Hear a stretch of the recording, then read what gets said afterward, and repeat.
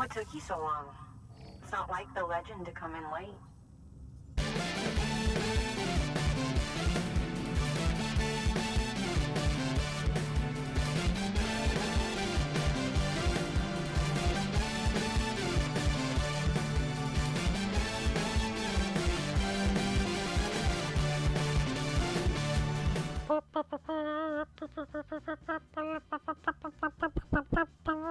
Yes, that's the You Survived 2020 congratulations theme. Grats. GG.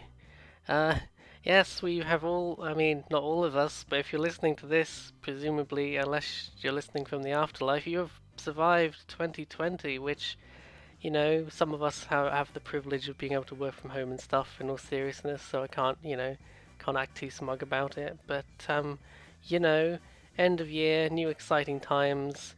So I thought, what better excuse than to remind you all that there's actually a new strain of the coronavirus. If you're trying to escape by listening to this, don't worry. There's at least one new strain to keep you concerned is now ravaging Britain. Apparently, I imagine 10 years of Tory austerity that has, slashed and burned and gutted health and social care for a decade, most of my adult life, did not help, but it also didn't help that Boris Johnson was in charge. Anywho, since it's a new year, I thought, hey, let's go and look back at 2020 and all those video games that came out in 2020. But then I thought, what games did I actually play in 2020 that actually came out in 2020? I'm not sure, but at least I'm not going to be one of those people who insists on saying 2021 like we're the Queen. You don't say 1910, you say 1910. So the fact that people still say 2220.1, it's just got so many syllables. I'm already getting distracted. Look, I didn't actually play any games in 2020 that actually came out in 2020, hardly. I think I played the Switch port of Doom, as in the original actual first Doom from 1993, I think. And I played Doom 2 on Switch as well, which doesn't count because those are ports. Yeah, in my list here I've said ports don't count, so that doesn't even meet my criteria of a game that came out this year. Oh dear. I'm full of Christmas cheer, by which I mean I'm coughing and spluttering, but it is literally just my morning routine to cough and splutter. It's not the Rona, probably. My alternative idea was to review the best games from every year of the past decade, instead of this one year, which seems considerably more difficult, to be honest. Sneaky drink of water there, trying to clear my throat. Yes, literally every year this bothers me that I can't make a top games of the year list, because at best I'd have played 2 or 3 games that came out that year and I might have not actually liked them very much. So if I only played 2 games that came out last year and I hated both of them, I wouldn't make a video that's like the top 2 games which I both hated. It's ridiculous. It takes me at least a year, really, to get around to a lot of games, partly because there's so goddamn many of them and I can feel my throat closing up again. Hang on.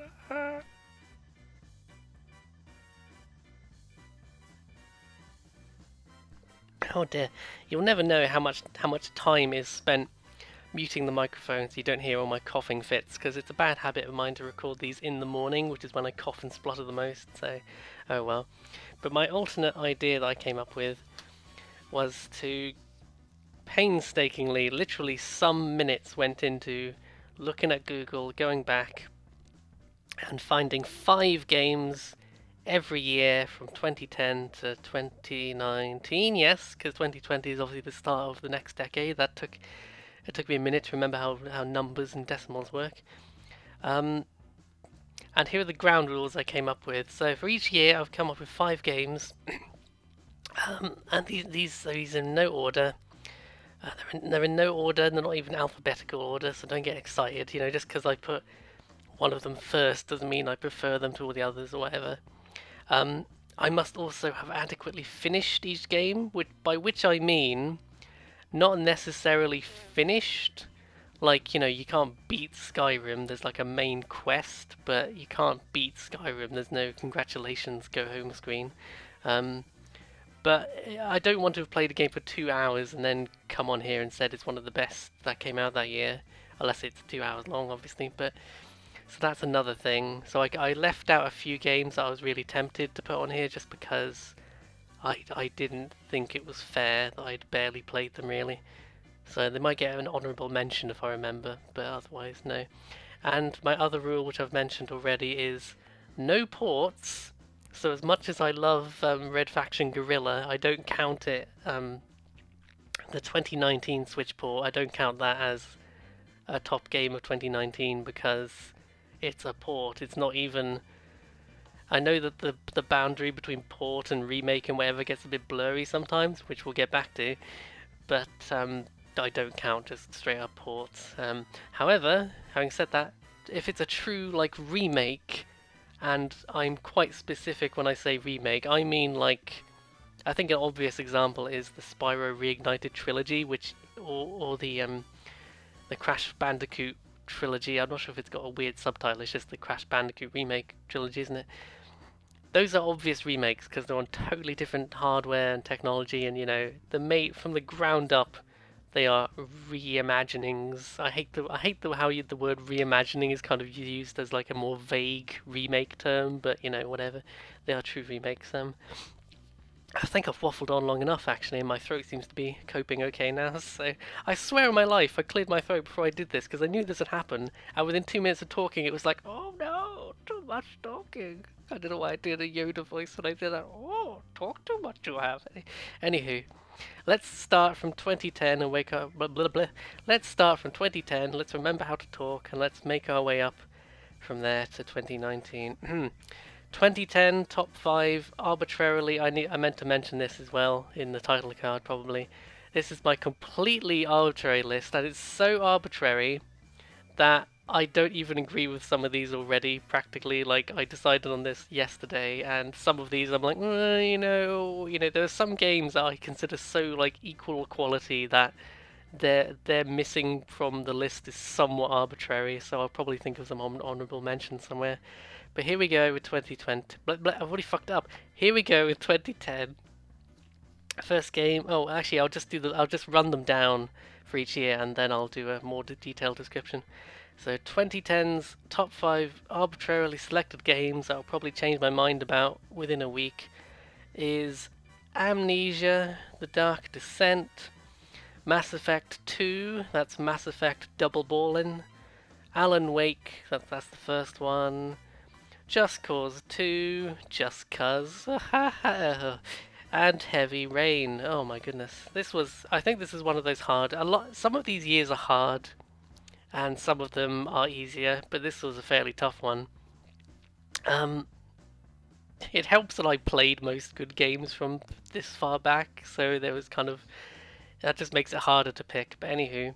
That's your list, and here's your rundown of the more detailed ramble, which is kind of the main thing I'm here for, to be honest.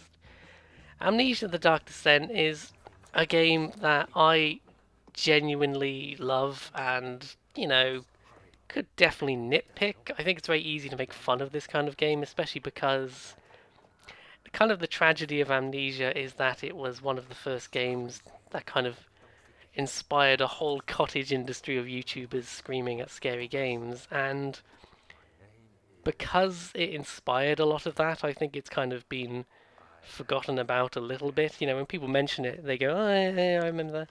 But I think they kind of forget that it is a genuinely good game and genuinely scary and effective, and I think the story is genuinely underrated. I'll mention Frictional Software again when we get to Soma in a couple of years. Amnesia's story isn't as good as Soma. It's a bit more sort of, you wake up in a spooky castle and you've got amnesia and there are monsters. What could it mean? It's a much simpler story, and it deals with more fantastical, magical things compared to the sci-fi of Soma. But it's genuinely. I was like, what does this mean? What's going to happen next? Actually, it has it gets real. It gets real. Oh my god, damn it! God damn my throat. And now I'm back. It gets genuinely disturbing in the story in the final half. And I like. Oh man, This is not going to be a spoiler video for any of these games. I'm just going to tell you now. I'm not going to spoil anything, but I will say I like a protagonist of ambiguous morality. You know, a lot of the time, sometimes you get your straight up anti-heroes, like in Legacy of Kain. He's just, a bad guy. But I like characters who are like, he started with good intentions, but he went way, way wrong. Um, uh, yeah, it's a first-person horror game. It was kind of one of the first ones. Having said that, Fictional did Penumbra before that, and it was like, oh, we're sneaking around in the dark. Penumbra is the proto-Amnesia. Um, I'm kind of disappointed. I completely forgot until this moment to mention that a new Amnesia came out. I guess it's not technically Amnesia 2, it's Amnesia 3. But a new Amnesia came out this year, and I almost immediately forgot to get around to it. I will get around to it, but literally there's so many horror games. I've never finished Silent Hill 3, so let me just set the tone for how far back in my fucking backlog I am. I'd also like to play Condemned 2, because I've only ever played the first one, despite the first one being really good. I guess Condemned actually is a valid comparison. It's much, much, much more combat focused than Amnesia, but it's just another first-person horror game which is really good at the atmosphere and not overly reliant on jump scares. There is a fucking horrible jump scare in Condemned though when you're examining a body in a locker and it turns out not to be dead and it goes ah! Anyway, that's Amnesia. It's good. I definitely recommend Amnesia. I think it's even on Switch and stuff these days. Possibly not the best version, but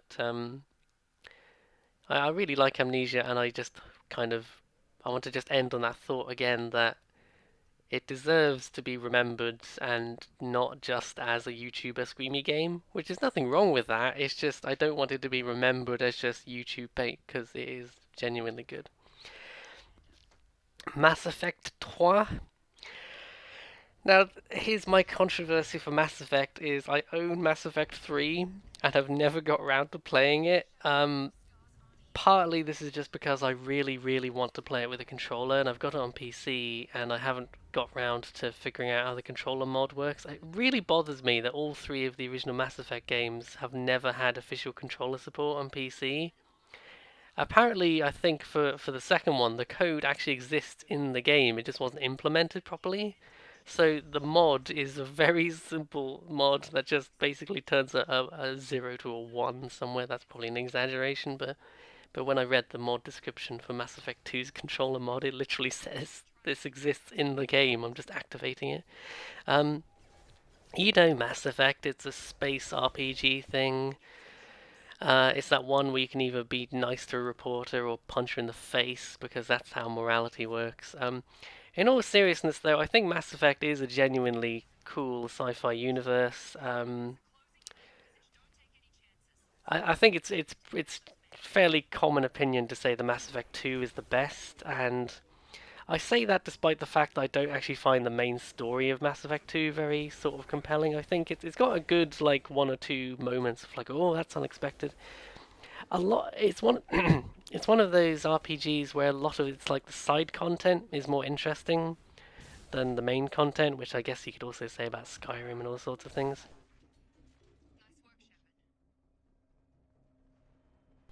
Um, yeah, but it's got some basic squad combat, but it's. I famously suffered through the first Mass Effect despite kind of hating it.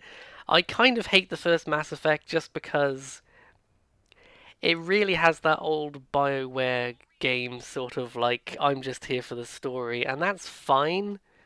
But I find the first Mass Effect is much more obnoxious about like the inventory management and everything. I'm a Metal Gear fan. I'm perfectly happy to slog through some clunk and some overwritten story to get to the good stuff. And I still struggled with the first Mass Effect. What I ended up doing was just setting it to easy mode and just doing the main quests mostly. And I had a much better time. I originally was like, I'm gonna do everything, and I got very bored very quickly of just constantly sorting through the inventory. And when I played Mass Effect, I'm just talking about the first Mass Effect. Hang on. No, Mass Effect 2 is much improved over the first one in every way mechanically. By which I mean it's still just it went from a boring RPG with a good story to a fun action RPG with the customization is much reduced, but it's just a much more functional game. Which I kind of consider the Skyrim effect. If you consider Skyrim to Oblivion, like it's missing a lot of features, but the features that are there work a lot better for the most part. Um, it has been a while since I played Mass Effect 2, so my memories are more vague, but I also liked it more the second time I went through it. I made a terrible mistake, and I won't say what it is, but I made a terrible mistake with one of the characters that will haunt me forever. Um, it is funny talking about Mass Effect and like the mistakes that people make like character decisions that never occurred to me, and like in retrospect I'm like, oh, that seemed really obvious. And the other thing, like, there's a certain character who it's very easy to get killed. I won't say who it is obviously, but there's a certain character in the first game that's very easy to get killed unless you've done a certain side quest basically, and it seems like most people have that character die, and I never have. Just kind of, I guess I was just that thorough.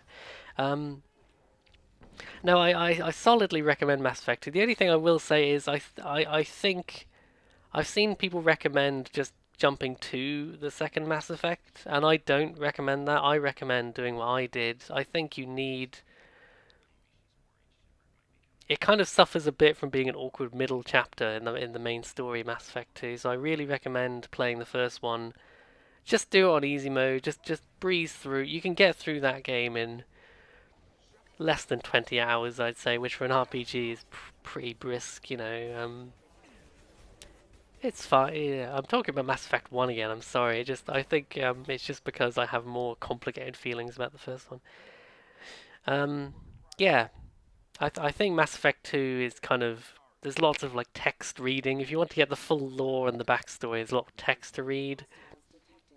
And I've never, it's a lot of it is a show. It does that thing where it gives you different options, but things play out basically the same, and the dialogue just changes a little bit. But it does a good job of kind of tricking you in the moment into thinking that your decisions matter, which is sometimes all you need in a game like this to kind of keep you hooked in the story. I think that's fine. A lot of people are obsessed with characters like Garrus and just boning Garrus.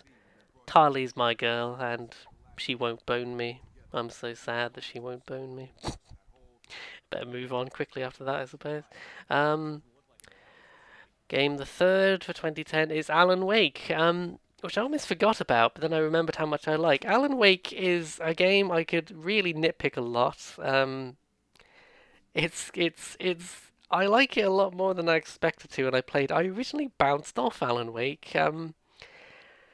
It suffers a bit from being an action horror game in the sense that actually I'll tell you exactly what's wrong with Alan Wake. The main problem.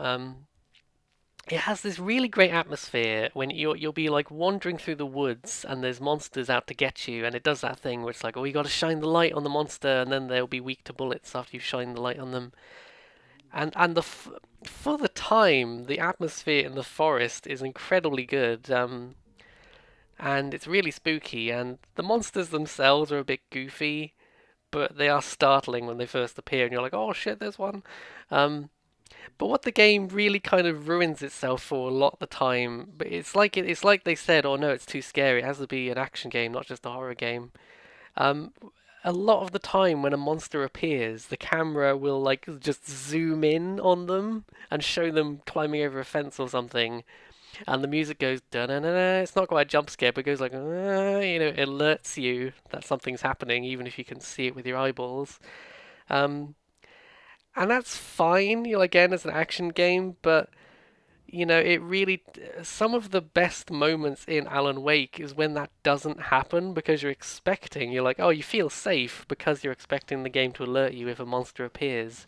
And then it doesn't happen, and there's video footage of I did a let's play of the entire game once, and there's video footage of me jumping out of my skin because an enemy didn't. It isn't even really a jump scare. It's just that the game trains you to expect every enemy to be telegraphed so heavily that when it doesn't happen, it's really startling. It's like, oh no. Um, but it tells a funny. It's very Stephen King inspired, like overtly. They mention Stephen King in the very beginning and everything. I think it's set in Maine as well. I might be imagining that, but I'm pretty sure it's set in Maine. It's a really cool action horror game. It's they're quite different in a lot of ways, but it reminds me of Dead Space. It's just that kind of over-the-shoulder shooter. Obviously, the plot and everything is different, but if you like Dead Space, I'd definitely give something like Alan Wake a go. I think Alan Wake gets away with being a bit mediocre in the gameplay department because it has this really sort of surreal charm where, like, the fact that the animations on the characters aren't very good and everything. I've realised I should kind of set up the plot for some of these games. Um, you're this disgruntled writer called Alan Wake who goes to a on holiday with his wife to this spooky lake basically, and then she disappears in mysterious circumstances, and you've got to find her, and it's pretty clear something supernatural is going on. But it takes this really interesting sort of metafictional. The fact that Alan Wake is a writer is crucial to the story, and it takes this really sort of metafictional, ambiguous turn by the end. It's the sort of game that I didn't quite understand what was happening for about half of it, and then I went, oh, okay, this is kind of coming together now. You know, I think it's a very good story for, like, if you'd rented this back in the day and then you played it for 10 hours and sent it back, you'd be like, wow, that was actually, like, really good Hollywood horror story. I had a good time, you know.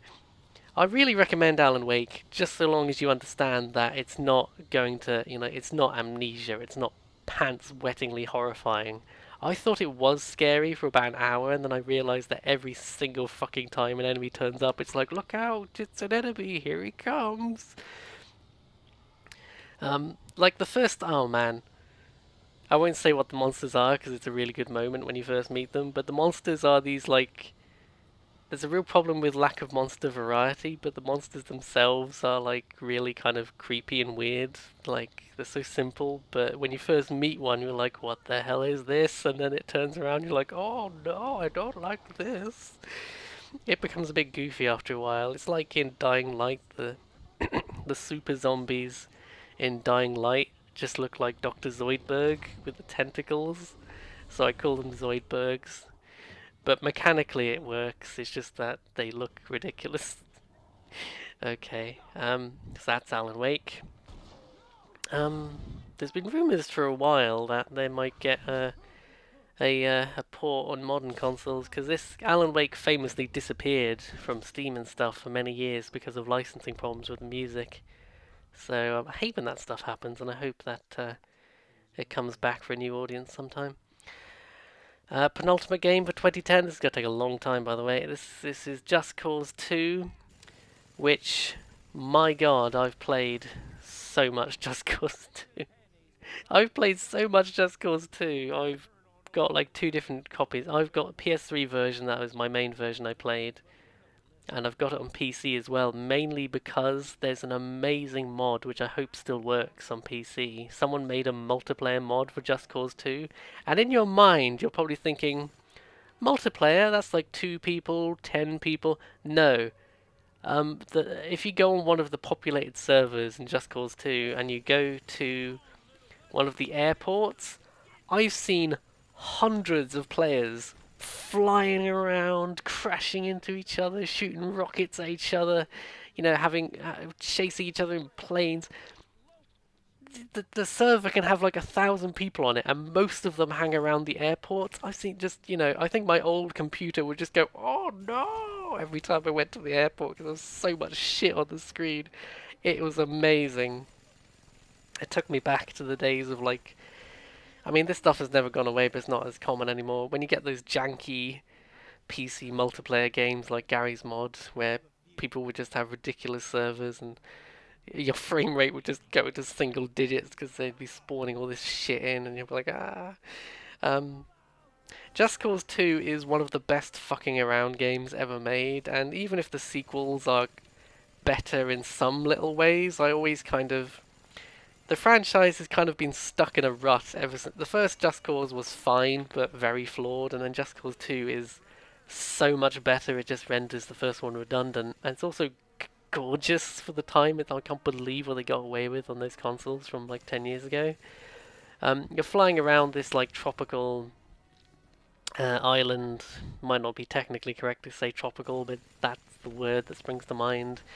You're trying to overthrow the government by blowing up as much shit as possible.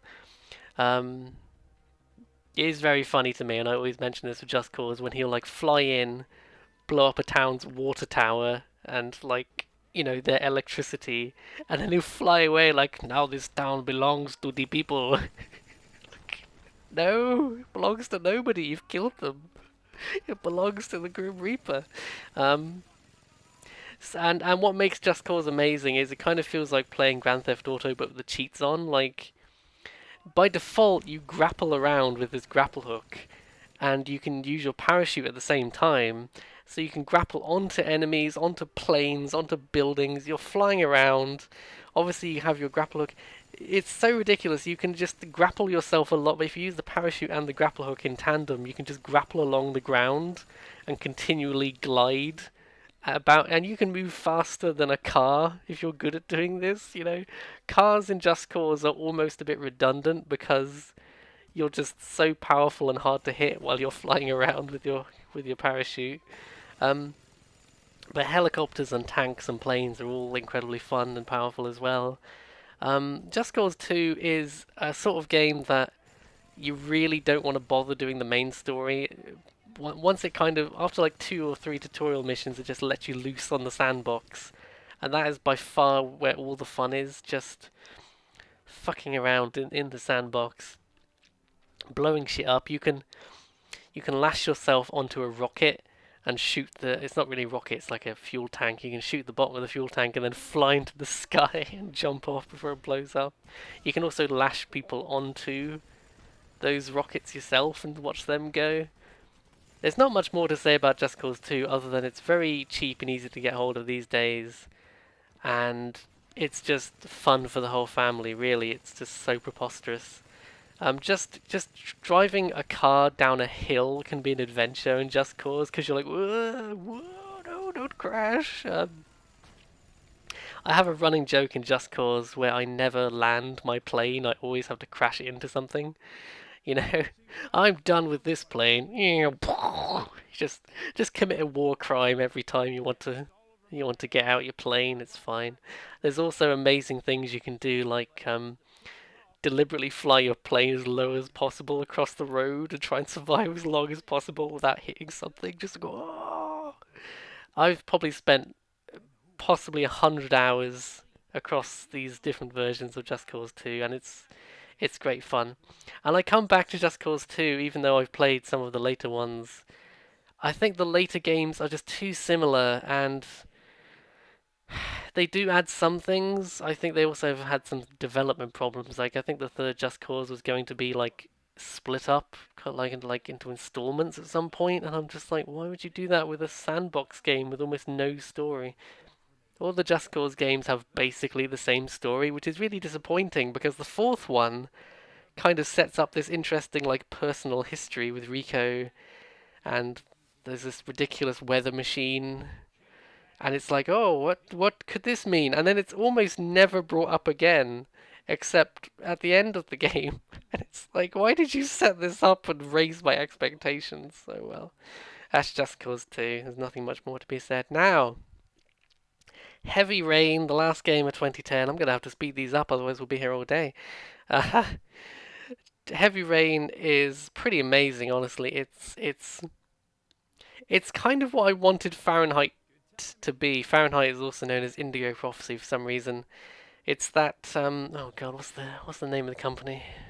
I've forgotten what the name of David Cage's company is, but Fahrenheit was a strange experiment that for about an hour felt like an amazing murder mystery, and then just turns into this. I don't consider this a spoiler because this is well known, really. After about an hour, Fahrenheit turns into this ridiculous conspiratorial Illuminati fantasy story about the end of the world. But for the first hour, it feels like a completely different game, and it's so weird. But Heavy Rain is it really feels like what Fahrenheit felt like for that first hour. It's a really intriguing horror mystery. I won't say it's a brilliant story, but it was genuinely like, where's this going? What does this mean? They've basically only got one character who's got a weird, inexplicable sci-fi sunglasses thing that he does. I don't know why there seems to be a thing where they can't just have a. Is this magical realism? I don't know. My literacy teacher told me about magical realism, and I can't remember what that means. Maybe this is what that means. But yeah, Heavy Rain's about a serial killer, and you've got these four or five characters that you control. There are interesting moments where you know that one character knows something, and then you play as another character who wouldn't logically know the thing. So you're kind of like, you're encountering something that you can't prevent, even though you know it's about to happen, and that sort of thing. Um, there are so many, and what's actually cool about Heavy Rain specifically, I should kind of clarify this, is it's very possible for these characters to die. The story takes about just under 10 hours, I'd say. That was me taking my time, but it's very possible for these characters to die, and it's also very possible for. I got a fairly good ending where no one died. Well, except for spoilers, no one died. Um, but then half the characters actually didn't have a happy ending regardless. They were like traumatized or something. So it seems to be, you'll play it once and then you'll be like, oh, I bet I could get a different ending now that I know this. It is the sort of thing that'd be interesting to play once you know the twists, because then you'd be like, oh, that sets this up. I thought the big twist was really good, and it's I obviously won't talk about it. It took me 10 years to get around to playing Heavy Rain, and I eventually played it with a friend for like a Halloween special, like internet social thing, because I haven't actually seen most of my friends most of this year. Um, and that was a really good way to play it because we were both like, what does this mean? What do we do here? Um, but with a friend or by yourself, it's really worth playing. I think there's a updated PS4 version. I can't call it current gen anymore. It's last gen, but it's also on PS3 and whatever. I think it just came to PC last year, the year before as well. So it's very good. It does have a lot of like quick time events. If you don't like that sort of thing, you can set the quick time events to easy, and just kind of like get through it. But that is kind of like the one thing I think might put people off is it is dependent on like controller. Like it will be like hold this button down and then tap this button. It's a bit gimmicky, but they kind of do it really well. I think for what they do it as well as that could be done. I think. Yeah, it's just a really good murder mystery story. It goes to some dark places. It does have some unintentional weird comedy because I'm pretty sure. I think a lot of the actors that they have must be like French Canadian because they kind of have that strange like I speak English but it's not my first language. It's perfectly good English. Like don't get me wrong, I'm not making fun of them. I was just you can kind of tell from their accent that it's not their first language. It's kind of strange, but again, in a sort of horror-ish game, it kind of lends it a certain uncanny charm, so that works. And that's 2020, 2010. God damn it, that's 2010 done. Let's move on. 2011. I haven't worked out how I'm going to do this with a video format. I'll probably just have the pictures because I'm too lazy to get 50 different clips and have them playing on the screen at the same time. But I might do that if I love you enough. 2011 is, let's have the rundown. No surprises here. Dark Souls, that was gonna be in my list.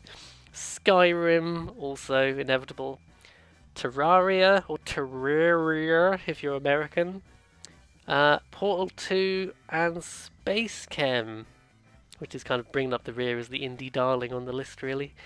Let's just jump in. Dark Souls, quite frankly, I think is going to be a short description because what is there to say about Dark Souls that hasn't been said? It's magnificent. It's kind of one of the ultimate flawed gems because it's very easy to find problem with. It is like a middle budget.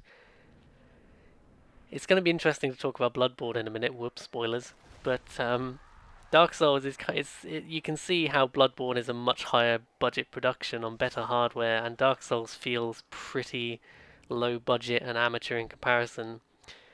But personally, I think Dark Souls is so much better than Demon Souls, and it is an intimidating game. It is people who say, "Oh, Dark Souls isn't that hard." I'm like, no, it is. It almost objectively is. It's not the hardest game in the universe. If you play a lot of video games every day, then no, it's not super hard. But if you're an average person, not even if you're someone who plays games regularly, you might still really struggle with Dark Souls. It's just a particular kind of difficulty. Um, the difficulty discussion kind of takes over with Dark Souls because it's in the marketing so much now. But Dark Souls also has an incredible amount of lore and weird atmosphere, and if you can get over the fact that it's so uninviting initially, well, I don't even think it's initially. I think about 3 hours in is when you're likely to get lost and encounter a boss that takes 10 tries to kill. And I think the intro of Dark Souls is relatively approachable. It's just once you start to get lost, it's funny how many people, and I think I did this, wander down the wrong way into the graveyard. Once you get to the main hub, it's so easy to go the wrong way and just get massacred by skeletons who are way too hard for you. But then that's kind of the game saying, hey, don't go this way. These enemies are really hard. Maybe come back later. Um, I'll briefly say the Dark Souls remastered version is worth getting. If you don't have the original, the remastered one is pretty much definitively better. It is just an enhanced port. That's why it's not included specifically on the list. But I really like the Switch version of Dark Souls. It's locked at 30 FPS and all that stuff. The controls aren't excellent on the handheld. I find it difficult sometimes to like run and lock on and move the camera. But if you're familiar with the game, the Switch version is perfectly really good. It's just such a novelty to have Dark Souls on the go. Dark Souls is like a contender for like one of my top 10 games ever. So the fact it's on this list is no surprise to anyone. And it's probably something I'll play, even though in a lot of ways I might argue that Bloodborne is better. But Dark Souls, I'm a sword and board person. I like to just tank up behind a shield with a big stick. And Bloodborne doesn't really let you do that, so Dark Souls will always have that appeal. If you've played Dark Souls, you don't need me to talk about it anymore. And if you haven't, I would genuinely pick it up cheap, play it with someone else. Actually, that's my best advice. Play Dark Souls with a friend who has played it before. That is so helpful, and don't consider it cheating, because genuinely so much of the Dark Souls experience is about that multiplayer aspect of like, I'm stuck on this boss, can you come help me? Yes. Play it with a friend, and definitely use the summons on your first go as well. If you're struggling with a boss, feel no guilt in using one of those limited items that let you summon a friend, because that's just how you learn to be good at the game. And it's a game that you end up playing twice because you'll beat it first with some help, and then you go like, well, now I know how to beat it, and you'll go back and you'll do it by yourself, and you'll feel amazing when this boss that just seemed impossible, you can now just crush.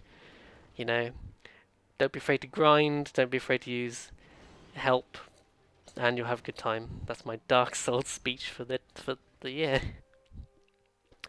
And then we've got Skyrim, which is another game that you probably don't need me to talk about. I think everyone knows what Skyrim is, even more than Dark Souls, quite frankly. But I have played so much Skyrim, despite the fact that I've never finished things like the Mages Guild or the Thieves Guild.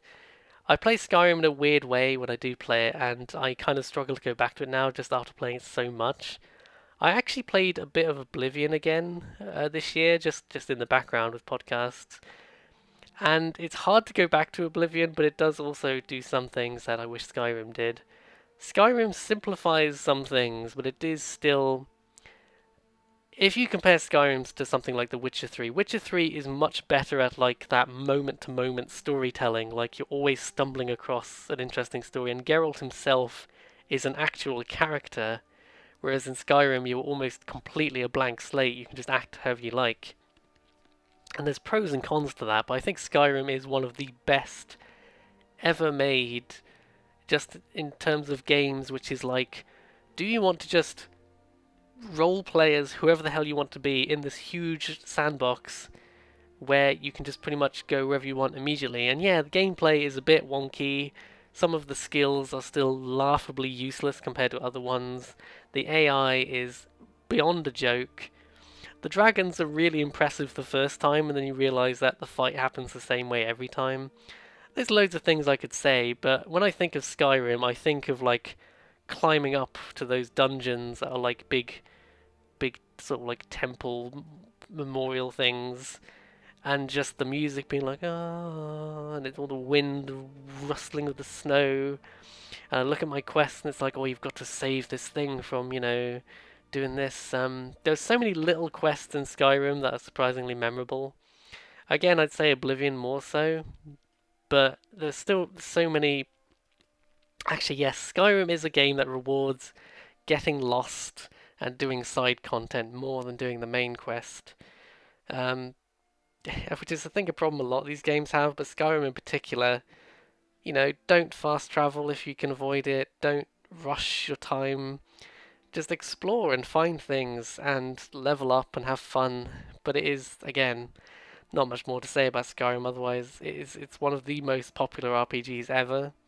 And it's not that it doesn't have problems, but I think there's a reason why it's so popular is because it provides something that not a lot of games do. And a lot of games want to be Skyrim and haven't pulled it off because it's very hard to make that sort of game. Yeah. Terraria. How are you supposed to say Terraria?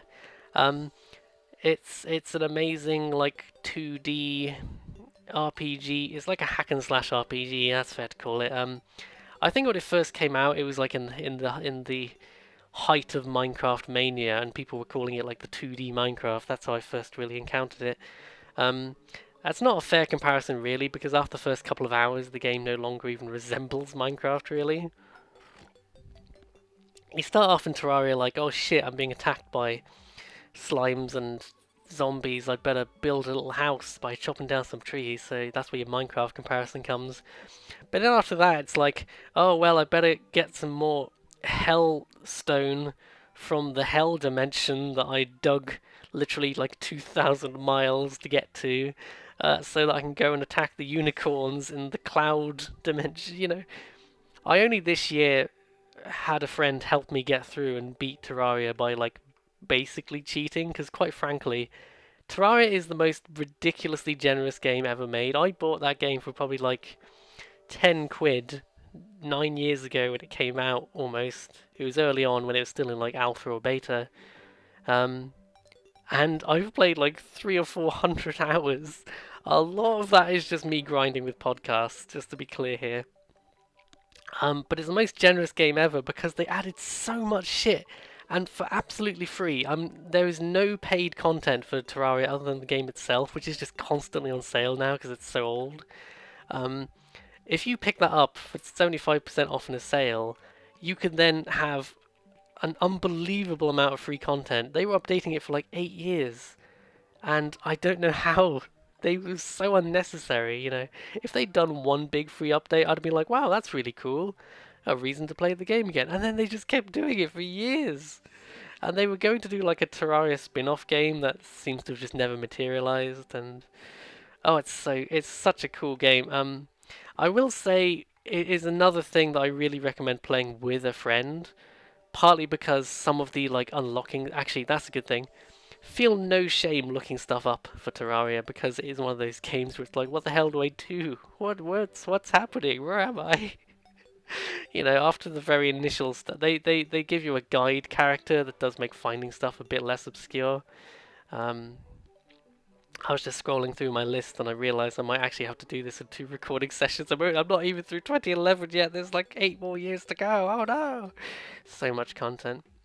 I'll just have to. I'll just say at the end of the video, just for my I'll edit it out. But I'll just say I got to 2013. You could continue it another day. I got to here. Oh my god, I've been rambling for like 40 minutes. I haven't even got through 2 of the years. I'll talk about Terraria. Yeah, it's like it's really hard by the end, and it is an RPG because it takes a lot of like, better grind some more moonstone to unlock the moon sword, and there's an element of randomness too because the worlds are randomly generated. It's super fun. I think my advice for Terraria is don't feel any pressure to finish it. I'm insane is the reason why I wanted to finish it, and if you're a normal person, I wouldn't recommend bothering. If you play it with a friend especially, you might get 20, 30, 40 hours in and then be like, oh, I'm kind of bored of this, and then you'll go on and live your life and be free, unlike me, who is doomed to perpetually try and finish this backlog that will never be finished. But it's so cheap, and it's on like everything now, even like the console versions. I thought originally it would be a hard game. I think the mouse and keyboard is kind of more precise for like shooting and like dodging bosses at the same time. There are so many fucking bosses in Terraria. It's all about grinding to then summon a big monster that you then fight, and that drops more loot that you can then use to kill another boss that's on the other side of the map. I'm like, oh my god. Do not be fooled by the initial Minecraft comparisons. It is a boss rush game. It is about grinding to beat the next boss and then beat the next boss.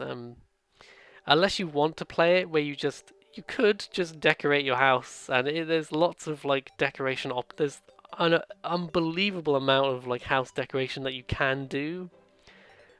But I feel like the game is meant to be like grinding and killing stuff. Yeah, so even I've got the Switch version just because I knew I'd play it a bunch, and I'm surprised how good that version is. You can use the touchscreen and stuff if you want to like zoom in, I think. It's also on like 3DS and stuff, which is just crazy. Yeah, I really recommend Terraria, just on the condition that only crazy people like me will ever want to finish it, because it's 1,000 hours long. And I only beat it by basically cheating because my friend had so much gear from beating the game before that we just crushed a lot of bosses. Anywho, Portal 2. I forgot how old Portal 1 is, quite frankly, because I thought it would be on this list, but I realised it came out the decade before, and I'm like, oh my god.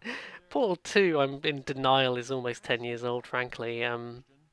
Those heady days of yore when it just seemed like Valve were spewing out games every 6 months. Do you remember Left 4 Dead, and then Left 4 Dead 2 came out like hot on the heels like a year later than Portal 2? I think the story of Portal 2 is kind of Portal 2 suffers from being the big budget sequel to an unexpected, low budget indie darling. I think the first Portal is one of the most tightly designed and paced and just all round incredible. For a puzzle game, it's amazing how replayable Portal is, because I guess it's like a puzzle platformer, it's as much about doing the jumps as figuring out the actual puzzles. And Portal 2 had a tough act to follow in the sense that, how do you follow up a 3 hour long incredibly tight and efficient story with a game that has to be 2 or 3 times as long to justify being full price and all that sort of thing. I think the story of Portal 2 is good, but it's not as memorable or tight as the first game. And some of the later levels aren't as. There's a lot of just kind of like, oh, here's another level. We have to shoot the moon juice on the wall and then shoot a portal on the one obvious spot where the portal has to go. It's still fun. What I think makes Portal 2 a classic, honestly, is the co-op mode that they added. Is such an incredible. It's like they said, well, we've got this whole gimmick of we shoot portals to solve puzzles by falling through you go in one portal, you fall out another portal. That's the core mechanic of the game. What if we could do that in multiplayer and just really melt some GPUs, And I imagine for the time, especially, it must have been an amazing accomplishment to be able to do that reliably in multiplayer. You think of how, like, you'd have to communicate on the local end and then with the other person playing over the internet as well. And there's so much stuff to do in the co-op mode as well, because there's a sizable co-op campaign in Portal 2. It's a completely separate campaign with its own little sort of micro story about these two robots that GLaDOS is using to find some humans to experiment on. And then there's just infinite user-generated content as well, at least on PC. And that's the only thing, is Portal 2 is much easier to play on PC than anywhere else these days, because I assume the PS3 and 360 versions won't work online anymore. You can still play it local though, which is genuinely good. I miss when local was such a more standard option. Is it just me? Um, I mean, this year it didn't matter as much, obviously, but play Portal 2 single player. It's still worth doing, but I think the co-op is just what makes it amazing and what makes it worth still having. Because it's so fun to figure out puzzles together, and one of you will always see something that the other had never even considered. Just be patient with each other. Play it in like 2 or 3 hour bursts because you do get just exhausted of constantly being like, "No, I haven't put my portal there. No, no, you already did that. No, I did this." When you get used to explaining the same things, it has a really good like tagging system where you can tag like put your portal bling there. The tagging system is so good that you could almost just play that game without a microphone. I wouldn't recommend it, but it's probably doable. It's a really good puzzle game in co-op. And speaking of puzzle games, it's the final game of 2011. My God, I think I'll probably get through one more year today, and then I'll have to call it a day. But the final game of 2011 is Space Chem, which, my God, Space Chem. Now, I have not finished Space Chem. I will put this asterisk in my recommendation. But I'm pretty sure I looked at the Steam achievements one time, and you can see that like 1% of people have beaten Space Chem because it's so fucking brutal. It's so brutal. Um, Space Chem is a much more traditional puzzle game compared to something like Portal, but it's also kind of on the opposite end of the puzzle spectrum. If you think of Portal, a Portal puzzle is kind of very deliberately set up in a certain way with one or two expected solutions that you're expected to figure out. Space Chem is much more of a kind of like, here's the puzzle pieces, and here's the output. Here's what you've got to work with, and here's the output that you need to create. But how do you get there is the puzzle, and that's up to you. And maybe your first solution will be really inefficient, but you can always come back and make it better if you're not happy with that. I love how Space Chem is at its core an incredibly simple concept. The whole gimmick is you're making reactors. You're putting one atom in, and it has to be combined into another compound or something and go out. And by the end, you've got multiple reactors feeding into each other. It gets unbelievably complicated, and my brain cannot process after like halfway through Space Chem what the hell I'm supposed to do. But those first few hours where my brain can process it is just like, I don't think the tutorial's brilliant, but it does the job. And once you understand that there's not just one solution, you can just kind of play around. It's so fun to like set. Did you ever play those programs in school where it's like make the turtle run to the exit, and you have to like program like turn left, spin here, turn right, and then you press play. You kind of plan the moves, and then you press play, and you watch the turtle, and hopefully it gets to the end.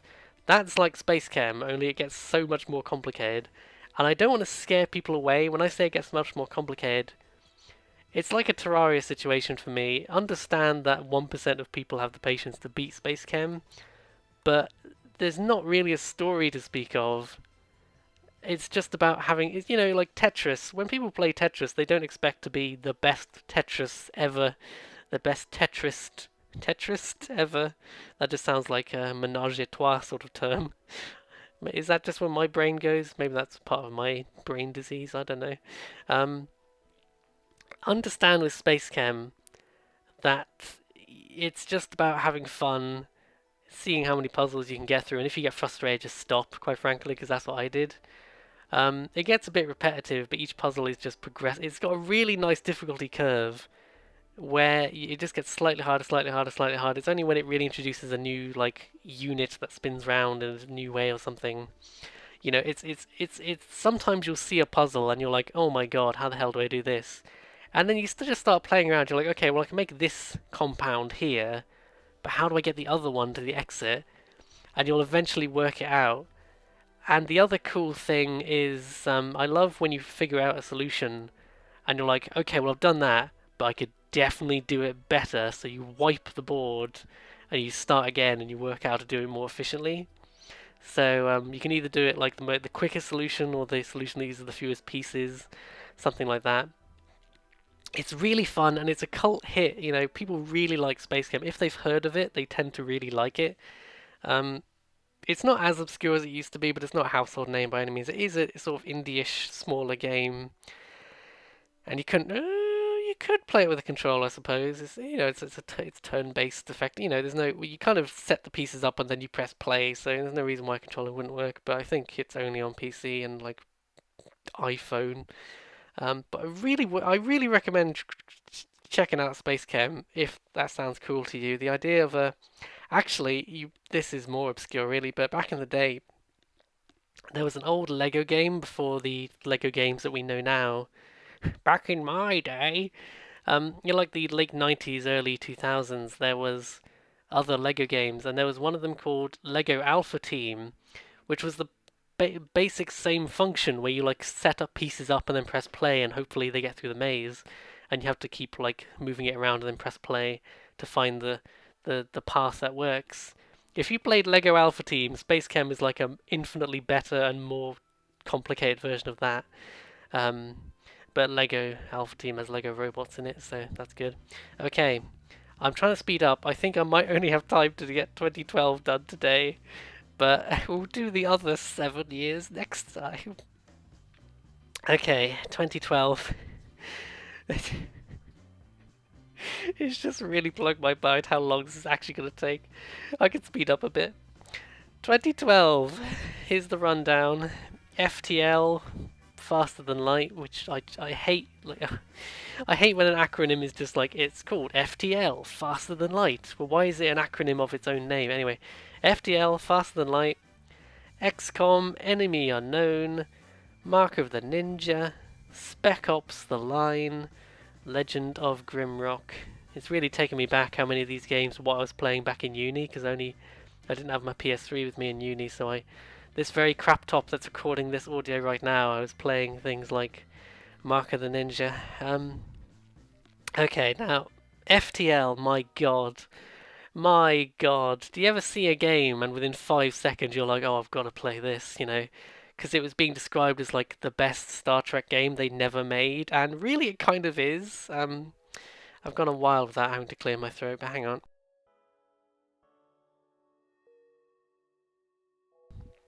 FTL is like a rogue-like thing where you start with a ship with like 4 crew on it, and you control the crew. You have to get them to like man the weapons and the engines and the pilot seat. And you know the end goal is to get to the end of the galaxy and fight the rebel ship or something. But you're kind of moving between planets and you're constantly being chased.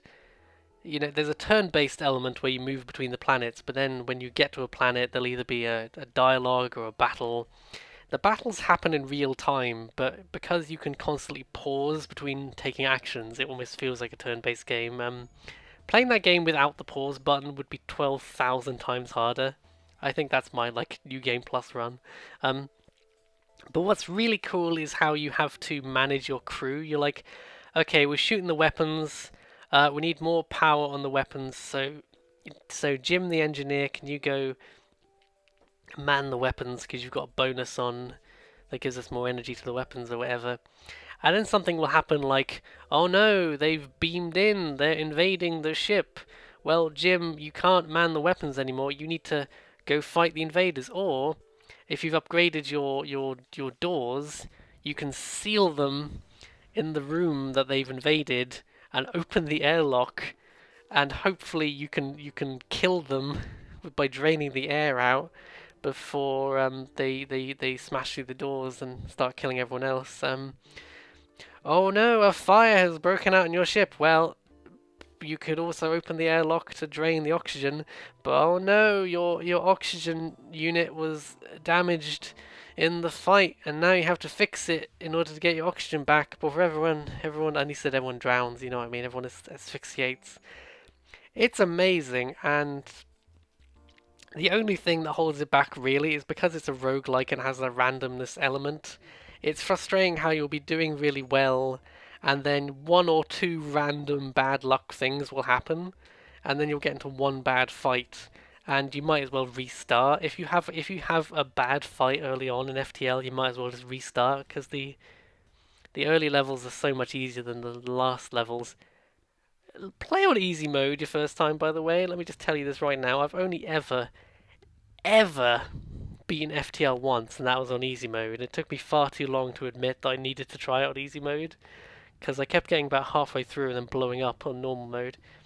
It does take a bit too long to get through. If you're taking your time, it could take like 5 hours, I think, to get through an FTL run to the end. And I think that's too long for a roguelike. I guess it's something you can just play every now and then, as opposed to playing it over and over and over again like a more traditional roguelike. But FTL's incredible. If you can get over the fact that you kind of need to play on the easy mode the first time, and when I say the first time, I mean until you've beaten easy mode, don't even bother with normal mode, you will just get crushed.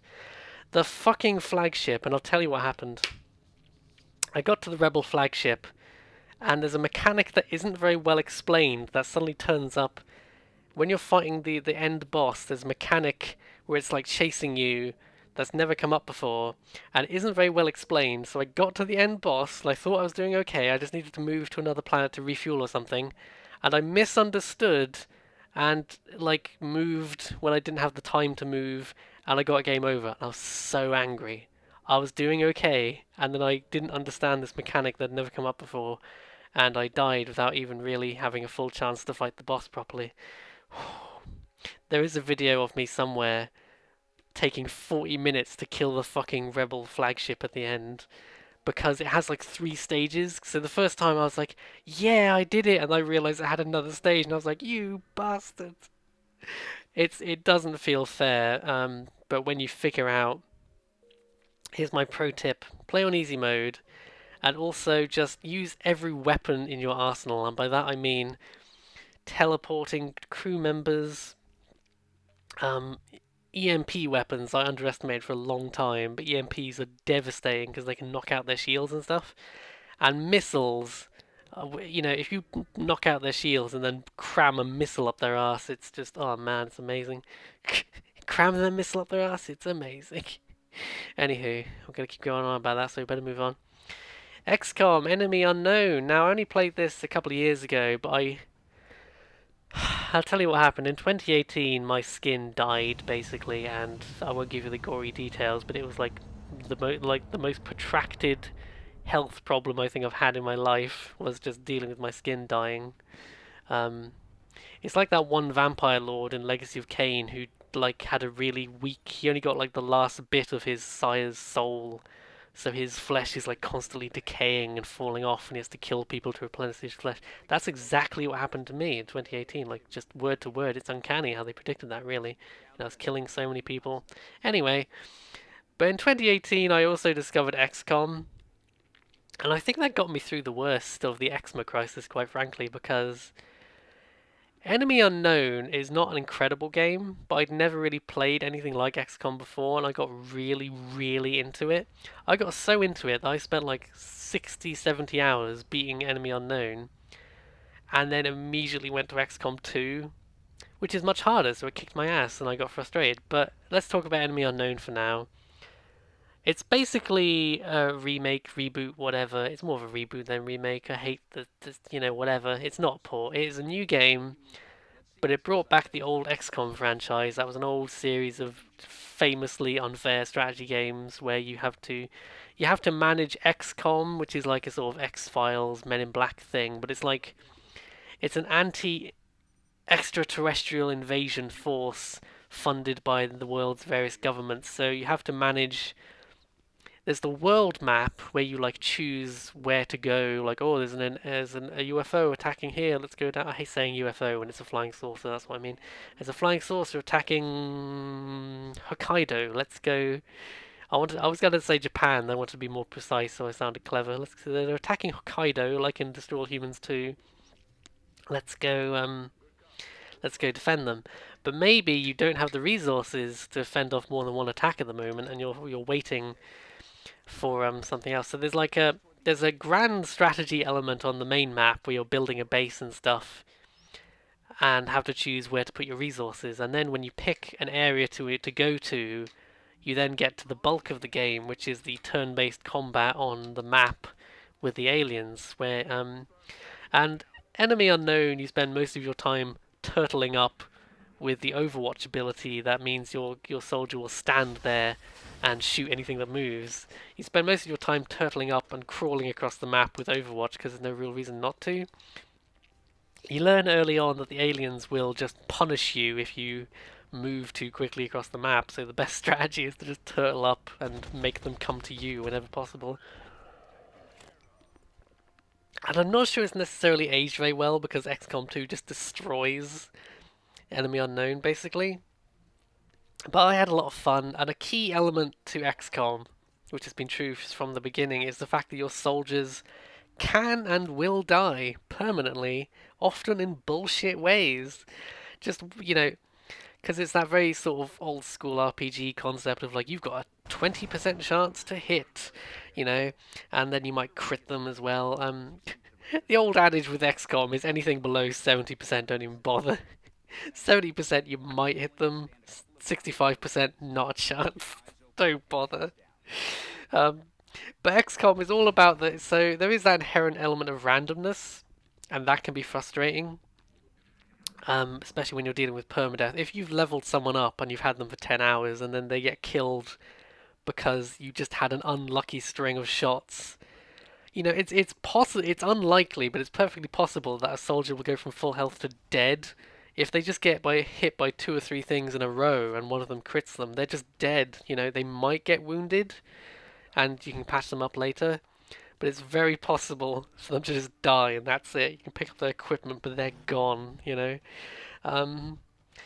And that's inherently unfair sometimes, but that's kind of where the thrill comes from. It's all about those moments where you survived when you shouldn't have, and you got that amazing shot when you shouldn't have. Or the bullshit comes with that, and that is a necessary part of the equation.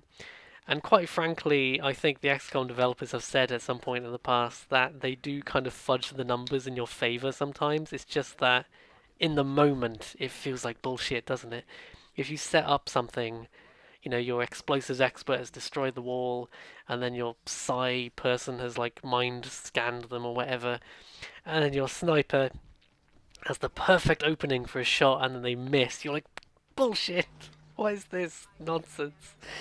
XCOM's amazing. I still recommend the first one. It's just that XCOM 2 is so much cooler, and it's hard to like. I have some quick tip for people playing XCOM Enemy Unknown, by the way. And when I say Enemy Unknown, I should also clarify it's a bit confusing. There's a DLC pack that kind of overwrites the main game if you've got that. It's called Enemy Within, and that adds some frankly unbalanced powers that you can unlock, like super psychic powers. You can also turn your soldiers.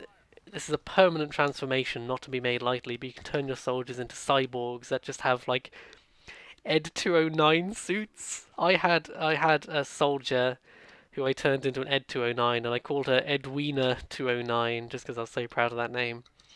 And I had her for the rest of the game. She was my tank, and I was very proud of her.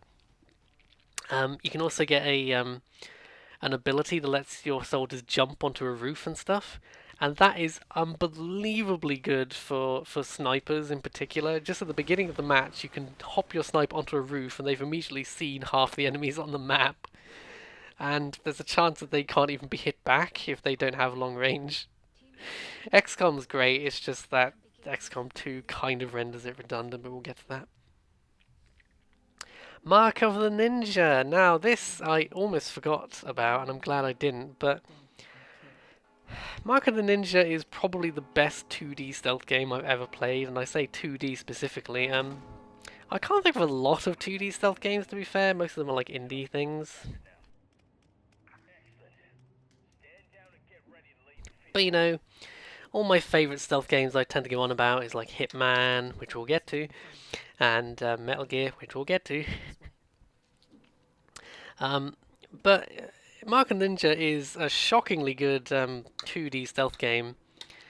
I'm really impressed with what they got away with. The story is absolutely nothing. You're a ninja. Go kill the bad guys, basically. That's your plot. You've got this mystical tattoo that gives you all these ninja powers, but it also means you'll eventually go crazy and have to kill yourself, as you do. That's what I assume being a ninja's about, apparently, according to Mark of the Ninja. It's on everything these days. I think they had a recent port as well. It's just super good. My throat is dry. Oh god, you can hear me drinking water very quietly when I clang my glass on the wall there. Oh god.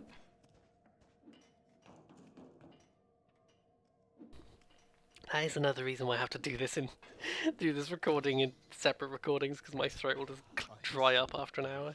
Um, yeah,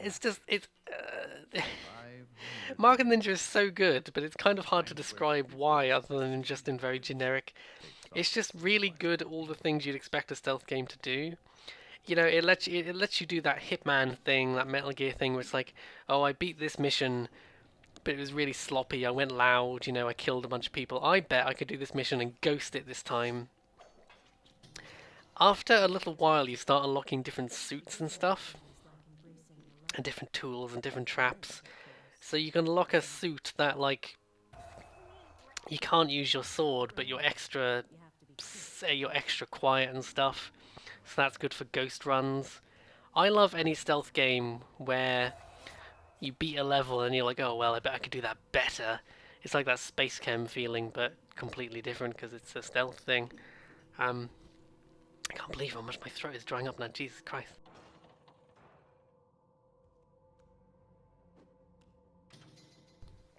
How do people that get cancelled do this? Where, like, when you say racist jokes and then you get cancelled for doing all the racism, by which I mean you get invited onto various talk shows and newspapers and stuff.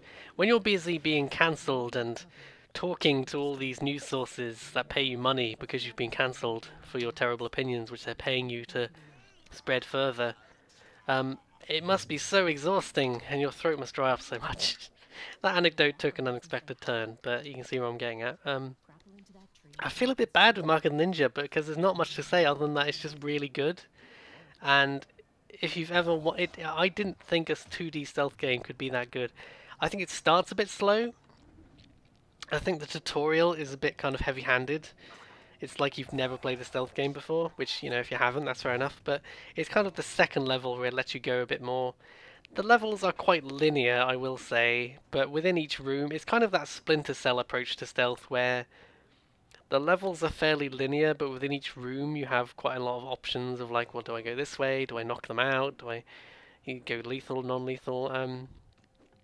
Some of the levels are definitely more expansive, but just don't expect, like, it's not a phantom pain. You can't crawl all over the buildings and go all over the place. So that's one thing. It's fairly linear, and the controls are a bit. It has that kind of context-sensitive button problem where, like, one button will be like, depending on where you're standing, the X button will be hide in a bush, pick up a body, put down a body, jump over this. So it's very possible in the heat of the moment, in the heat of passion, to accidentally jump on something when you meant to hide behind something, and that can get you caught. That's frustrating. But the checkpoints are very generous. Like, every room has a checkpoint, basically. So it's a super approachable stealth game, I'd say. That's a good way of thinking about it. It's not the most complex. It's not the most easy. It's super easy to get into, and I think it's a sort of stealth game where when they see you, you can then just go at them with your sword, and you've got a couple of, like, you can take a few hits before you really have to run away. So it's a good sort of approachable stealth game, I'd say. And it's just great. I have no real major issues with it. It's just kind of, because there's no story or anything, it's hard to describe other than just like, it's really good. You should play it. It's really good. And here's the opposite of that, which is Spec Ops: The Line. My God. The only tragedy with Spec Ops is it's kind of I'm not going to spoil anything specific, like I said earlier, but it's a game that would be best experienced with absolutely no idea what to expect, because a lot of the marketing did not really give away what Spec Ops is meant to be, and it's only when you get to the title screen, which I think is so just iconic for Spec Ops. The title screen of Spec Ops: The Line is this guy sat in a tower in Dubai with, like, The whole concept is that Dubai has been just drowned in a freak sandstorm, basically, and it's been cut off from the rest of the world. And he's sat in this tower with and he said Union Jack, what the hell, with the United States flag hanging upside down, so it's like the distress thing, I think. And it's got like Jimi Hendrix like distorted version of the national anthem playing. So it's like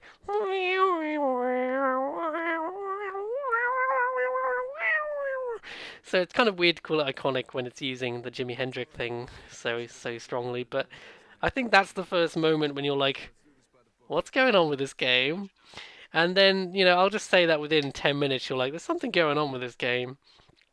Because you're playing these three guys who are just like sent to try and rescue this American army unit that's been stranded in Dubai, basically, and they can't get hold of them.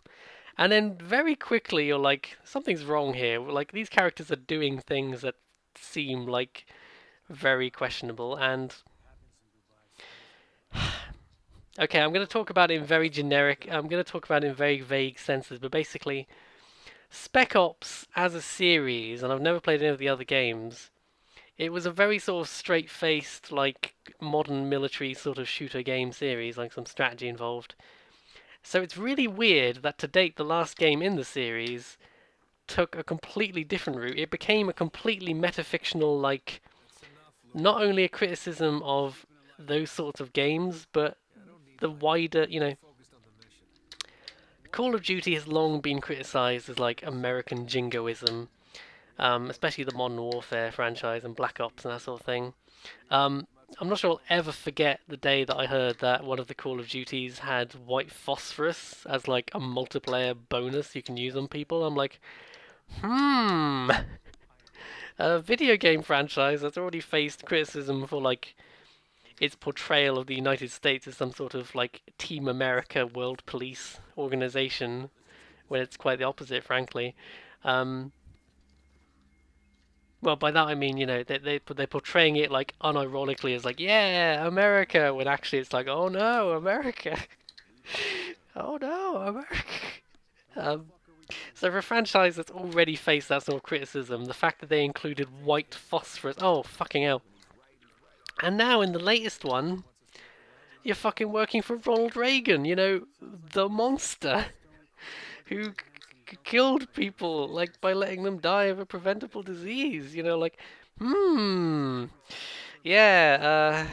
I've made no secret the last year or two of this channel's political affiliations, and I'm not going to sit here and say, oh boy, I want to play the Ronald Reagan game. I hate how people like Thatcher and Reagan have just been kind of like, well, you might disagree with their politics, but, they were before their time. Like, it was 30 years ago, and, it's such, someone said, oh man, I'm going to stop now, but, to take a politician of all people and say, well, if you ignore their politics, I'm like, they are defined by their politics, surely. It's a Anywho, Spec Ops is a criticism of games that are just kind of like, do a war crime now, good job, 5 stars, but it's also like touching on, when you think that when this came out, like 2011 was kind of the height of Call of Duty mania and stuff. This was when EA was butchering its own franchises in a desperate attempt to get a fraction of that Call of Duty money. Poor old Medal of Honor used to be its own thing, and now just gone. Medal of Honor, door fighter. I'm gonna finish this soon. I need to talk about the final game, but Spec Ops it starts off feeling like a very straight-faced military shooter, and then quickly becomes apparent that they're subverting that expectation. And I can't say anything more precise than that because there's so many like great moments and like.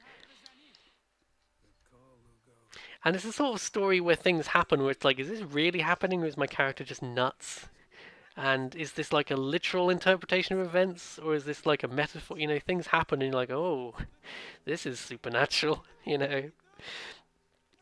I love Spec Ops. It's not the sort of thing you can play over and over and over again, There's a debate to be had about the gameplay not being very good, but I'm like, I think that's such a surface level criticism, and it's not like you can say, oh, the gameplay isn't very fun, but I'm like, But for a game that's so overtly like metafictional and critical of wider things than just their gameplay isn't good, that's such a surface level criticism that you kind of need to follow it up with some clarification. Otherwise, you just sound like you played the anti-war game and didn't notice that it was about anti-war. It's like when that guy tried to say, "Oh, I bet you think RoboCop's political. You think everything's political." Champion of the bad Twitter takes. Oh, that's the same guy who was like, "Who among us hasn't shouted out a racial slur during a heated gamer moment?" Heated gamer moment. Okay, let's dial it down for Legend of Grimrock, our final 2012 game. Oh, this is an odd one. Legend of Grimrock is a deliberately old school, like, these were well before my time, but if you think back to like Ultimate Underworld, those sorts of RPGs where it's like first person, but you're on like a grid, and this was the days when being first person meant it was like Doom basically. It was 3D. Quote marks. It's 3D. But Legend of Grimrock is a modern take on that sort of game. And obviously, when your game is set in a tunnel that you're only ever seeing like 90 degrees of at a given time, you can make that game look really good. So Legend of Grimrock still looks really good, like 8 years later, because it's an immaculately decorated corridor in a dungeon. I will say it gets very repetitive. You have to manage like your four crew members who the whole gimmick is that they're supposed to be chained together because they've been thrown in this mountain that's like a ridiculous dungeon prison. So they have to work together and they're chained. And it's like, oh, there's a slime monster, hit it, or and it's a game that's hard to imagine how this would work without a mouse and keyboard, unfortunately, because there's so much clicking involved. But it's like you can only move forward, back. Movement is deliberately clunky and slow. And so much of the game is just about like getting to the side and behind of monsters and spamming all your hardest attacks before they have to cool down and recharge. There's a lot of item management, but it's pretty basic stuff like, oh, you need food, keep some food in the food bag. I think what Grimrock gets away with is because the levels are genuinely well designed and like full of traps and like secrets. My eyes glaze over when I play Grimrock for too long because I'm constantly like, there are secret buttons on the walls and they can effectively be any wall. You kind of eventually learn the sort of, you get into the programmer's head a bit and you learn where they tend to hide things.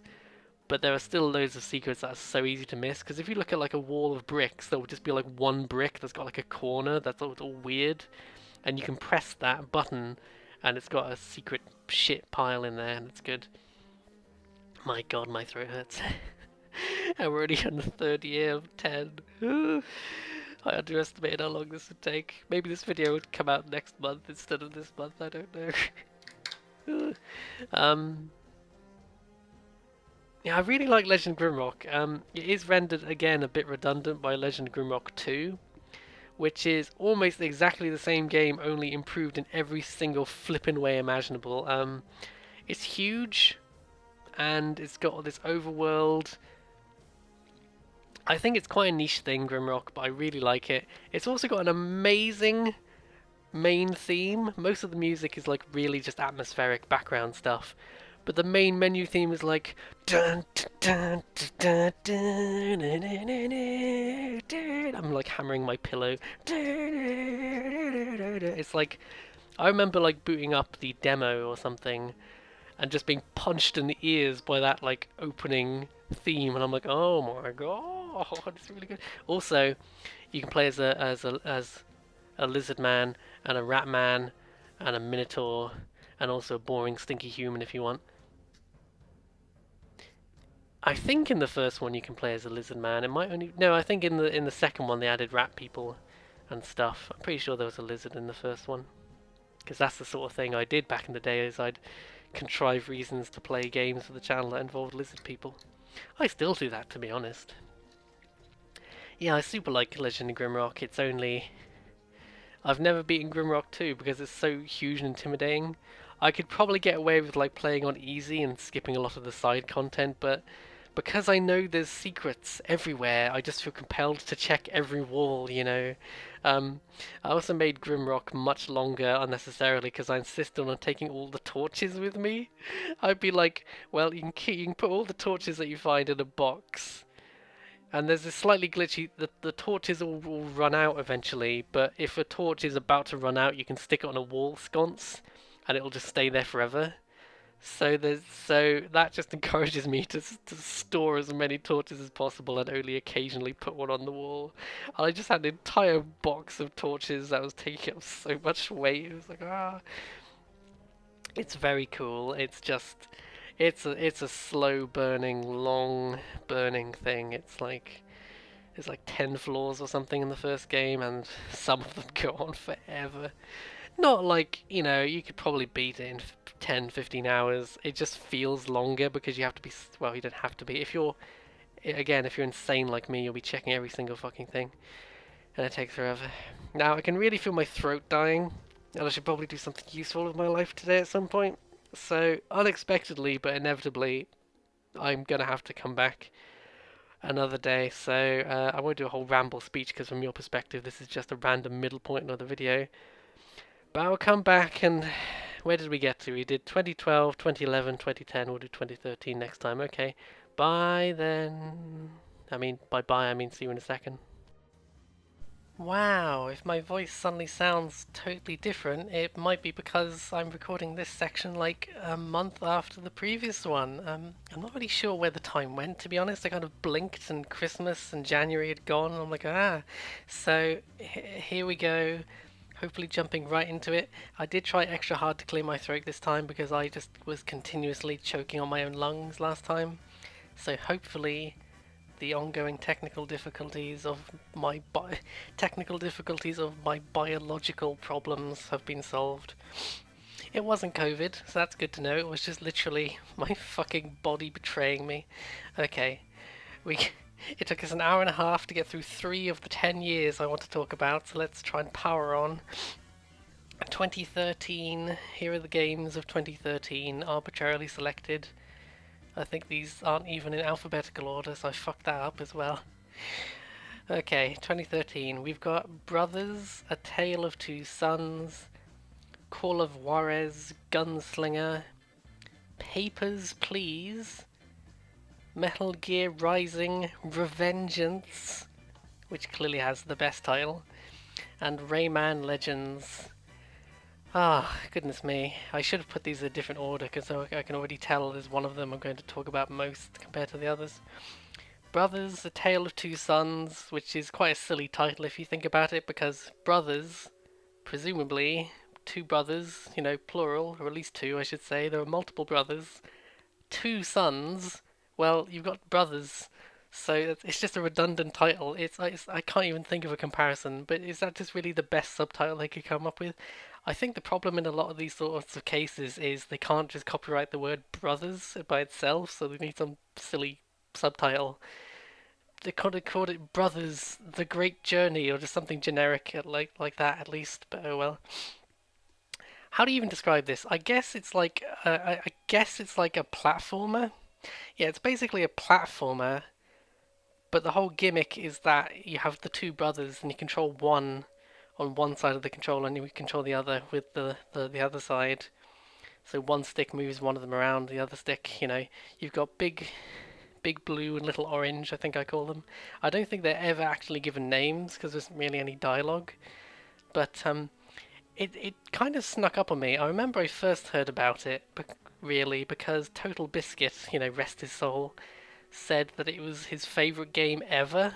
And I'm like, that's impressive for a guy who plays a lot of video games, I was curious what this weird-looking platformer thing could be.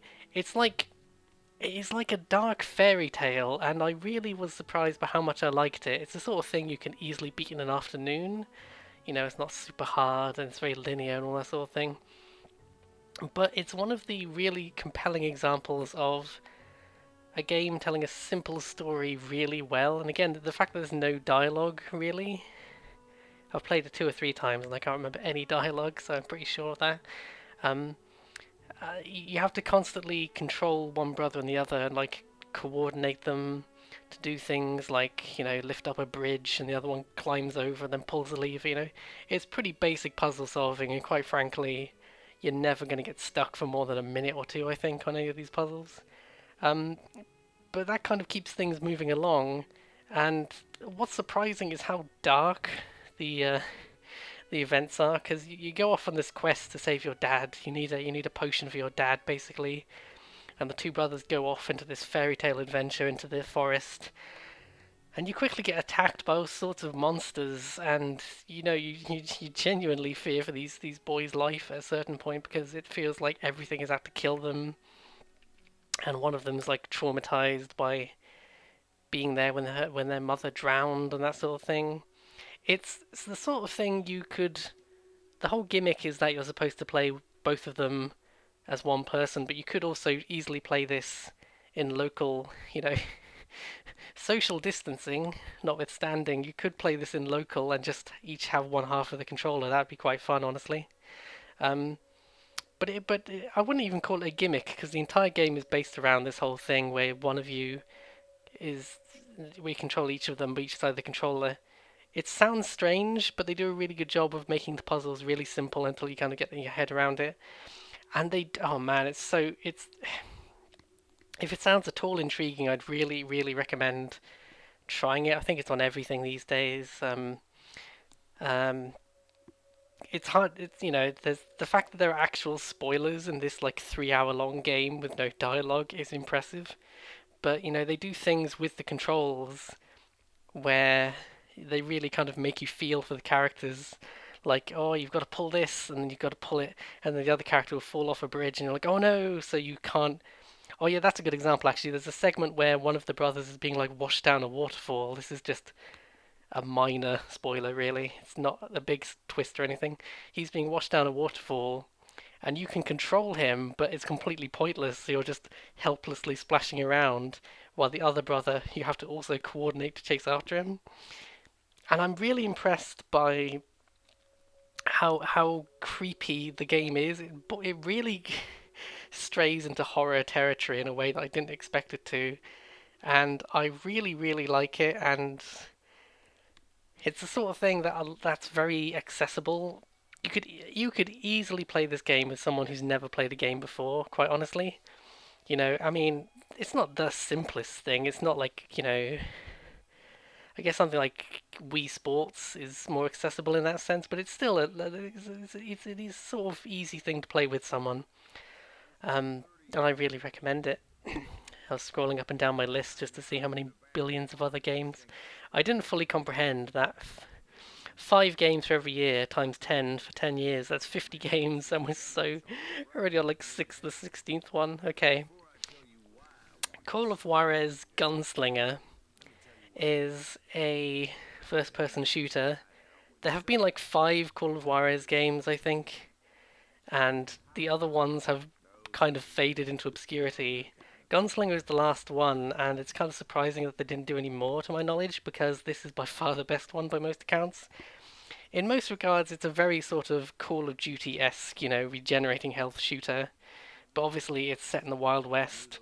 But what really sells Gunslinger for me is just the presentation is so good, and it really kind of it's quite a mid-budget sort of, this isn't a Call of Duty production. This is not going to blow your mind from a technical standpoint.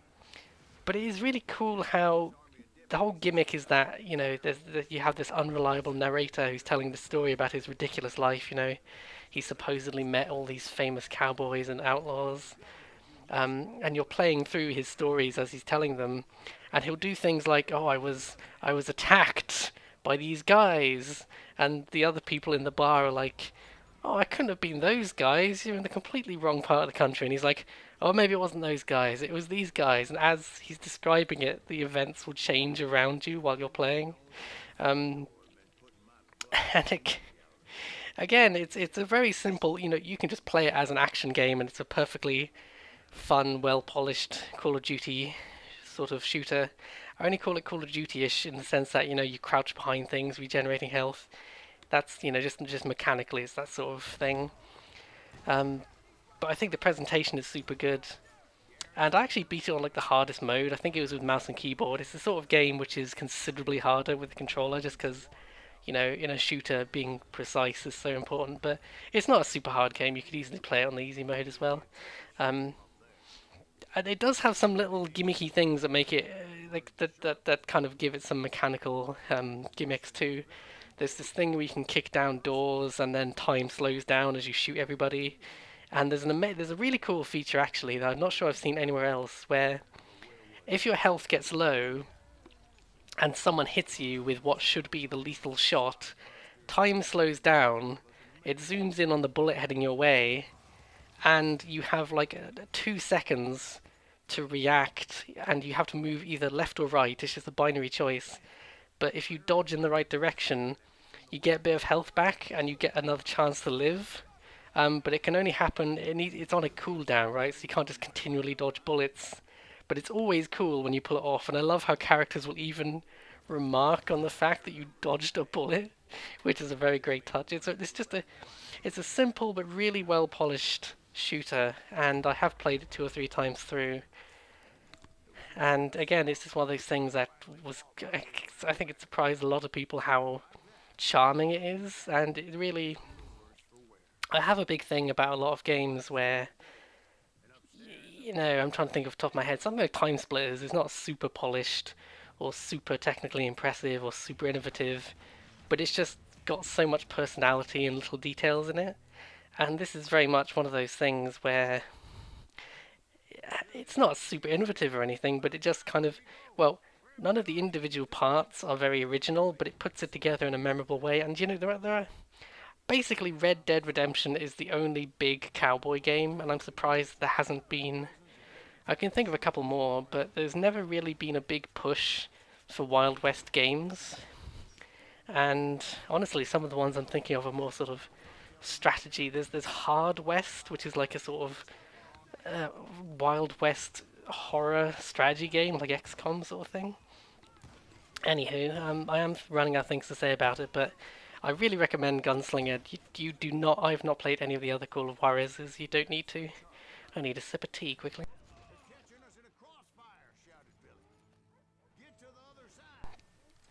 You can tell I'm out of shape from quarantine because I'm getting out of breath just getting so excited about video games. It's just so exciting when I talk about video games.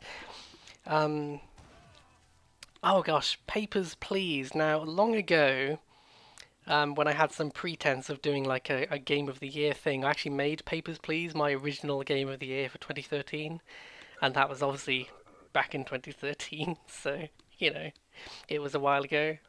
Um, and I think I still stand by that in the sense that certainly at the time, I love Papers, Please, and it's just it's so it's the sort of thing you really have to be in the mood to play, and it's so hard to describe to someone who doesn't play video games probably. But the whole gimmick is that you're in like a border control, like you're at the border of your country. It's some fictional Eastern European country, basically some sort of former Soviet bloc country, I guess it's meant to be implied. Um, and you are in the little checkpoint, and people come up and they say, "Here's my papers," and you have to check them for discrepancies and either stamp them yes or no, and they either enter or they go away. And it's very simple at the beginning. It'll be like, look for obvious discrepancies, like this big seal that should be on the passport is missing, then it's a fake passport, send them back.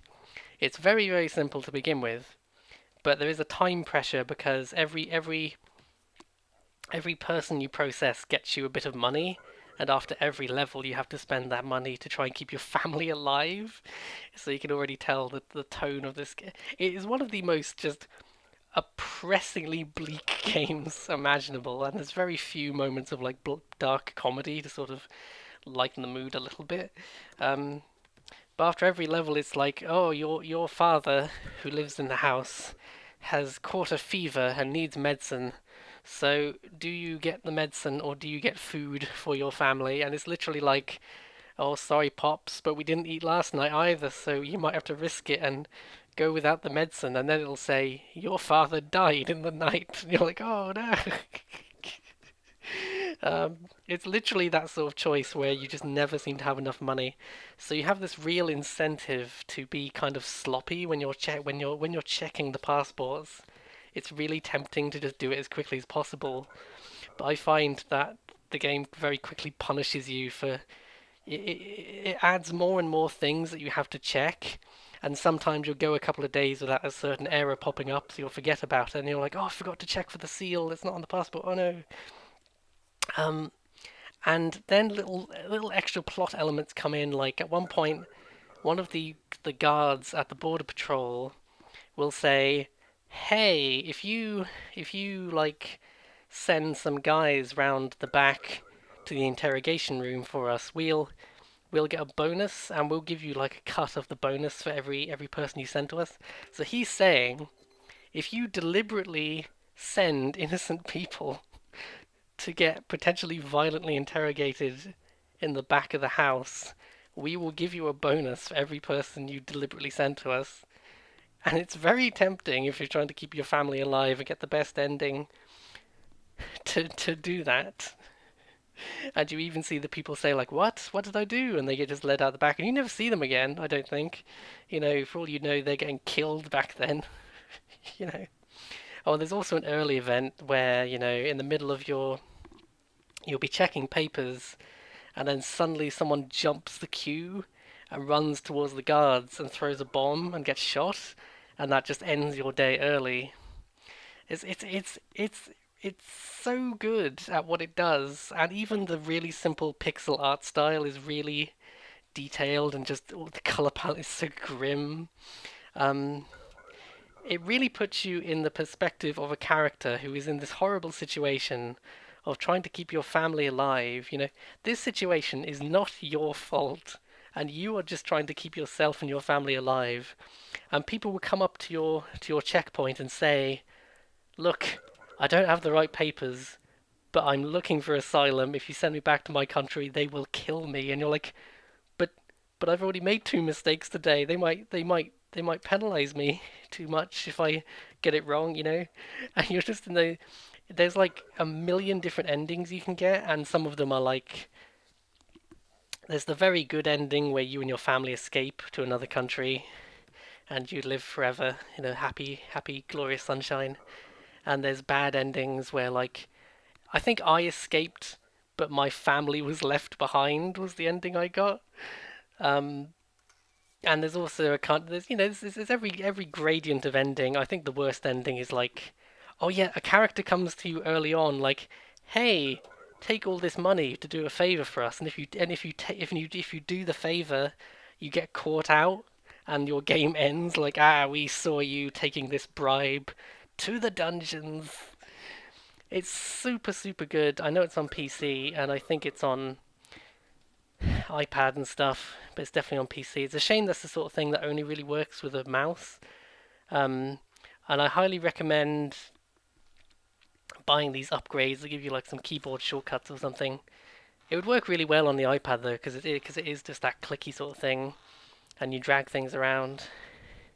It's really really good, and the only thing I can really compare it to is a game that came out a couple of years ago called Not Tonight, which is one of the most overtly political games imaginable, because it's pretty much literally Brexit the video game, where, and this is just a very quick tangent because it's directly relevant, but it's clearly hugely inspired by Papers, Please. It's a very similar concept where you're like an EU migrant living in post-Brexit Britain, so it's all a bit too real, to be honest.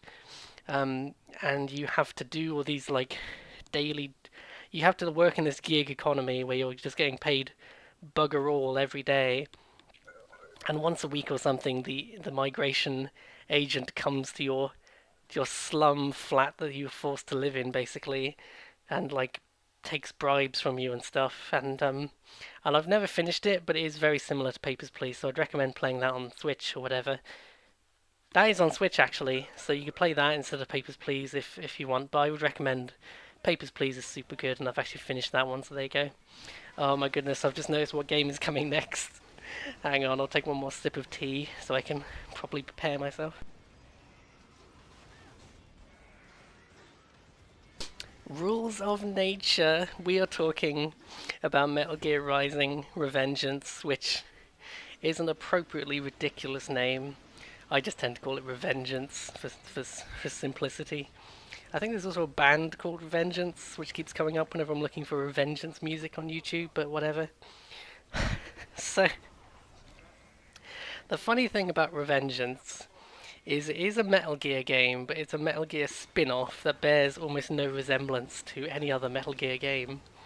And I remember when it was announced, I was very skeptical about the idea of instead of stealth, like almost every Metal Gear, it would be almost purely action, and playing as the cyborg ninja Raiden and chopping people up with a sword certainly looks cool, but it's so hard to put my mind back to when I first heard about this and how skeptical I was. The thing about Revengeance is it is a Metal Gear game, despite mechanically being unrecognizable from any traditional Metal Gear experience. And it is completely over the top, completely preposterous, and they get away with a lot of little things just because of the presentation again being so good. What Revengeance is most famous for is the boss fights. Literally the first boss in the game, which is basically a tutorial boss, it happens within 5 minutes, is you fighting one of the giant Metal Gear Rays from Metal Gear Solid 2, and you're just running all over, chopping out its legs, and then when you... the music is like this crazy, like, pop rock, going like... this metal stuff. I'm not good at music genres, so I just think of it as pop metal, I guess. And then when you do the like killing blow, we do a quick time event to finish it off. That's when the lyrics kick in, which is just such a cool feature. That like the main like chorus of the music kicks in whenever you're doing the massive damage quick time event against the boss. And then by the end of the game, is when they do this cool thing where the lyrics are just all the times, just to kind of. So when you're fighting the final boss, the lyrics are just constantly playing, so it's like you've reached the maximum intensity, it can't get any more intense than this, the lyrics are just there from the beginning. Revengeance is kind of a deceptively simple sort of hacky slashy game, like well, it's from the developer who did Bayonetta, which I've never played, but a lot of people like. It's that sort of thing, but it's kind of just, you're mostly pressing just X and Y and running around and locking on. There's not a lot of combos or anything. It's much more sort of about your basic attacks are just kind of chip damage, primarily to open up enemies to blade mode, which is when you slow down time and slash your sword at like 1,000,000 miles an hour. And it works on pure anime logic, and Metal Gear has always been quite anime, really. But I'm surprised at how Revengeance, despite being so over the top and doing its own thing, it does kind of fit weirdly within the Metal Gear kind of tone, where all the characters are over the top and ridiculous things will be happening, but it's just kind of like Metal Gear turned up to 11, where it still somehow manages to be a good story. I'm not going to say it's a better story than Snake Eater or any of that, but, I'm surprised at how Raiden actually has...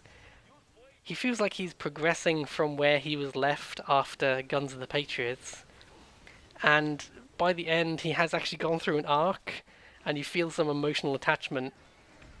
But part of that is just because the bosses are so good. I'd say 2 or 3 of them are much more disposable. Near the beginning of the game, the bosses are a lot more disposable. Halfway through, however, you fight some bastard called Monsoon, and it is a bit of a notorious difficulty spike, because that is the point of the game where you can no longer get away without being able to do the parry move. And you do the parry by just attacking and thrusting the stick in the direction that you want to block, and you do it at the right time. It takes a bit of getting used to, because you're just doing a regular attack, but in time with the enemy's attack so that you block it. There is no block move. Some elements like this are not very well explained, I have to say. I recommend doing some of the like tutorial VR missions just because the game does not explain how to block or parry rather very well. And strangely, there is a dodge move, but it's unlockable, and that is just an essential. It's really strange to have an essential piece of your arsenal just be like an optional purchase that you could very easily miss.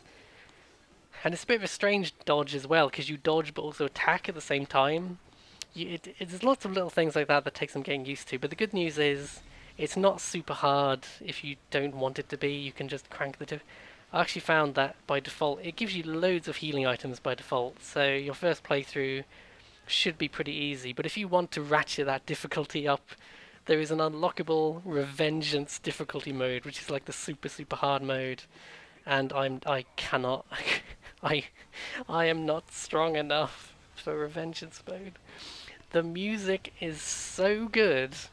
I just cannot end my ramble about Revengeance without mentioning the music again. Um, it might be one of my favourite hack and slashy games. I only played it for the first time last year, but I've already beaten it like 3 times since. It's very short, especially once you've seen all the cutscenes, you can just skip them. But I genuinely recommend. It's on 360 and PS3, and there's also a PC port that's quite good. So it's on Steam, and you can play it on PlayStation Now and probably on the Xbone as well. I really recommend that the PC version is probably best, but if you have a 360 or a PS3, it's just as good, honestly. I love it, and the music is just iconic, and there's so many remixes of the music. I've definitely talked about this long enough, but I knew I was going to talk about Revengeance most of all because I played it very recently as well, so there you are.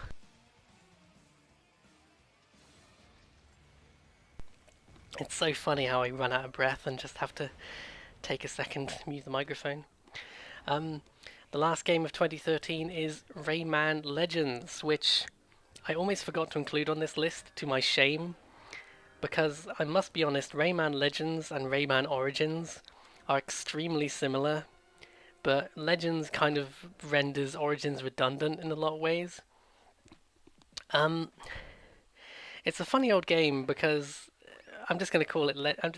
They are separate games, but they overlap a lot, so it's kind of hard to think of them as different. Legends is basically Rayman Origins 1.5, and that's fine. Like if you want to try one of them, just go straight to Legends. There's no story or anything. Rayman Legends might be one of the best 2D platformers ever made. It is gorgeous. The controls are perfect. Like, there's so many incredible levels, and it can be surprisingly hard in places, but it almost never feels unfair, which I think is a problem Origins had, where some of the bosses just felt. You know, the kind of boss where it's just about memorizing the sequence and it'll go on for 3 minutes, and there's just one bit near the end that you keep screwing up?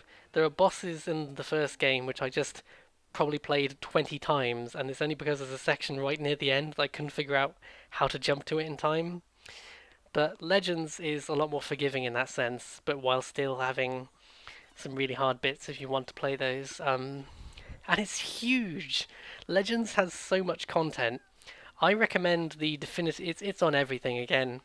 I recommend the definitive edition on Switch, if possible, because not only is it handheld, which just makes it, that's a nice option. But you can also plug into TV, obviously. It's called the definitive edition. And it really is, because also, I think very originally, Legends was like a timed exclusive on the Wii U, and then they realized no one bought a Wii U, so they ported it to everything else, you see. So they because of the Wii U connection, they maintain on the Switch all of the touchscreen controls, which is largely like for optional sections and controlling the menus and stuff, but it just makes it a really cool. It is kind of a gimmick, but it's really cool that they kept that for the Switch version when they could have easily left it out. There's not a lot to say about Legends in the sense that it doesn't do anything remarkable, except that it's just an extremely good and polished platformer. I think it does a really good job of making you feel like you're making these incredible jumps without actually being as hard as something like Super Meat Boy, which I've never finished at all. Super Meat Boy is far too hard for me. But it reminds me of that very loosely, just in the sense that you'll be running at super speed. It's a fast moving sort of platformer, but the checkpoints are generous, so you hardly ever feel like you're being cheated just because you died. It's super good. One cool thing about Legends as well is it's so huge. There's so much content. I love any platformer where it's like, you think of like Mario Galaxy, where it's like, oh, you need 60 stars to unlock the next galaxy, but it doesn't matter what order you get the stars in. You just need to get this many of the big collectible.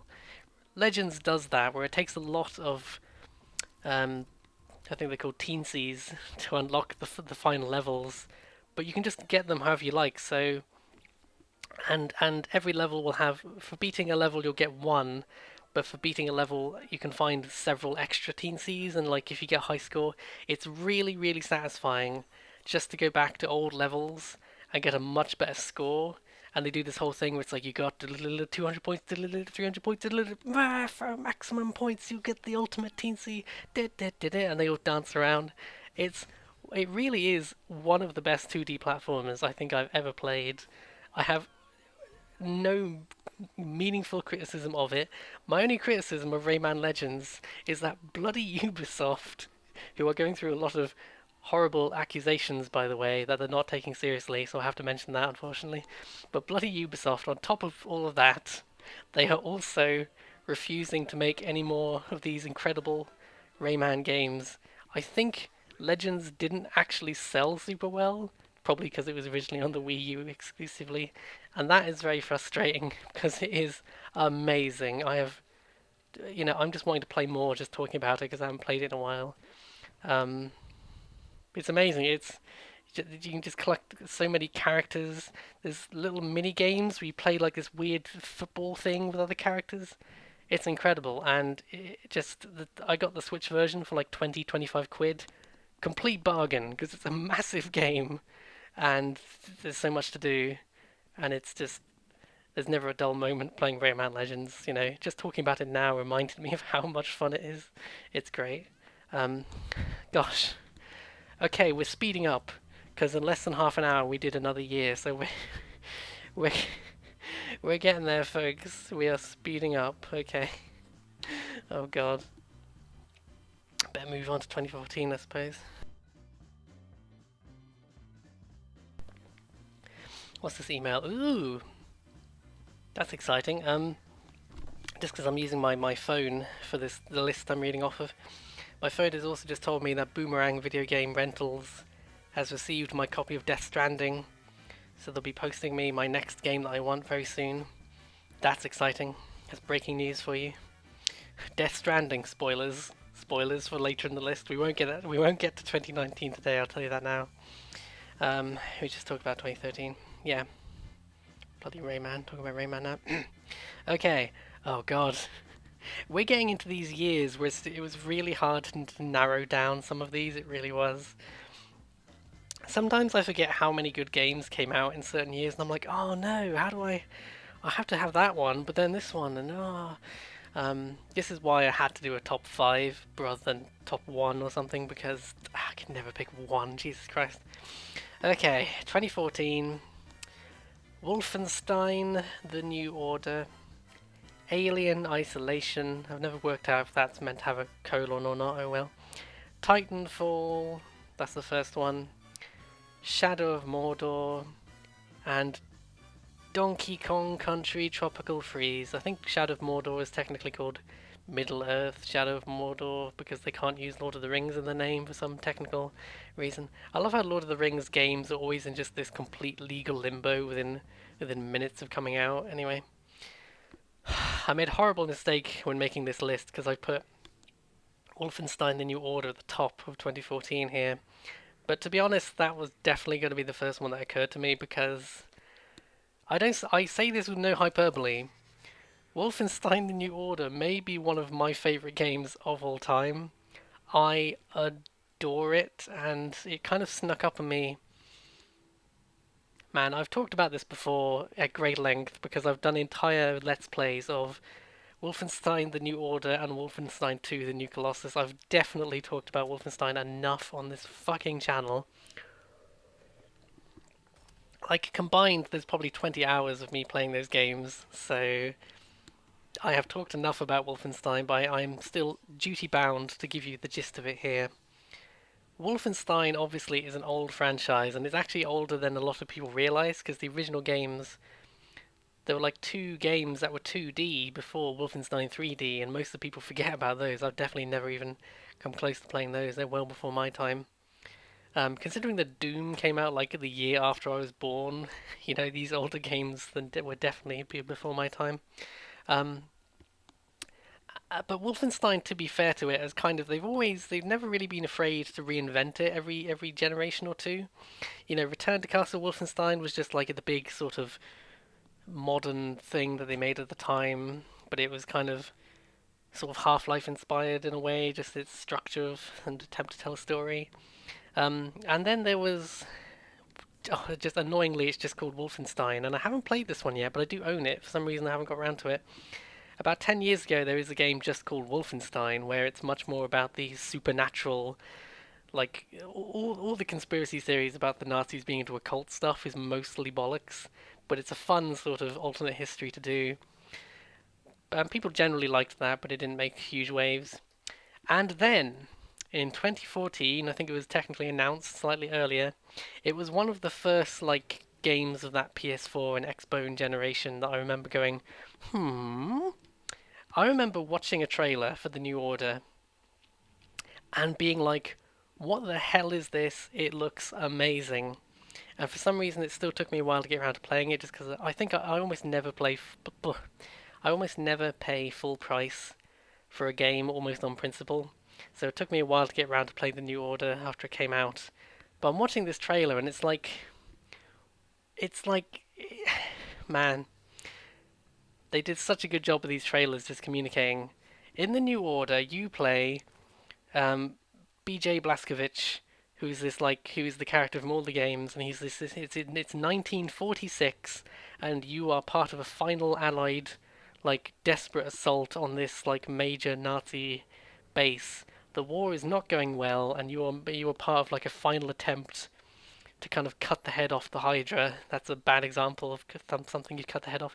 You're trying to cut the head off the snake, and kind of give the Allies time to make a comeback, because the Nazis have been using all this mysterious advanced technology that they found somewhere. They're actually winning the war. But you get knocked out and go into a coma, and Blazkowicz does not wake up from his coma until 14 years later in 1960, where he wakes up in Poland, I think, and people have to explain to him that the Nazis won the war, they nuked Manhattan, most of the world is under their control. It's only places like Africa are still putting up resistance. And it's one of the most unexpected things they could have done with an old franchise. I love how the New Order is a big budget, polished action shooter where you can just run around and shoot Nazis with it. You can dual wield these giant shotguns and just poo Nazis to death, and it's great. But it's also a genuinely cool, like, alternate history. It's not. This is one of the most common alternate history concepts, of course. What if Nazis won the war, or at least if Nazi Germany, like, worked out a peace deal or something to survive? Um, but they really commit to it. It's Machine Games is the developer, and they really committed to this concept. And I've watched behind the scenes stuff, and they really, really liked the idea. But what I think is really special about the New Order is it does an incredible job of world building, and it makes Blazkowicz a genuinely interesting character. He has all these like monologues, and it kind of strays into the cliched like grumbly action hero monologues. But it's all about like, he meets up with the resistance movement, but it just feels so hopeless. What do you do in this post-apocalyptic situation, basically, where resistance seems futile. What is the point of going on? He strikes up a romance with this woman, and there's a line of dialogue where he says, you know, um, is there anything worth fighting for? I think he mentions, what kind of world is this to raise a family in? You know, it's kind of like so bleak, but then the message eventually seems to be, you still have to fight. You have to take, even if it's like you take out as many of them as you can before they inevitably get you. You have to do it. And there are genuinely like, you you have to. There's a moment very early in the game where you have to pick which of your friends is going to be horribly murdered by the evil Nazi scientist, and it's like, oh no. It's incredibly well done. It is one of the best stories in an action game I think I've ever seen, and a lot of it is just in the presentation. The fact that I will wrap this up now, but the fact that they took a completely non-character like Blazkowicz, whose defining trait is that he likes killing Nazis, and they turned him into this genuinely complicated character and this tragic figure. And all the dialogue is so just. I love all the characters. It's not that I couldn't nitpick certain things. Like, this is one of the only games I've ever seen to acknowledge that prior to World War II,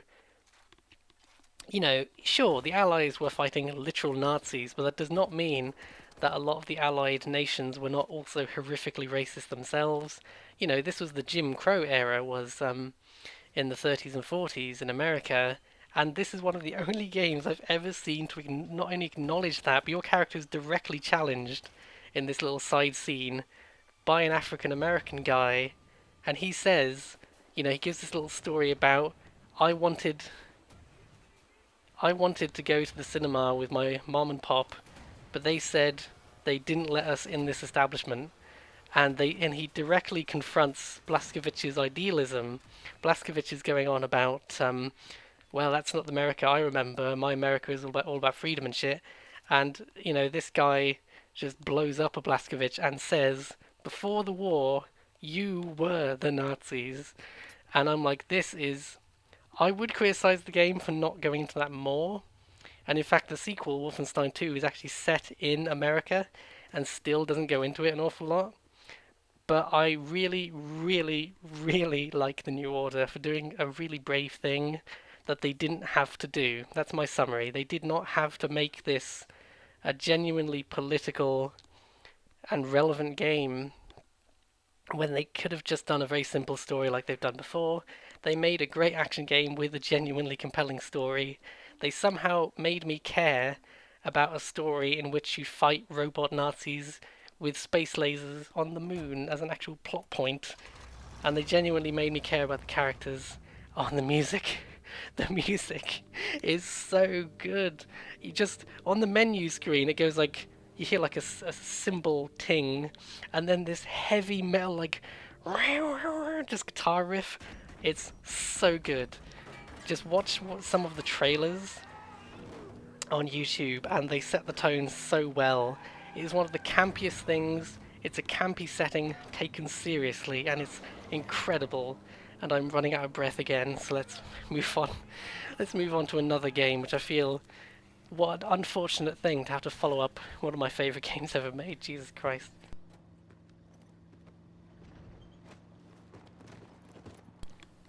That was probably 20 minutes by itself. I'm sorry, Wolfenstein. You've had enough time. Wolfenstein is probably the correct pronunciation. Moving on. Alien possibly Isolation. Alien Isolation is... you have to put your mind back to when I'm just sitting down. My old bones are breaking from standing up for a while. To truly appreciate Alien Isolation, you have to put your mind back to 2013 when Colonial Marines came out, which was a long-hyped alien action game that had been in development hell. I remember hearing about that when the PS2, like there was supposed to be a PS2 version at some point, and then like 5 years later it was finally released for 360 and everything. And it's not that it's an incredibly awful game, it's just that it's incredibly buggy and disappointing and uninspired. and there was a whole lawsuit between Sega and Gearbox, and Timegate, I think, was another developer that was involved. It was a huge mess, and it's just one of the most famously disappointing games. Um, and it really kind of highlights how the Alien franchise has just been dragged through the mud for several years, not just in games but in general. Like, what was the last genuinely good Alien film? I would argue it was Alien 3, which is very flawed and, funnily enough, is also a very troubled production that it went through. But Alien as a franchise, like Terminator and all these classic movie franchises, have just been so neglected and abused over the years. And 1 year after Colonial Marines comes Alien Isolation, which is not an action game. It is a horror, first-person horror game. Think of like Amnesia or Outlast sort of thing. Um, and obviously it was being developed alongside the same time as Colonial Marines, but it just felt like a deliberate. It felt like such a refreshing response, such an apology for the mess that was Colonial Marines. That the next year, instead, with this new exciting generation of consoles, they released a game based on the first Alien movie. Well, not technically based, but it's like, unofficially, it's much more inspired by the first Alien rather than the sequel, which is much more of an action movie. You are sneaking around trying to avoid one xenomorph, basically, and a bunch of androids as well who are trying to kill you. And it's just one of those things where I'll tell you now, early on in Alien Isolation, it kind of gets your hopes up that there might be a decent story. There is not. I'll tell you now, there is not a decent story in Alien Isolation, but I still enjoyed it, and it's just one of those. It feels like a complete love letter to the original Alien. They completely nailed the look and the sound of this space station that you're on. I love how the original Alien was obviously made in the 70s, which is horrifying to think of how long ago that was. So obviously all the computers and stuff they look like they're from the 70s, but I love how the franchise has just kept that as part of its aesthetic ever since, and that helps to make it unique still. After so many years, the original Alien is not as unique as it originally was, but something they've kept is that clunky, grimy technology of the original film. Um, and they completely nail that aesthetic in Alien Isolation. It's a bit corny that you're actually playing as Ripley's daughter, who I'm not sure has ever been mentioned. There might be some throwaway reference, but I don't remember this being mentioned before. But she has none of the characters really have any character. They're very disposable. But what the crowning glory of Alien Isolation is the xenomorph and how it like dynamically. There are some scripted bits where the xenomorph turns up in order to do a certain thing, but for most of the game, you can go several minutes without seeing the xenomorph, and then you'll be like scrounging in a cupboard. You've got some objective to open a door or something, and you'll be scrounging in a cupboard for ammo or something, and then you'll just hear the xenomorph thump onto the floor somewhere nearby, and you're like shit, and you hide in the cupboard, and you have a. This is so genius. You have to be constantly listening out for the xenomorph and looking behind you. It stomps around, so it's quite loud, but it can just appear out of the vents just dynamically. It gets a bit ridiculous on the higher setting. On the higher difficulty modes, the xenomorph never leaves you alone, basically. But on like the normal mode, it's a good balance where you can go quite a long time without seeing it. Something that happened a couple of times actually is that there are some areas where the xenomorph almost never seems to turn up. So at least at one point during my Let's Play that I did at the time, I was just moving through what I thought I'd established it was a safe zone, so I wasn't paying as much attention. And then suddenly, while I was working on a computer or something, the xenomorph ran up to me and murdered me, and I was like, ah! That was a really effective, like, dynamic jump scare, because I had falsely concluded that it was a safe zone, and then it just was like, ah, gotcha, bitch, ah! Welcome to prime time, bitch. I don't know why I went for a Freddy Krueger thing there. Just um. So I think it is probably one of the best of those like first-person horror games. Um, mainly just because they do such a good job of the alien. I meant to mention you do have a motion tracker, and this thing is key to your survival. But it's really cool how the dynamic works of it, where it's a motion tracker, but obviously it doesn't like just because something's moving, it doesn't necessarily mean it's the xenomorph. And there's lots of little things like it occasionally there are ghosts that appear on the motion tracker. Like every so often there will be something that appears that's just not actually there. But this is like not a frequent occurrence. It's just that sometimes there are ghosts on the tracker, and it really makes you feel like you can't trust. It's simultaneously an essential tool and also something that you can't trust reliably because something will happen. There are a couple of human survivors on this space station who are also hostile, and you work out very quickly there are guns, but any loud noise immediately attracts the xenomorph. So I worked out very quickly that the quickest way to get rid of the survivors is to make a noise and then run away and hide, and the xenomorph just comes and eats them for you. I love the motion tracker though because it's very useful, but you have to still use your eyes and ears. You can't just one criticism I have of games like Last of Us is that it's very dependent on that like Batman mode, the Batman detective sense that you have, where you can just see enemies all the time, and it just robs so many scenes of all tension. If you could reliably know where the xenomorph was most of the time, the atmosphere would be destroyed. So they came up with a really good compromise where you usually have an idea where the xenomorph is, but it has to be somewhat close to you before you really get a warning that it's kind of you'll either hear it or you'll hear the tracker bleep. But even if the tracker has picked something up, it might be an android or it might be a survivor, and occasionally it'll just be a ghost in the machine. It's not there at all.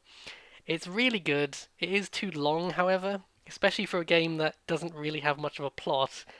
It's really funny. About two-thirds of the way through, there's this really great sequence which I won't spoil, but it really feels like an ending, and then the game just keeps going for another 2 or 3 hours.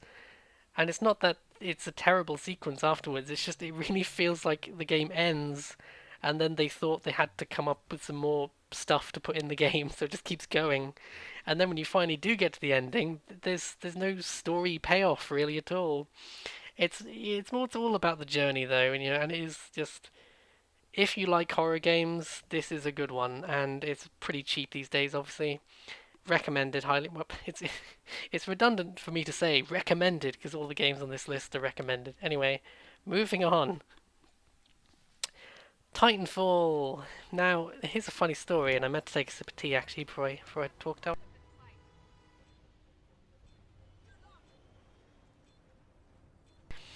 Oh, Titanfall. Now, this was a surprising one for me because I think for a lot of people this is one of the first kind of disappointments of its generation. Um, because Titanfall was one of the first games they really hyped up for the Xbone sort of generation, and it came out and everyone was like, "Yay, it's fun!" And then within a month, no one was playing it anymore, which I think must be a really common problem. If like, because Call of Duty, isn't the giant that it used to be, but it's still a huge franchise, and every year Call of Duty must come out and just take most of the action shooter sort of online fan base with it every time there's a new COD. And it must be really hard to be a similar sort of game and maintain an audience. I guess that's why something like Rainbow Six Siege is so impressive that they really turned that around and found their niche, and they've been very successful with that. Titanfall is another sort of Call of Duty shooter. The first one is entirely multiplayer. There is no single player component, which rubbed people up the wrong way too. Um, but but the whole gimmick is that you can either play as a pilot who's just a runny person. You're very fast moving. You can do parkour. You can, you're all about speed and kind of taking a few shots and getting away before because you're very fragile, but you can deal out a lot of damage and you can sneak up on people and do that sort of thing. And the pilots can also control the Titans, who are the big stompy robots who you can control directly, and they can also be given basic orders like follow me and defend this point, that sort of thing. They only have very basic like independence, but if you're controlling them, you are just a tank. Um, but this is not a gimmick. This is the central core of the game, and they did an amazing job because your inclination is to be like, well, obviously I want to be a Titan. The Titan summoning ability is on a cooldown, so you can't just constantly spawn Titans on people. Um, but they did a really amazing job of constantly. There is this constant back and forth between pilots and Titans, because Titans are super powerful. They are tanks. They can take so much damage, and the biggest danger to a Titan is another Titan. However, Titans are best in like open spaces where the enemy can't hide and they have loads of room to like move around. Titans move very slowly. Even the smallest Titan moves slowly. Um, if you're a pilot, you are much harder to hit than a Titan. You move very quickly. You even have a cloaking ability, which is only somewhat useful against pilots, but it's very hard. If you're in a Titan, it's very hard to see a cloaked pilot. So they will run up to you cloaked, and then by the time you can see them, they're already jumping on you. Pilots can jump on the back of a Titan and shoot at the weak point, and they can also throw mines and things. I've forgotten some of the abilities. Oh, rocket launchers. They have rocket launchers. If you can get behind a Titan and shoot a rocket up its arse, it's practically dead already. So you can really see how Titans are super powerful, but if you've got two pilots trying to kill you as a Titan, you're probably not going to come out very well. If they're above you, you can't climb on buildings or anything as a Titan. You're stuck on the ground, and pilots can just run in circles around you. And there's loads of advanced abilities like when you do the Titanfall ability, when you summon a Titan, you can actually drop a Titan on top of someone else, and they usually have a few seconds warning, but there's actually an ability you can use that makes it instant, which is kind of cheap but very funny. So there's lots of little things like that, and also as a Titan, you can kind of specialize as a Titan to have more anti-pilot defenses. Like you can emit this gas that does damage and forces pilots to get off you after a couple of seconds. And you can also, if a pilot gets too close, you can literally punch them with your Titan fists, like the size of a car, and they just explode, which is always funny. It never stops being funny. Just and they explode. Oh, um, and your Titan can also go nuclear. You can self-destruct your Titan and eject into the sky. So a good strategy is to pin someone in the corner somehow, and then just go nuclear with your Titan and they can't get away. What people would actually do is the gas doesn't do a lot of damage to Titans, but it does blind them. So they'll pin you in a corner, blind you, and then nuclear eject. That's very effective against other Titans, but it's also a last resort to try and if you're outnumbered and the pilots are gonna take you down, that you can just go nuclear and at least escape and have some chance of killing them in the process, because the nuclear blast is quite large and they only get so much warning. Um, there's loads of it's one of the most fun like shooter multiplayers. I think I got it on PC for cheap a couple of years. Yeah, it was like a year after it came out, and I had loads of fun. I played it for ages. It's probably I don't get into a lot of multiplayer games like that. It's super hard, but I really did get into Titanfall. Um, and I was surprised, honestly. I was surprised how much I liked it. And that's pretty much all there is to say, other than there is Titanfall 2 that came out a couple of years later and is arguably superior, but I just never, other than the fact that it has a single player mode as well, I just never found it as memorable as the first one, because it's just more but slightly better. So I kind of had my fill with the first one, and oh man, it's just a really well made online shooter, and I hope the servers are still going. Here's the thing, actually, if you haven't played either of them, I would probably genuinely suggest getting Titanfall 2 because the servers will still be up. Whereas I'm not sure if they will still be for the first one. Probably not for much longer anyway.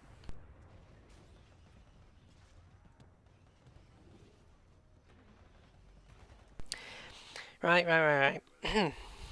Middle Earth: Shadow of Mordor is another surprising one, actually. can I just say it's terrifying me how old these games are? Like 2014. I guess because that's when a lot of the first like big 8th gen games came out was at the beginning of 2014, and it's just horrifying me how long ago this feels. I played Shadow of Mordor because, I like Lord of the Rings, I've read the books, I've watched the movies. The thing about Shadow of Mordor is that it does one thing really well and everything else is just really forgettable. There is no story in Shadow of Mordor. The sandbox, it's kind of like a sandbox, but there's nothing to do other than the one good thing. Do not go into Shadow of Mordor for the story because there is none.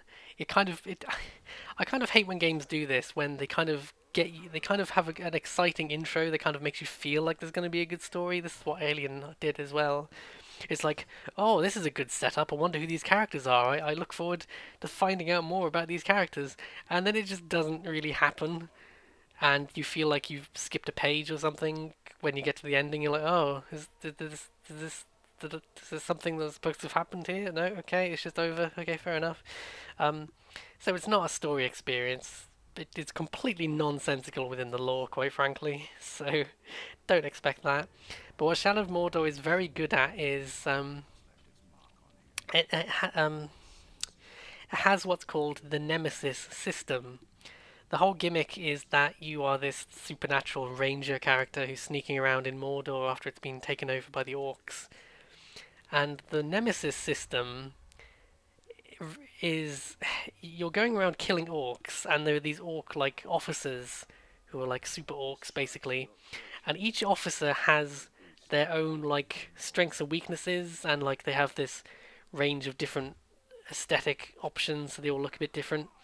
Um, they'll have a strength that's like immune to ranged damage, so you can't shoot arrows at them, but they'll have a weakness that's like scared of uh, Caragors. I think they're called Caragors. They just look like wargs, but apparently they're actually Caragors, something like that. These big dog monsters. They're scared of the big dog monsters. So basically, if you can sneak up to them and release a big dog monster nearby, they will panic and try to run away from the battle. Whereupon they become very easy to chase down and stab. It's the combat is very sort of Assassin's Creed or Arkham Asylum. Um, but what makes this Nemesis system so cool is how the officers. It's so hard to describe, but the officers they all like they have their unique strengths and weaknesses, and if you kill them, they usually die, but sometimes they might come back, and like the board like you can see the board with all the officers on it, and you have to get research to find out info about them. But it gets shuffled around. Like if one of the orcs kills you, the entire board gets shuffled. Any dead orcs get replaced by lower ranking ones being promoted, and the orc that killed you gets promoted and gains new abilities and potentially fewer weaknesses. So what happened a few times to me, and I remember one orc in particular actually. I was trying to do like a fancy run where I didn't do any. I was trying to do like a hardcore run where I didn't do these certain abilities I thought were overpowered. And I met this one guy with a crossbow who was like immune to range damage and stuff. Um, and I kept getting murdered by him. I kept getting murdered by this fucking guy with the crossbow. And he came back like 5 times. And of course, every time you fail against an orc, he becomes more powerful. And by the end, he was so. I might have it backwards actually. It might be that he was only. It might be that he was only weak to range damage. I have the video somewhere of me killing him finally, but I can't remember exactly what it was. It was something like he was only weak to range damage, which and a high-ranking orc would be surrounded by a bunch of lower-ranking ones as well. But what's amazing is how specific some of it is. Like they remember. They're like, "Oh, Ranger, I chased you away that time." Or if you attacked them with one of those demon dogs and they got away, they will have like a big scar on their face, and they'll say like, "I'm not making this up." They'll say like, "Oh, you're not so tough now without your Caragor. Oh, your Ranger." Like, it's so specific some of the things that happen, and the fact that the game has some way of like tracking oh, you've encountered this orc a lot. Like they keep beating you, so they're like an important orc. And there's a low chance that an orc that's gained a certain level of importance with you, even if you kill them, they can actually come back and be resurrected. I think it's only if you chop their heads off is the only way to make sure they don't come back. And it's like, this system is amazing and completely saves what would have otherwise been a completely disposable game. It is so fun to just run around, you interrogate orcs to get info about their generals, and then at a certain point in the game, you get a hypnosis ability where you like brand an orc and turn them to your side, and you can then give them like missions like attack this general or whatever. And this is kind of a double-edged sword because it's a very cool idea and it's very fun to play around with. Like, you have spies essentially, and you could get them to attack more powerful orcs. But the problem with this is almost as soon as you get the ability, I worked out you can just what you do is you get one powerful orc, brand him, and then you can make him fight other orcs, and quite often kill them for you. And it's a cool escalation. It's a cool idea, but it does strangely make the second half of the game considerably easier. Like there were tough orcs, and I was like, oh no, I don't run into them unprepared.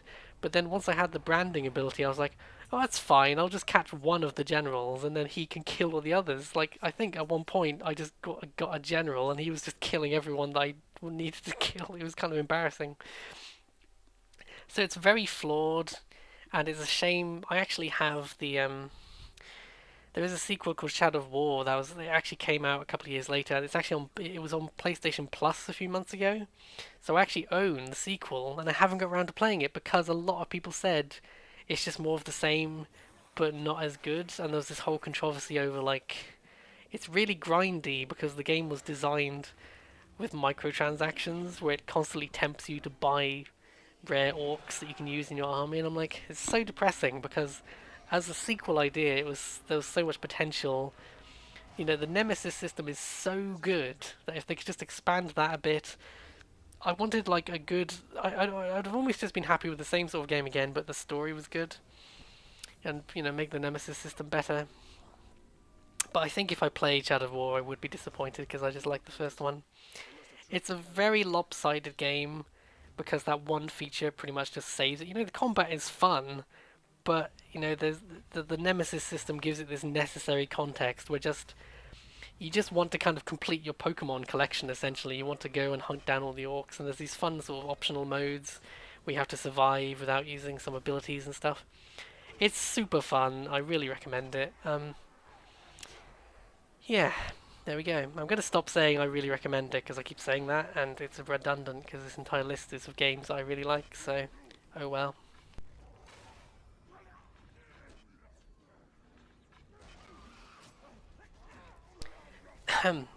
One more game for 2014, and then I might actually need to take a break or something because I can feel my throat drying up again. Oh god, oh god. The last game of 2014 is Donkey Kong Country Tropical Freeze, which, man, that's a funny story. Okay, when I first got my Switch at like the tail end of 2019, I was really excited and I wanted to play all the Nintendo games I hadn't been able to play all those years.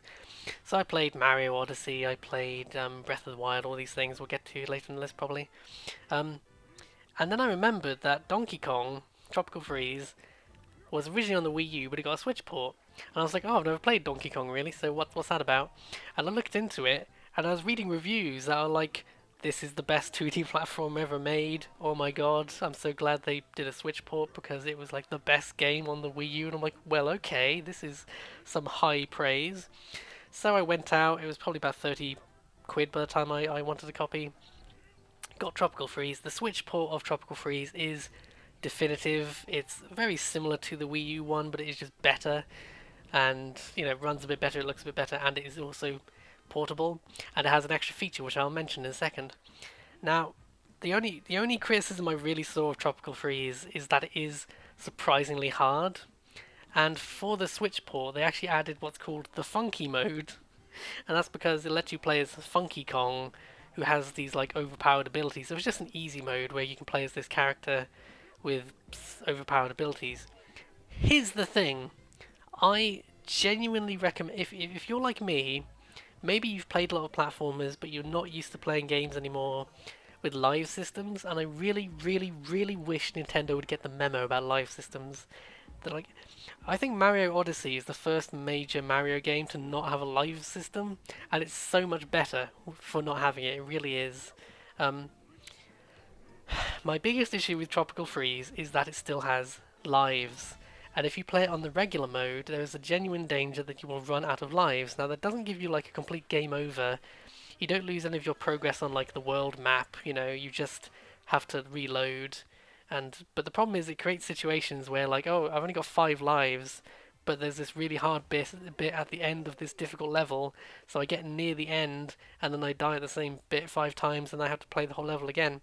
What I ended up doing, and I genuinely recommend, unless you're the sort of person who's played all the Donkey Kong games, if you're like me and you're intimidated by a game that has lives in it, what I ended up doing was playing on the funky mode and playing the entire game in funky mode.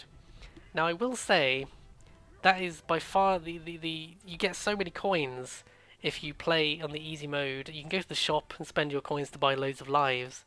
And by the end of my first playthrough I had 99 lives. And you can also buy all these help items in the shop. So what I did was I played as funky, I did the easy mode, I beat the game, and I bought loads and loads of items in the shop. And that then let me go back and play, you don't lose your progress on the world map, it's just that you have to swap between the easy mode and the hard mode. But you still have all your progress and all your items.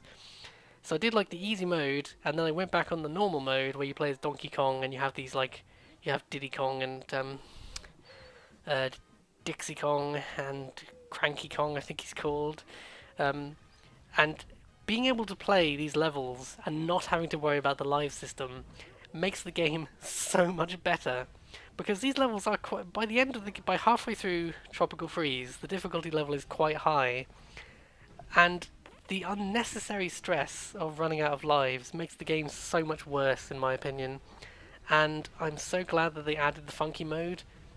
I I think it would have just been easier to have the option, make it optional, turn off the live system. And apparently, actually, I need to get around to playing Crash Bandicoot 4 that came out last year, because Crash 4 apparently has what I consider the perfect solution to this. It has like the old school mode where you have limited lives, and it has the I don't know what it's actually called, but the new mode where there are unlimited lives. And I'm like, yes, that is the biggest issue. If you go back and try and play Crash Bandicoot 1, it is so unnecessarily frustrating because you're losing lives, which means you get halfway through a difficult level and then you lose all your lives and you have to restart over instead of going back to the checkpoint. I'm of the opinion that if you want to beat a game and like do a hard challenge I've played games with self-imposed challenges where, oh, I'm so familiar with this game, I want to go back and do this super hard mode. That's fine. That's good to have that high skill ceiling as an option. But I don't think there's any downside to having a low skill floor. I've said before that I think Mario Odyssey is kind of like the perfect Mario game in the sense that it's very easy to get into and it's quite easy to beat, but if you want the optional hard content, it is there. It is a very hard game if you want it to be. And this is what Tropical Freeze has kind of become now with the funky mode. If you play through funky mode, it's kind of a bit too easy until near the end, and then you can go back with all your items that you've got and do the hard mode. And I super recommend playing the Switch version over the Wii U version if you're the 5 people who own a Wii U. Tropical Freeze is an amazing 2D platformer. It is about as good as Rayman Legends, honestly.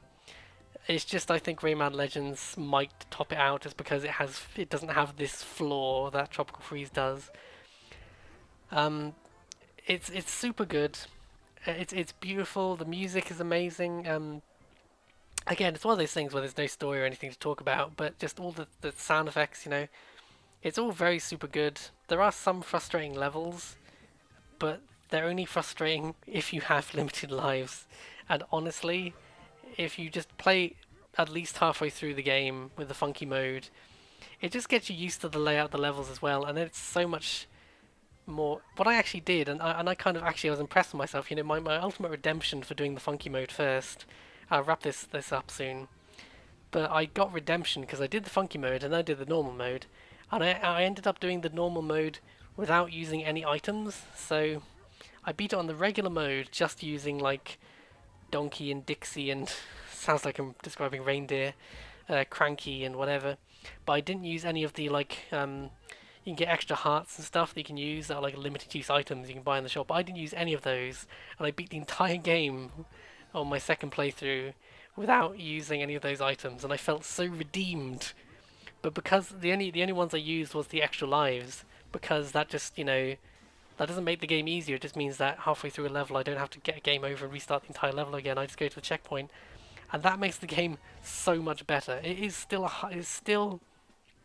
a solidly hard platformer, but if you take away the issue with lives, it becomes an amazing platformer, and I really, really recommend it. I just recommend it with the caveat that unless you're a really hardcore platformer who loves the limited lives and all of that, please play funky mode at least for a little bit first. And I think I've made my point there, and now I actually need some food or something, so I guess we'll continue next time. That was 2014. And obviously 2015 is next, and I guess I'll see you then. Bye. I mean, I say bye, but it won't be a difference to you anyway. Bye for now.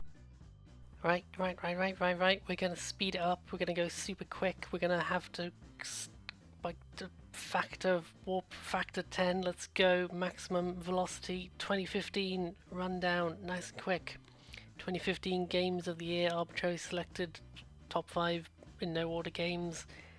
That would be Soma, Metal Gear Solid 5, The Phantom Pain, The Witcher 3, The Wild Hunt, Bloodborne, and Life is Strange. That's probably the quickest one of those little rundowns I've done so far, and it's just because there's so much to go. Okay, right. Jesus Christ, how do you talk about a game like Soma without spoiling something? Okay, I think we need to establish this right at the beginning. I am sticking to my no spoiler rule, but in the case of Soma, I consider anything that happens in the first 15 minutes not a spoiler, because that's like the setup. That's like here's the hook, here's the mystery, and then there's like 10 hours of spoilers after that I obviously won't go into, but okay. In the first 10 minutes of Soma, and I'm so happy that I deliberately avoided all spoilers for Soma and just went in almost completely blind. But I'll tell you what happens in the very, very first scene and a half, basically. You start off as Soma, you're some dude called Simon, I think. It's always a good sign when I can remember a random game's protagonist and what their name is. You're called Simon, and you're some dude in his flat. I think you're in Toronto or somewhere like that. Simon has some sort of brain tumor or brain bleed or something. So he has to take the day off work to go to an experimental doctor appointment. He goes to this doctor, and the doctor's like, "Oh well, you've got this dangerous brain bleed after you were in a car accident, but it's okay because get in this big like Total Recall looking chair that's not ominous at all, and I'll do an experimental brain scan. And the theory is that I can scan your brain and make a digital copy, which we can then do tests on to help figure out how best to fix your brain, basically." And the doctor seems quite confident that this plan is good. And from you're in Simon's perspective in first person, right? And you're like, "Yep, okay, I'll get in the machine." And you sit down in the chair, and the big virtual reality headset thing almost comes down and covers your face, and it goes beep beep bloosh, and all splashes around, and the screen goes dark. And then the headset comes back up again, and suddenly you're in a completely different place. You are in an unrecognizable location. You have gone from some guy's lab office place to what appears to be like a rusty underwater futuristic science something. You look like you're in the distant future, in some sort of undersea base, and you explore around in the dark. Things are broken. It becomes very clear very quickly, within like a minute, that some sort of manic robot monster is stomping around, killing people. And that's your setup. You have gone from being some guy in just average day, average time, you sit down in the chair and suddenly you're in a completely different part and place of the world, and there's all this spooky horror monster bullshit. And I'm not going to say any more than that, except in very vague terms, obviously, of like tone and mood and things. But I will say, Soma has, and it's been a few years since I've played it now, so I think I can say this with some authority. Soma has one of my favourite stories of any game, just literally ever. I was hooked beginning to end. There are multiple great twists. You know, there's the opening one, which is just the setup hook, like I said. So I was like, oh shit, where am I? What's going on? Um, it's the sort of story where early on I'm like, maybe this is what's happening. And then it's like, oh no, that was a red herring. It's actually this is happening. Um, and then something else will happen. And it's not the sort of. Oh, sorry. It's not the sort of game. Oh my god, my throat's going again. Oh god, the revenge of the throat. Do not adjust your television sets. It's not the sort of game where you get a lot of like, it's not a telltale like pick the story and the story. The story doesn't change significantly, but you are given choices, and sometimes it's not clear whether your choices will actually affect anything or whether there's not. You have all the information you need to make an informed choice. There was a really bad period of time when you talk about games like Mass Effect and Infamous and Dragon Age. These were games where they would give you moral choices, and Black and White and Fable. They'd give you what they call moral choices, but it's literally like be a nice person or be an irredeemable monster for no reason. Soma is not that kind of game. It gives you a choice where there appears to be no good option, and you have to kind of morally justify to yourself what is the least horrible thing to do. And even if the story itself plays out basically the same depending on what choices you've made, the philosophical and emotional journey that I went through playing that game, I'm so happy I recorded the entire Let's Play of it a couple of years ago. That was my first impressions beginning to end. Um, it's amazing. It's sci-fi comes in all shapes and sizes. I love, Star Trek and Star Wars and everything in between.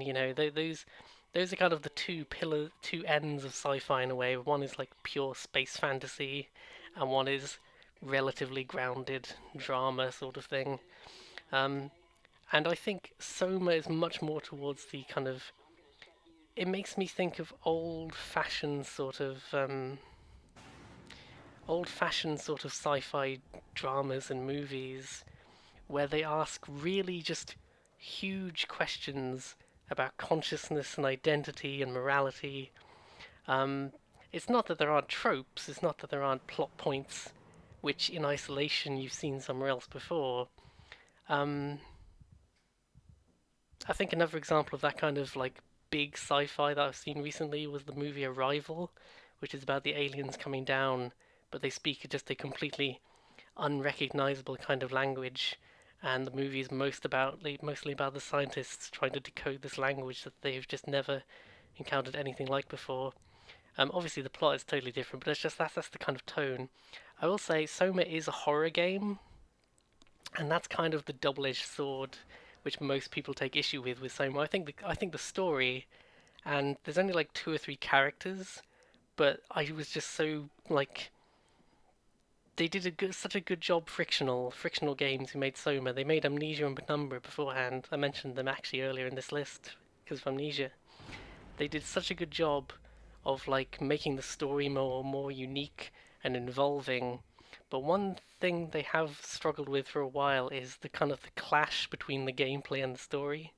And Soma is a bit notorious for having a really great atmosphere, and then a big stompy monster will turn up, and it just turns into a video game for 10 minutes while you have to awkwardly get around the monster. And I think they did everything they could with the limitations of their engine and everything.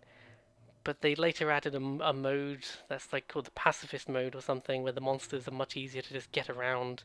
You can't just have a shotgun like in Resident Evil. You have to actually sneak around them. I don't hate the monsters, but it is by far the most common criticism is that the monsters kind of outstay their welcome and get in the way of the story a lot of the time. I think if there wasn't some sort of monster threat, then a lot of the atmosphere, the intense feeling of being in this horrible situation, and just the sense of dread when I hear something clomping down the corridor towards me, and I'm like, I just want to get to the escape pod or whatever. I just want to get out of this fucking submarine and get to the next plot point and have some glimmer of hope. There are huge, like hours long analyses videos about Soma. I'm going to wrap this up now. Just talking about the plot and I, hang on, my goodness, not again.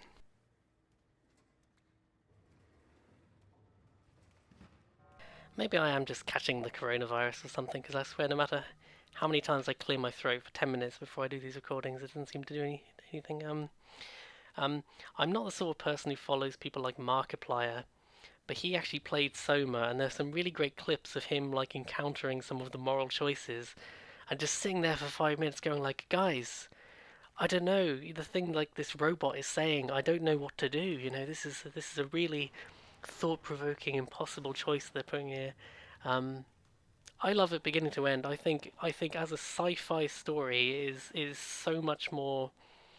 You know, without sounding like elitist or exclusionary, I think it is just a kind of serious sci-fi story that very few games ever really attempt, and they do it so well. And when the biggest criticism I can say of Soma is that the gameplay is so, you know, it's not bad. If you played Amnesia, you know roughly what to expect. Just be, you know, a valid option would be to watch a like detailed, you know, like my Let's Play, for instance. No pressure. If you're not good with horror games, Soma might not be the first one to start with because of the intense atmosphere. It is actually quite you know, invasive in its horror in that way. But it's a story that I genuinely recommend if you're at all interested in sci-fi and horror and genuinely good sci-fi stories in video games. I'd seriously find some way to experience that story, and I don't just mean don't read a Wikipedia summary because it's not good enough. Okay, I could talk for that. I have and could talk about Soma for many hours, but let's move on. Oh god, speaking of games I could talk about forever though. Metal Gear Solid 5: The Phantom Pain. Now, as I have mentioned, I have a history with Metal Gear, and one of my favourite games of all time is Metal Gear Solid 3. I find a lot of Metal Gear games are kind of flawed gems. I think Metal Gear 3 is the ultimate flawed gem in the sense that it towers to such glorious heights, but you have to get over a lot of terrible low bits to get there. Phantom Pain is very much in that tradition, where as a like stealth sandbox, it's super fun. The gameplay reminds me more of Snake Eater in a way than Metal Gear 4 did. But you know, you can just you run your own little military, highly morally dubious private military company, and you can get helicoptered in all around Afghanistan and another part of I think it's somewhere in North Africa. I can't remember the exact place now. And you do all these little missions, and it is a sandbox, but it's a sort of kind of restricted sandbox. You know how in Skyrim there's big mountains everywhere to stop you kind of going from one town to another. There's kind of only one or two ways to get around on the floor. It's kind of like that, but you can teleport around using your helicopter. So the core stealth gameplay of Phantom Pain is so great. It actually reminds me a lot of the old Splinter Cell games like Chaos Theory, and I think just the amount of things you can do with, like, is it a night mission or a day mission? Do you use your sniper rifle or explosives? Or I like to go without using guns because I just think guns are overpowered.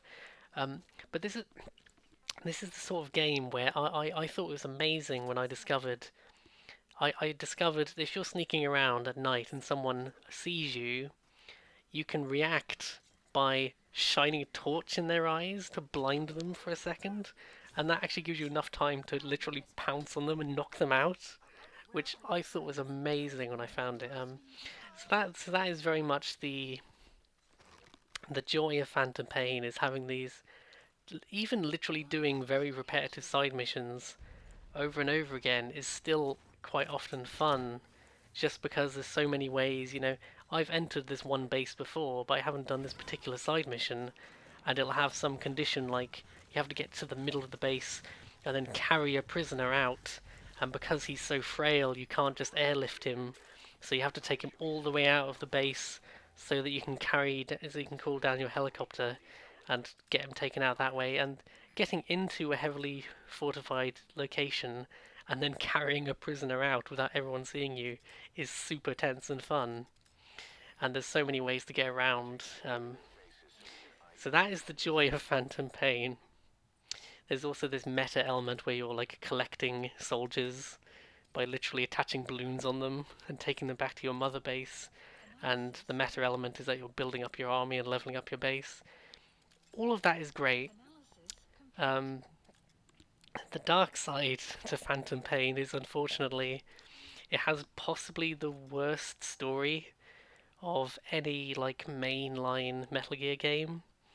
And as a Metal Gear fan, I have a high tolerance for nonsense and pretentiousness and just overly long writing in general. I suffered through Guns of the Patriots back in the day, and I've softened on it a bit, but it is still one of the most crushing disappointments of my life, was playing through Guns of the Patriots and just being bored out of my mind for about 30% of it. Well, 30% is generous, to be honest. Phantom Pain is not that bad, but there is so much like dialogue. It's one of those stories where things happen, but you're never quite sure what's happening or why. I call it a things happen sort of story because there's always something going on, but it's not clear what relevance it has. And because it's Metal Gear, it's really weird and just vastly overwritten.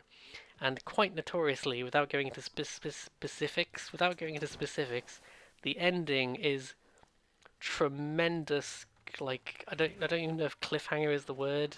It's just there's famously a chapter that got cut for time, basically. So you go through this huge overwritten story, and then there's just no. I mean, that's being too harsh. It is a twist, and it's not a great story, and it's poorly told just because Metal Gear tends to be very. Metal Gear is never elegant in its writing. I think elegant is the word I always think of. It is inelegant. So I think within 20 minutes you'll know if you're going to enjoy the story or not, because it is just that kind of.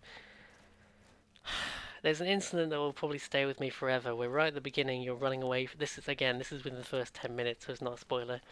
You're running away in the hospital from this man who is literally made of fire. It's Metal Gear, don't question it. He's made of fire, and the game's like, oh, if you shoot the water, it'll damage him. So you don't shoot, you know what I mean? You shoot the sprinklers and they'll spray him with water and it'll damage him. So you do that, and then you leave the level, and then in the next mission, like, you get like an audio tape. That's like, you can play these audio tapes whenever you want during the game, and you get an audio tape that's called "The Man on Fire." And I listened to this tape, and it's just your friend saying, "Boss, that man who was made of fire. It occurs to me that if you were to shoot the sprinklers, perhaps the water would damage him." And I'm like, yes, we've been through this. I was there. Did you miss the man made of fire and how I had to use the sprinklers to damage him? That just, to me, that was kind of the embodiment of what is wrong with Phantom Pain, where on a moment-to-moment basis you might be having fun with the story, but then it kind of sets up this interesting mystery and then just faffs about for so long. I think it's kind of a casualty of the internal politics of what was going on in Kojima Productions and Konami at the time. combined with the fact that as a game it is quite structurally unrecognizable to the previous Metal Gears. So it turned into this thing where I completely, just to wrap up, I completely recommend Phantom Pain. Even to newcomers to Metal Gear, I would totally recommend it as a stealth game. Just for the love of God, take the story with a grain of salt. If you're a dedicated Metal Gear nut like me, you might still enjoy it. But if you're not, you'll be so confused. Which I kind of respect that Kojima never kind of seems to just the game plots are never very accessible in that way. They just assume that you know what's going on from Metal Gear history, and I can kind of respect that in a weird way. Let's move on while I clear my throat again.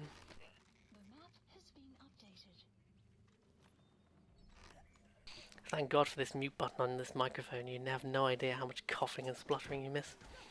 Oh God, another huge, huge game I could talk about for a long time. But to be fair, The Witcher 3, this is one of those games where what is there to be said that hasn't already been said? This will probably be a quick one, to be honest. I had the ambitious but worth it experience of. I decided a couple of years ago I wanted to get around to playing The Witcher 3 because it was on sale, and I was like, but I don't want to play Witcher 3 without finishing the first two. And I'd previously bounced off the first Witcher a couple of years before. I got about 3 hours in and went, oh, this isn't for me, and stopped. But I was like, no, I'm going to do it. So over the course of months, and I did play other things on the side, it wasn't just Witcher, but I did it. I went through The Witcher 1 and The Witcher 2, and I finally got to The Witcher 3. And there was a very funny personal moment for me when I got to Witcher 3, and I realised to my shock and delight that I could jump. Because a constant problem I had in Witcher 1 and 2 is that you can't jump over small obstacles. You know, that classic video game thing where there's just like a fence that's like knee high in front of you, but in the video game logic, you can't just climb over it. That would happen to me constantly in Witcher 2, I think. And I was just so happy to find a jump button in Witcher 3. Um, could you play Witcher 3 without playing the other ones? I think you could. The strange thing about Witcher 2 is that it doesn't actually have a lot to do with the game before and after it. It's not that it's completely devoid, it's just that the plot is only sort of tangentially related to the other. You do not need to play the other Witcher. Witcher 1 has aged quite poorly. Witcher 2 is easier to pick up, but Witcher 3 kind of just. It's so unrecognizable in comparison. Witcher 3 is a huge sandboxy RPG where after a couple of years, yeah, it starts you out on like a small little sort of island, and then it just lets you loose. So in that way, it is like your sort of Skyrims, or your kind of like Breath of the Wild a little bit, I guess. Um, I think what makes Witcher 3 stand out to me, and what impressed me just beginning to end, if you take any individual element of The Witcher 3, nothing of it is really unique, except what is unique to me about Witcher 3 is just how it's so impressive how there are hardly any just boring quests. There's the main quest line, obviously, which goes on for ages, and there are the side quests. Now, in most sandbox games, there will be good side quests and there'll be really boring side quests, which is like collect 10 bear asses. I was continually impressed in The Witcher 3 how almost every quest was at least moderately interesting, and some of the side quests would start out sounding pretty mundane and then turn into a murder mystery or a comedic affair involving a dance party or something. Um, there are so many times in The Witcher 3 where I think I'd understand what I was getting into with a quest, and then it would turn into something completely different. I mean, those are some of the best quests in Oblivion and Skyrim, is when you just talk to a random person and end up going on some ridiculous paranormal adventure. But that just happens all the time in Witcher 3. But there'll be sad quests, and there'll be silly quests, and there'll be scary quests. I was just continually impressed at how often just getting You were really rewarded for walking around and talking to people and getting into hijinks. Um, I have my issues with the actual main quest. I think that the antagonists are just so boring, and as someone who hasn't read the books, I don't understand the wider context for most of this stuff. But I'm so I played like 150 fucking hours of Witcher 3 to beat it all and most of the side content, and I don't regret any of it because I was almost always just, oh, I'll just do this. I'll just talk to this guy who wants, his what was one quest? It was like, oh, there's a werewolf that's killed someone's wife. Go kill the werewolf. Okay. And then you go to the cave and you meet the werewolf who's like, no, I didn't mean to kill anyone. And it turns out what happened was, I think it was like, this dude is a werewolf and he's married to his wife, obviously. But she knows about this. No, hang on. No, I think she doesn't know that he's a werewolf and he would just go out like every month, every full moon. He would go away and have some excuse for going away. But then a jealous woman from the village told his wife where he was without explaining that he was a werewolf. So, of course, in his werewolf rage, he accidentally killed his wife. So now he's just depressed in a cave somewhere. And you have the choice to, like, kill him or let him kill the woman who got his wife killed in a jealous rage. It's like, oh my god. And it's like Soma in that way, where a lot of the time you'll have these little moral choices, um, but they are nowhere near like there's no good resolution to that situation. Do you kill the werewolf who is essentially the victim of this situation, or do you let him kill the actual villain of the situation, which won't actually accomplish anything, but it seems like the only sort of justice you can accomplish. Um, So that really is the highlight of Witcher 3 to me. It's not that the main quest isn't good, and in fact, actually, I will quickly say, without going to spoilers, obviously, I will say as well, the main quest, I have my issues with the actual storyline, but it is very engaging on a moment to moment basis. And it's also one of the only games where, I used to play these sort of role playing games where I would just, mess around and kill people for the fun of it. But these days I tend to take it seriously and be like, no, I'm going to be a nice hero and do all the nice things. And I was playing Witcher 3 trying to be the nicest Geralt of Rivia I could possibly be. However, it appears I repeatedly made several boneheaded errors in my attempt to be the nice hero, and there are multiple endings, and I think I got the worst ending.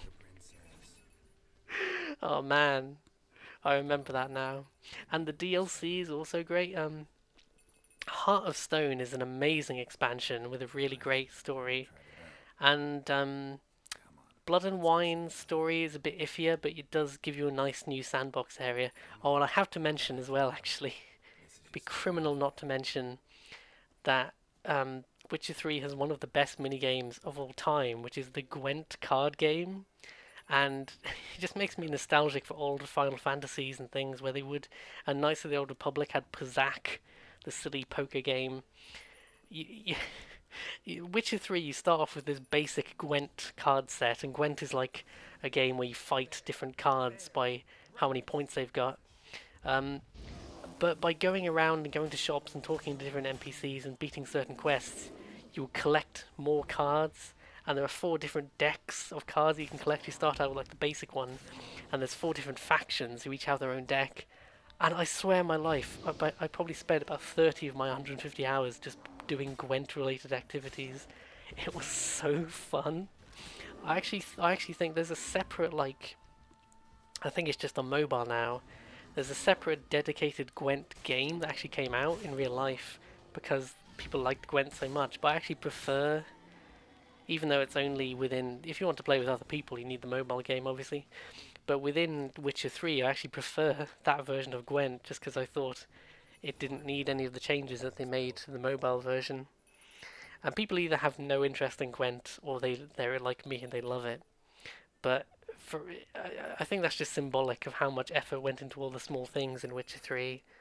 And it's a shame how poor management and morally questionable decisions have just caused CD Projekt Red to spiral out of the good graces over the course of 5 years. They went from one of the most beloved game companies to just having a reputation in tatters now. Oh well. Moving on, I had to mention Gwent. I'm very glad I didn't forget that. Oh no, this is another one though. This is another one. Bloodborne. How? What? What do I add? What do I add to the dialogue about Bloodborne? It is probably one, like Witcher 3. It's probably one of the most beloved games of the last generation. Um, and certainly one of the most popular PS4 exclusives. It took me so long to get around to playing Blood. I didn't have a PS4 until last year. It's been almost exactly a year as I speak since I got my PS4 for the first time. And one of the first games I knew I had to play was Bloodborne, and I played it all the way through with my friend who also got me into Dark Souls back in the day, and it was magical. It was a magical experience. I recommend. I probably mentioned it with Dark Souls already, but if you're ever playing any sort of hard game like Dark Souls, where if you can co-op it in some way, I seriously recommend doing that with a friend who knows what they're doing, because you can still have the fun of being like, "Hey, I'm beating the game," but you're also just it really mitigates the frustration when you have someone explaining things to you. And Bloodborne is a masterpiece. It is probably tied with Dark Souls 1. I can't decide which I prefer more. I have a certain beginner's noob bias towards Dark Souls 1 because it was the first From Software game I played and beat. But Bloodborne gave me that feeling again. What I love about Bloodborne is it feels very much like an evolution of that Dark Souls formula. It's unquestionably that sort of Dark Souls game, but it's also unconnected to Dark Souls and feels distinct mechanically as well as I love the whole Lovecraftian Victorian setting with the incredibly elaborate laws I won't even begin to explain. You're just in some dreamlike Victorian, possibly post-apocalypse city with this Lovecraftian horror going on, and you're like a hunter person who has to hunt these monsters, and it's all about blood and magic blood and cosmic knowledge. Um, but the mechanical twist that Bloodborne does compared to Dark Souls is there are basically no shields. You pretty much have to dodge and parry everything. Instead of shields, you have firearms, so literally a shotgun, like a pistol. But it's not like you don't use it as like a traditional weapon. It does very little damage. It's used to parry and like keep your enemies at bay. Um, and part of the aggression, there's also a system where if you take damage, if you can do damage back to them quickly enough, you actually get a lot of your health back. So as well as just chugging health potions, as always, you can also, if you take damage, you'll quickly dodge around, hit them once or twice, and you can potentially get all of your health back, or certainly a bunch of it. Um, and it's amazing. I think it's really impressive how if you watch advanced Dark Souls players, they generally do not use shields. They'll be rolling around and stabbing things, or using magic, because magic is OP as all hell. Um, and they clearly knew that and went, okay, let's make a Dark Souls game for people who have played a bunch of Dark Souls. And this is the question. I don't think I'd necessarily recommend. I think the fact that you can use sword and board in Dark Souls is such a good like beginner's tool that Bloodborne is deliberately designed not to give you. So I honestly think one of the Dark Souls games might be easier to get into than Bloodborne. But if you already like Dark Souls and for some reason, probably just because you don't have a PS4, if you've never got around to playing Bloodborne, you absolutely need to. There's no question about it. You might be holding out for the inevitable PS5 port. That would be cool. Because that is my biggest issue with Bloodborne is locked at 30 FPS. And, I think aesthetically it's beautiful. It's a very visually, aesthetically pleasing game. But visually, it's not, just graphically, it's not very technically impressive, which makes it weird that it's locked at 30 FPS and has the occasional frame rate stutter, quite frankly. It would be more upsetting if it came out today, but I think the inevitable PS5 port would solve if this was the same game at 60 FPS, it would be even better. But that really is all there is to say about Bloodborne. It's been discussed above and beyond. Okay, one more cough, and then we'll talk about one more game.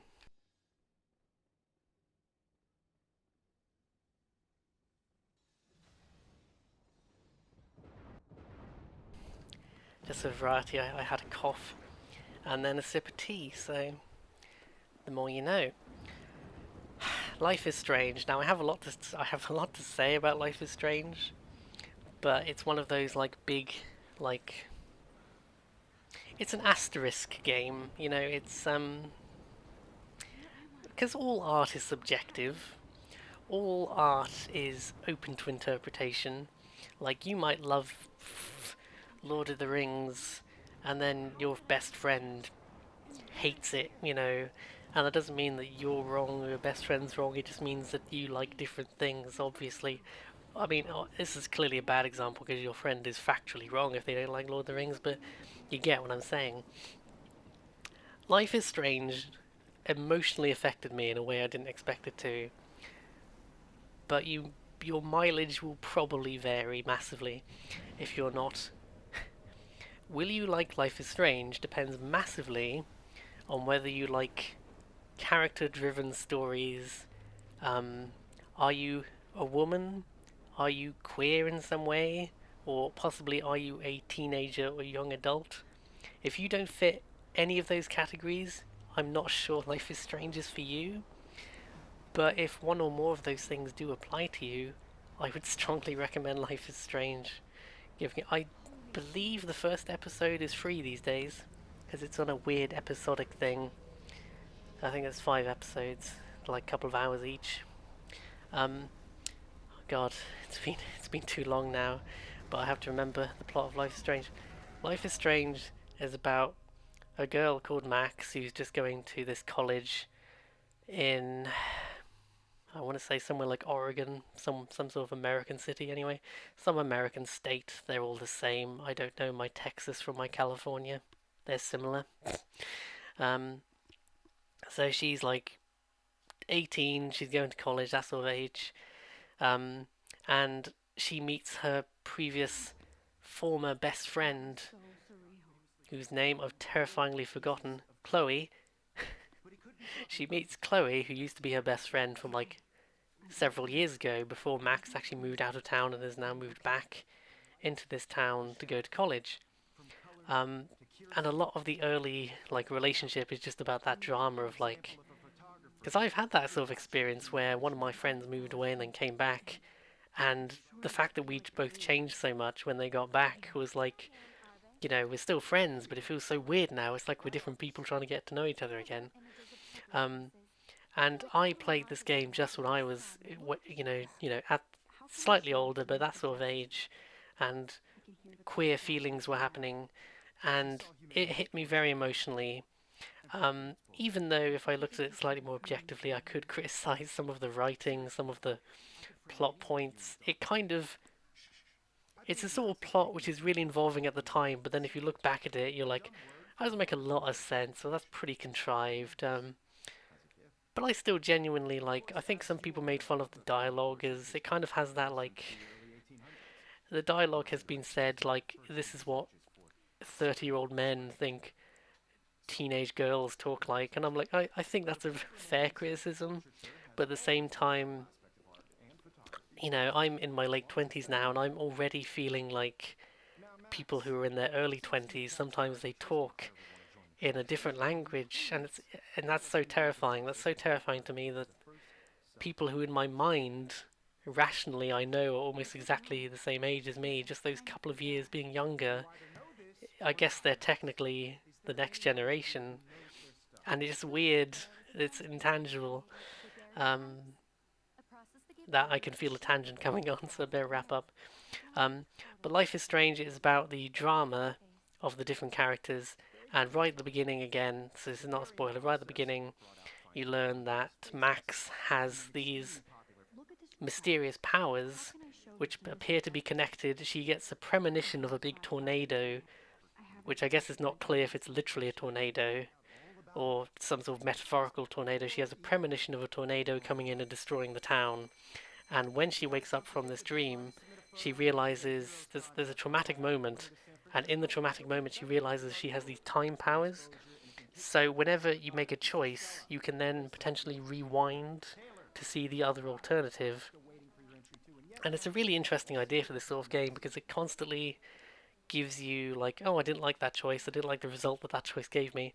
I'll go back a minute. And obviously you can only go back like a minute or two. You know, you can't just go back an hour unless you got a quick save, I guess. What? It's just a fancy quick save, basically. Um, but without spoilers, the game really gets you used to that power, and then will catch you off guard with how the power affects certain people and certain things. And I cannot be any more specific than that. But there is a really, I will give a content warning actually. The game does deal about halfway through with like just overt themes of suicide and that sort of thing. So, you know, to be expected with serious teenage drama, to be honest. But just be a content warning. And there is a plot point involving suicide, which doesn't have a lot to do with the overarching plot, but is super emotional. And man, they do something in the ending of that. Oh man. Anywho, I had that's just your content warning. But there's something to do with that particular chapter which I was just like, "Don't you do it! Don't you do it!" And then I realized it was a situation where I was rewarded for having talked to everyone and gotten really involved in the story, and then the game said, "You need to remember this obscure thing from like an hour ago," and I went, "I remember that," and that was what did something good, and I was so happy. But equally, if I hadn't done that, I'd have probably been distraught. So that's your warning. 2015, my god, we're officially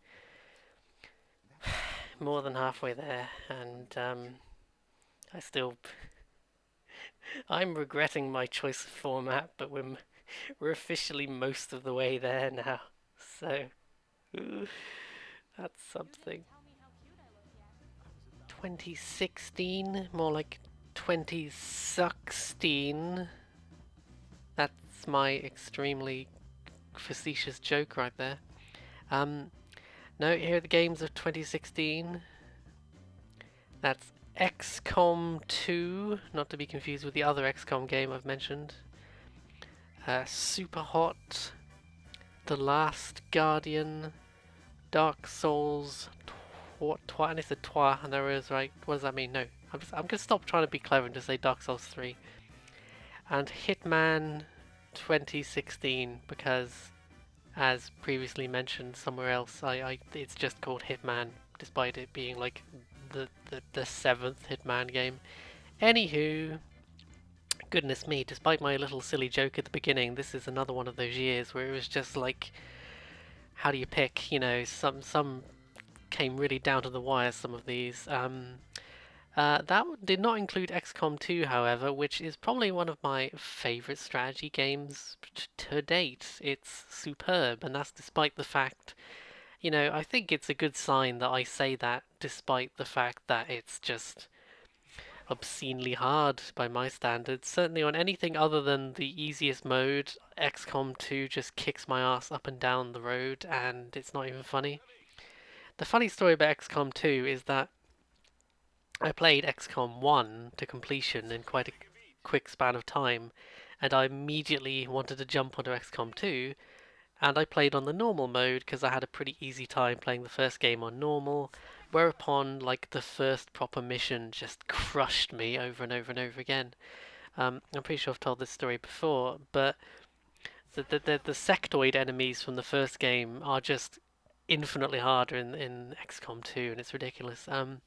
So I'm concerned about repeating myself after talking about the first XCOM already. So I'll just say that part of what I love so much about XCOM 2 is just that the concept of it is so cool. The concept of XCOM 2 is that canonically you failed to defend the Earth in the first game.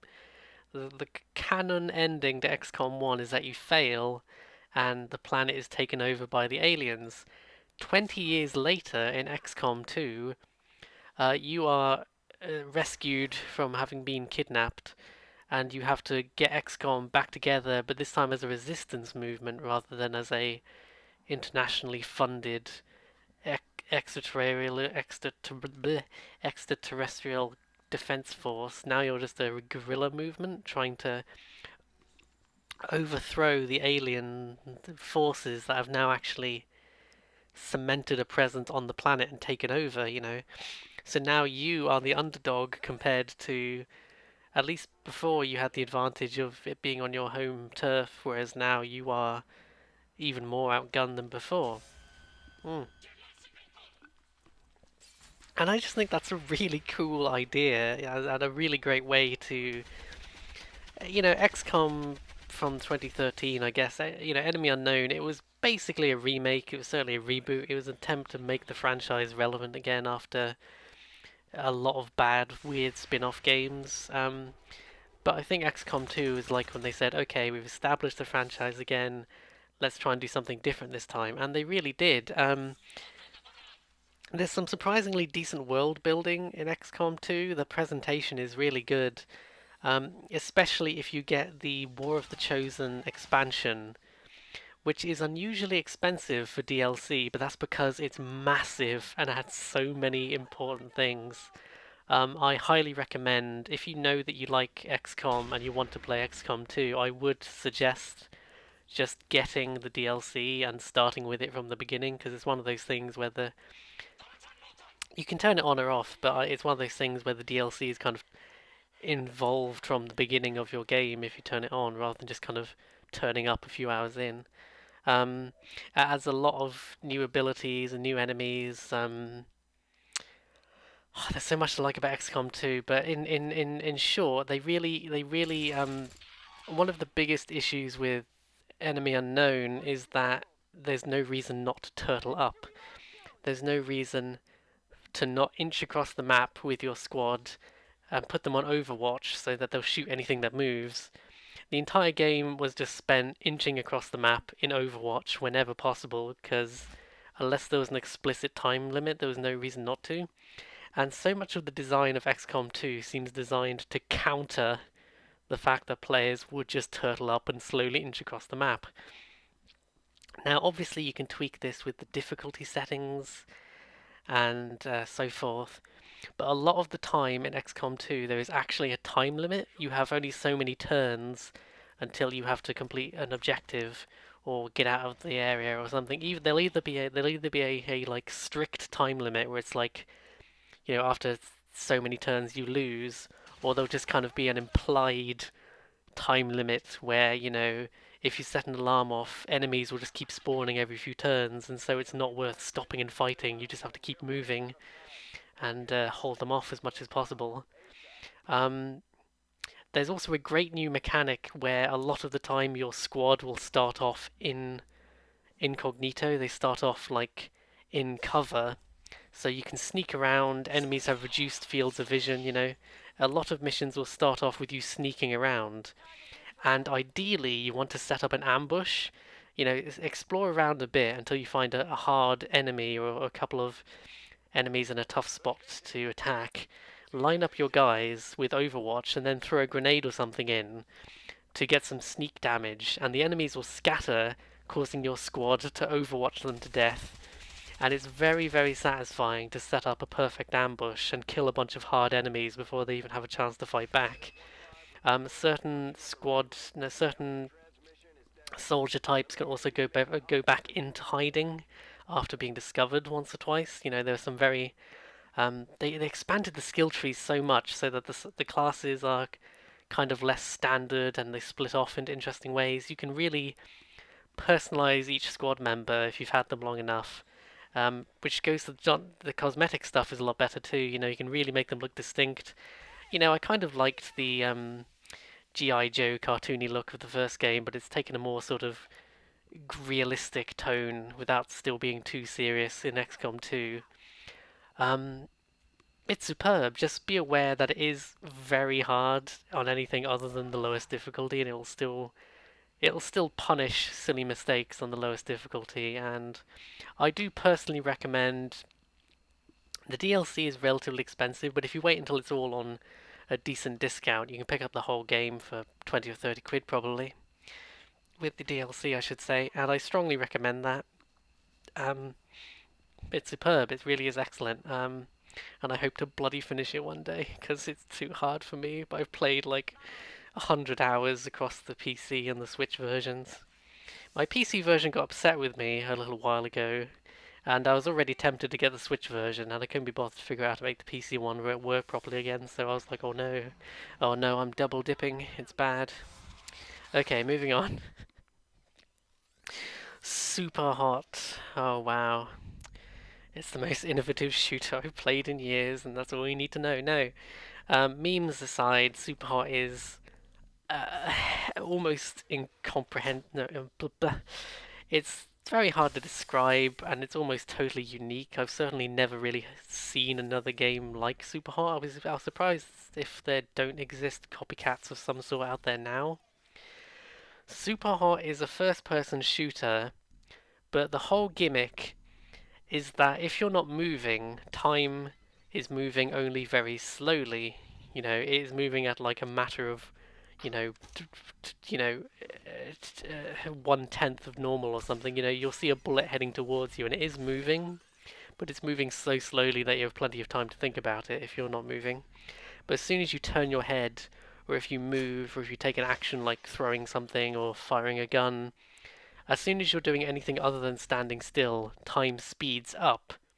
So that creates situations where you'll run into a room, there's a guy there, you throw a knife at him, but then you realize in the time you start to do that, another guy has come around the corner and fired his gun at you. So now you're like, ah, right, well, there's a bullet heading at my face now, and I have about 10 seconds to think about that before it eventually hits me.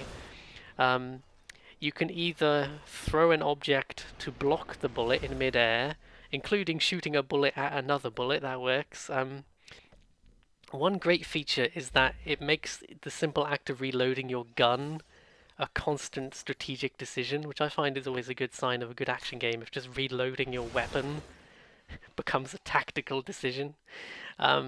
Because literally, obviously, it takes a good couple of seconds to reload your gun, during which a bullet could easily fly into your face. And it's one hit kill, by the way. If you see a bullet heading towards you, that's always imminent death, you know.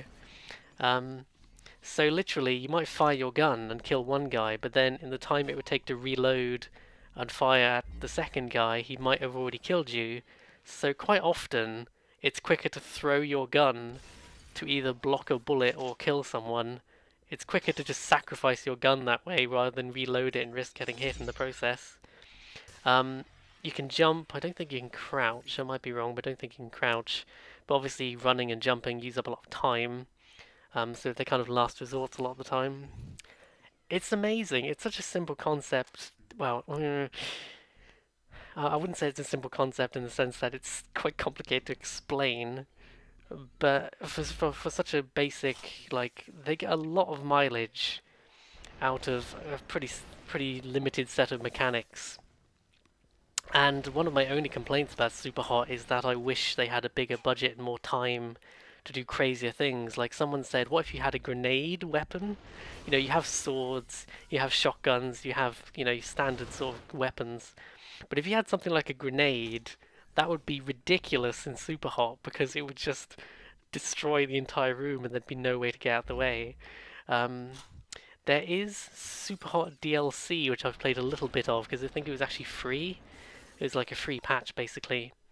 Um, and it adds quite a few little things. The Super Hot story is very basic. They do a kind of meta thing with it, but it's kind of surface level. It's just an excuse to do missions over and over again. Probably the most fun I had with Super Hot actually was doing like the endless mode. There's an endless mode where you just pick your map, and then you kill as many guys as possible before your inevitable death. And I think I've got over 100 before. And it's so fun to watch that footage back and just me going like, because you can watch it like whenever you die, you can then watch the level at normal speed, which is it doesn't actually give the experience of like what it is like playing the game, but to see you moving at normal speed, doing all these cool things, even in first person, where it's very cool. An addendum I have to mention for Super Hot is that I've also played Super Hot VR, the demo, on PS4, and it is every bit as amazing as it seems. I'm gonna have to play the full game because that would render the original version obsolete. It has some limitations in that you can't move you're much more stationary in Super Hot VR compared to the main game, but it makes up with that. Like if you have two move controllers, especially, it's so cool that you can like punch people with your hands and grab things. It works so well for Super Hot. There's only a bit of ambiguity I find as to kind of like, is that bullet about to hit me? It gets a bit more ambiguous in VR, which is a minor issue, but it is kind of. I find VR often adds a bit of a random element like that. Any sort of game that requires precision, like Hitman. Hitman works well in VR. The recent VR mode that Hitman 3 added, but it does have a lot of little quirks. Probably because it's not. I'm just talking about Hitman now, aren't I? Oh god, is that a premonition? Um, yeah, and Super Hot's not for everyone, but it is very unique. I'm not aware of a game like Super Hot. It's so hard to compare, and I'm always going to want to play any more Super Hot content because I actually played like the free beta demo that came out a few years before, and I was intrigued at the time, and it became a bit of a minor internet sensation. Yeah, there was a Kickstarter and everything. Um, so I'm glad that studio seems to be doing well because they made something really interesting, and you probably wouldn't get that as anything other than a weird downloadable um, side project from a big studio. So yeah, I super recommend Super Hot. One of the most innovative shooters I've played in years. Oh my goodness, I've got to stop saying like, oh man, oh god, oh jeez, oh man. I've got to stop saying these things every time I realise what the next game is, but it is true. Um, I have been trying to put the games I'm likely to spend 10 minutes talking about nearer the bottom of each section, but I'm not being very successful with that. The Last Guardian, and I'm gonna, spoiler alert, right? No, I'm not. Oh god, no, I won't say that. That's a bad choice of words. The spoiling of this list is that a lot of people had really mixed feelings about The Last Guardian, and that is not me. I loved it. I had almost overwhelmingly positive feelings about The Last Guardian, and funnily enough, some of my only nitpicks are that it kind of outstayed its welcome in a few ways, but some context. I really like Shadow of the Colossus. I've played the remake on PS4 as well. It feels funny to call it a remake because it's just almost exactly the same game with just better controls and prettier graphics, obviously. So it's such a faithful remake that it feels. I kind of started to get my memories mixed up of which one's which sometimes.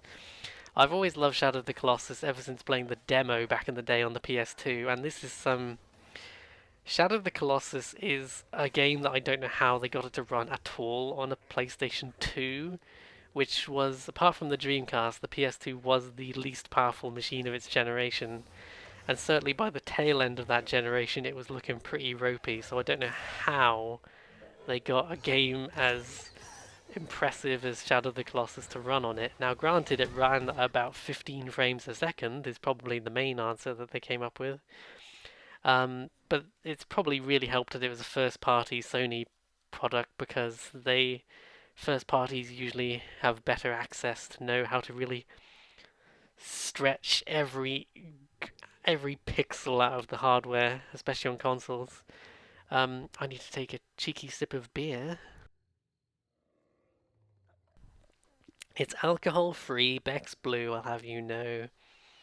I'm on a non-alcohol diet is too strong a word.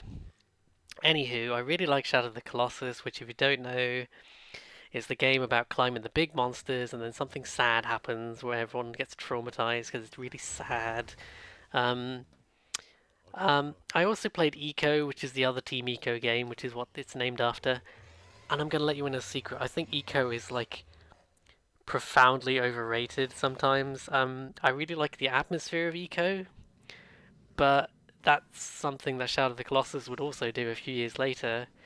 And Eco has all the same control problems as Colossus, but 10 times worse because you also. Most of Eco is an escort mission, and you're escorting this character who you're supposed to like and want to protect, but you spend half the game going like, no, Yorda, I think is her name. No, Yorda, don't get yourself killed. No, get back over here. Oh, there's one section where there's no danger, but she just climbs a ladder so slowly. It's like she's been in a cryogenic stasis for 20 years and her legs aren't working properly. She climbs the ladder so slowly. I wanted to fucking throw her down the ladder and kill her and end my suffering.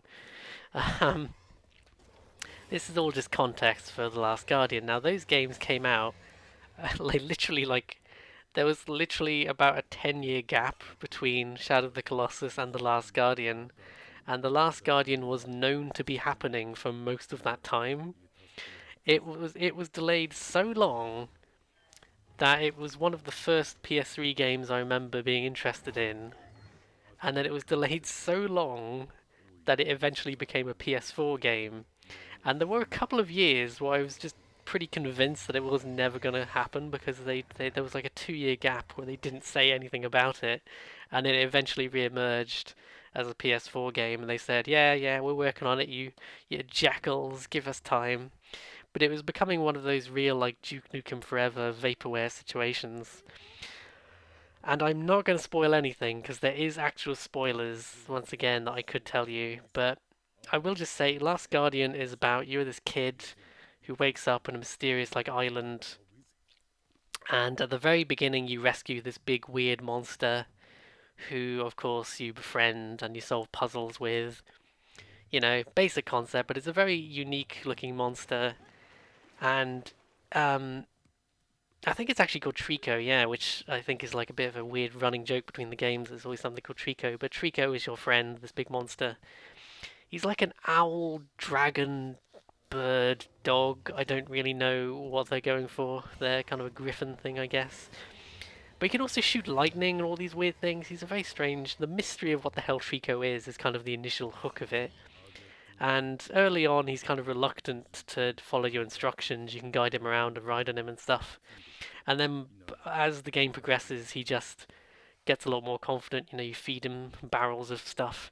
Um, a lot of these games have a real sort of minimalist story where there's very little to no dialogue, and it's just purely environmental storytelling. And oh, what's that mysterious monster that's trying to kill me? What does that mean? And there'll just be interesting background details that you could potentially miss, and there could be things that happen that maybe you don't put together. And the nature of why you're stuck in this island and what Trico is, and is he the last of his kind, or there's signs that there might be others around. He seems to be like hunted by the locals, you know. It's a really good mystery, and it's a very simple story that's just told. I saw some people complain that there's no story, and I'm like, no, it's a simple story that's just told with basically. There is some dialogue actually, because there's like your character's like narrating from the future, so it's that kind of plot gimmick. It's a bit redundant, really, because there's very little that happens in the game that you can just kind of infer.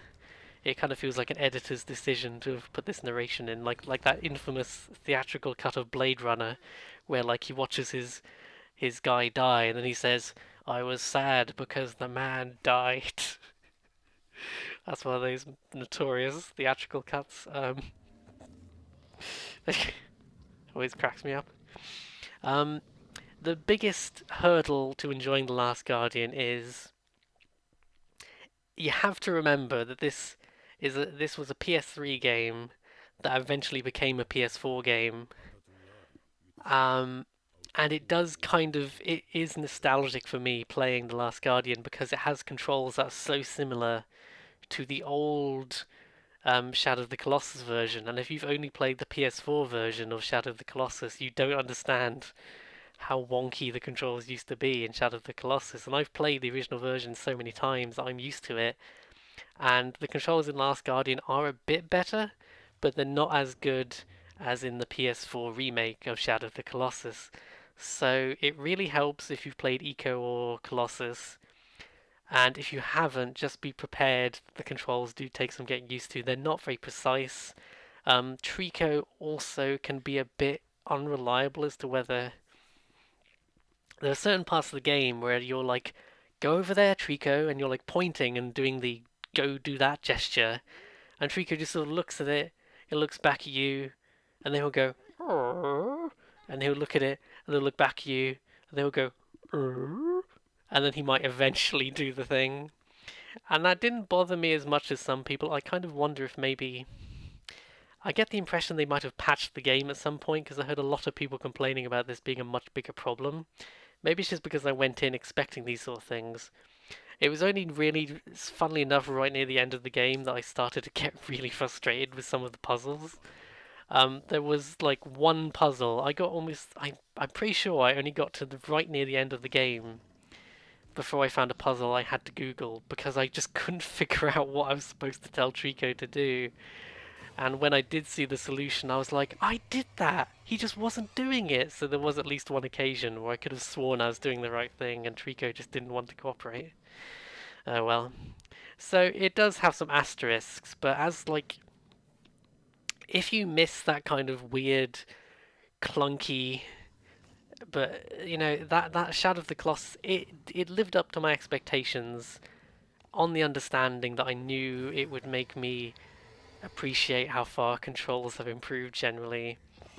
But you know, in a way, I kind of miss sometimes how different games, even in the same genre, could have very different controls. You know, you play a Zelda game on the GameCube, and then you play Shadow of the Colossus, and they're both games about riding around on a horse, but they control very differently. And The Last Guardian kind of being so similar to those old games in a way made me think of that. I hate when you describe a game or something as emotional and people just think that means like, oh, it's sad. I mean, it has sad moments, but also has moments of great like, oh no, we've got to run. Trico gets beaten up pretty fucking badly in various points in the game, and you're like, oh no. And I'm not gonna say anything. I'm not gonna say anything about spoilers. No spoilers. Um, but I really enjoyed The Last Guardian, and just on the understanding that it does have these weird oddities. I'm the target audience for The Last Guardian, and I liked it. Me personally, doesn't matter what you think. I'm the target audience, and I liked it a lot. Uh, and we've got Dark Souls 3, which is certainly Dark Souls. I'm very conscious suddenly that I didn't put Dark Souls 2 in this list, so I've gone Dark Souls 1, Dark Souls 3. To clarify, I have softened on Dark Souls 2. I think it's perfectly good. It's just kind of the black sheep of the franchise. It tried some things that were interesting, and it did some other things which were very bad. And then strangely, the DLC is considerably better than the main game overall, so it's hard to recommend Dark Souls 2 to a newcomer. Dark Souls 3 is very much kind of the let's keep it safe sort of sequel in comparison. And I must admit, because I've only beaten it once, a lot of Dark Souls 3 is blending together now, where I remember getting stuck on certain bosses, and I remember getting into invader fights in certain areas, and that sort of thing. I will say one thing, I've beaten Dark Souls 3 with a friend, and we beat most of the DLC, and then we got to the absolute very end of the final DLC of the game, so we're like probably 60 hours in at this point or more, and we got very near the end, and then my friend, in between sessions, my friend reformatted their PC, having forgotten that Dark Souls is one of the only games that doesn't let you back up your saves on Steam. So now I am stuck, the Dark Souls noob. I'm stuck at the final boss of the final DLC of the game. And unless my friend can be bothered to play all the way back up to that point of the game, I am just gonna have to rely on the kindness of strangers to try and beat the hardest boss in the game, or do it by myself. God, there's very little to say here other than it is more Dark Souls, and it's kind of from a purely objective standpoint, it is as good as Dark Souls One. I just find it hard to get as excited about it, because it is just more of the same. It has some just. Having said that, I do appreciate it more because Dark Souls 2 shows how Dark Souls kind of falls apart without having those kind of tightly designed encounters and memorable areas and great bosses. Dark Souls 2 has some of those, but the quality varies wildly, and there are so many areas that just feel like padding where nothing is accomplished either narratively or just in an engaging combat sense. Whereas Dark Souls 3 is much more sort of like, there are very few guff areas in Dark Souls 3. Every place feels like it serves a point. And there are a couple of genuine plot twists where things are referenced from the previous games in a clever way. And I was like, oh, I didn't see that coming. And it helps that there are a lot of mechanical improvements. Like there's an extra attack you can do with a lot of weapons now that uses a separate power bar. That's kind of a throwaway feature, but it's a good idea. And they've improved all the multiplayer stuff. Like some of the multiplayer elements work better than they do in Bloodborne, which came out only the year before. And it makes me wish the Bloodborne had those. So, what are you gonna do? I'm really grasping at straws, other than to say Dark Souls 3 is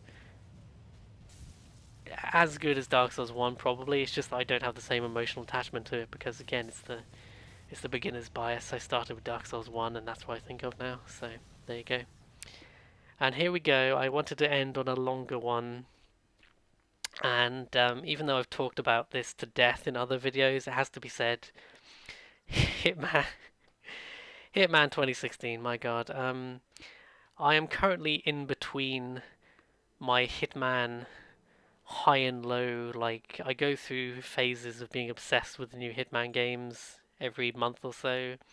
I'm currently coming down on that a bit because I played a lot of it. I played a lot of Hitman 3 recently, and now I'm kind of having a break after overloading on it.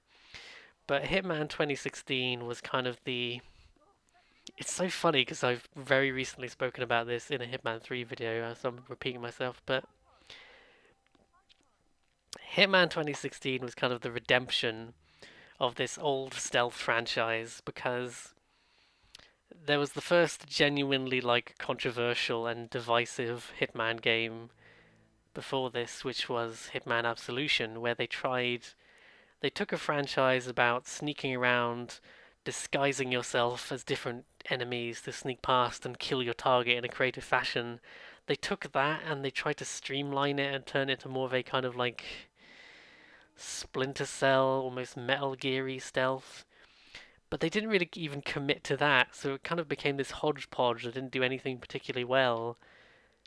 And when you consider that there was a 6-year gap or something between Hitman Absolution and Hitman Blood Money, which was previously considered the kind of creme de la creme, the peak of the franchise that every game afterwards would have to try and emulate. The fact that Absolution was a real mess and had some real weird tonal problems too, it's not a good sign when the first trailer that a lot of people see of your new Hitman game, a franchise about stealth, it's not a good sign when the first trailer they see involves a bunch of nuns in BDSM gear turning up with rocket launchers to try and kill the protagonist. Hitman is a series with a lot of silly things in it, but that is jumping the shark, as the French say. I'm not sure why the French say that. Is that a thing that people say that the French say? Has a certain je ne sais quoi, as the French sharks say. I'm definitely mixing up my metaphors now. Are we quite sure this beer is alcohol free? I'm not convinced. I think this label's lying to me. This Beck's Blue feels alcoholic now. I had another sip just to check, and I think maybe my Beck's Blue has been spiked. Agent 47 spiked my beer. Oh my god, it's coming around. Anywho, after that, We wanted a regular Hitman game again, and the confusingly named Hitman, which was released in 2016, is the first of the World of Assassination trilogy, which has just concluded with Hitman 3. And Hitman 2016 is, in a word, amazing. It is a complete redemption, it is a complete apology, not without some caveats. It is like what Hitman has always been good at is just having a big level with loads of different avenues to how to find your target and kill them in creative ways. Maybe I'll disguise myself as the milkman and hide a gun in the milk crate, so I'll get past the guards and then get into the kitchen, and then I can knock out a guard and get up to the bedroom and shoot him with the gun I smuggled in. Stuff like that. Um, and of course, with the modern technology, it's impressive what they got away with, because most of the old Hitman games ran on a PS2. And it's impressive what they got away with considering that. But of course, now by the time you had the PS4 and the Xbone as your lowest common denominator, and obviously PC as well, but development is generally for the lowest common denominator. So by the time you've got these powerful consoles, you can do a lot. And the levels in Hitman are frequently not just big, but dense. Like there's the first proper level in Hitman 2016 is in Paris at like a fashion show, and it's not the biggest Hitman level ever, and certainly not in that game, but it feels dense. There's like 3 floors, and it feels like there's always something going on. There's like a big party on the ground floor. There's more of a kind of like private party on the second floor, and there's like the secret illegal data broker meeting going on the top floor where your other target is. Almost without exception, the Hitman levels, the new and you must forgive me if I kind of get the levels confused between Hitman 1, 2, and 3, because I kind of almost think of them as one big game because they are structurally so similar, and it's just almost like having a level pack with a few tweaks. But it's amazing how much thought has gone into perfecting the Hitman formula is about as perfected now as I can imagine it being, where even little things like how you have this throwing ability where almost any object can be thrown as either a blunt or a lethal weapon. And that just creates incredible moments of you'll be sneaking around and then someone will enter the room unexpectedly and you can select an item and just thwop it across the room, and it's this very satisfying action of knocking them out or killing them, depending on the object. And that's such a great feature that adds so much like moment to moment tension. I think a good stealth game, I always say, it will make you feel powerful when you're hidden, vulnerable when you're exposed. But the key in between thing there is, I think failure should always be failure should always be like a threat. Like if you mess up, if you're not careful, failure is always looming in the background. But if you get spotted, I think a good stealth game will always give you a chance to like get away or knock them out or something. So I think frustrating stealth is when it's like you feel like one alert goes off and you might as well just restart the whole level. I play Hitman without quick saving just because I find that it's fun to learn the level, get more and more efficient running through, and to even if I make a mistake, it's fun to have to deal with that and change the plan on the fly. If you get spotted, knock the guy out, and if someone hears you, run away. You know, from a practical standpoint, there's no real reason not to kill them rather than knocking them out. But you get a much better score if you don't kill anyone other than your target. And therein lies the crack addiction quality, where you've beaten this level, but can you beat it in under 30 minutes? Can you beat it on the maximum difficulty? Can you beat it without using the mini-map? Can you beat it without killing anyone other than your target? And can you beat it without killing anyone other than your target, without anyone noticing you, without any camera footage being recorded of you? you know, and can you make it look like it's an accident? You have certain kills that will look like accidents, so long as no one sees you do it, obviously. Um, and that includes poisoning, I think, strangely. You'd think someone would figure out that they've been poisoned if you've put rat poison in their drink and they die of the rat poison. Um, but apparently that counts as an accident. I guess if they don't check, it would look like they've choked to death. Video games. Um, and with only really one exception in Hitman 2016, here's the thing. If you play these Hitman games and you just play each level once, you could probably get through the game in about 5 hours.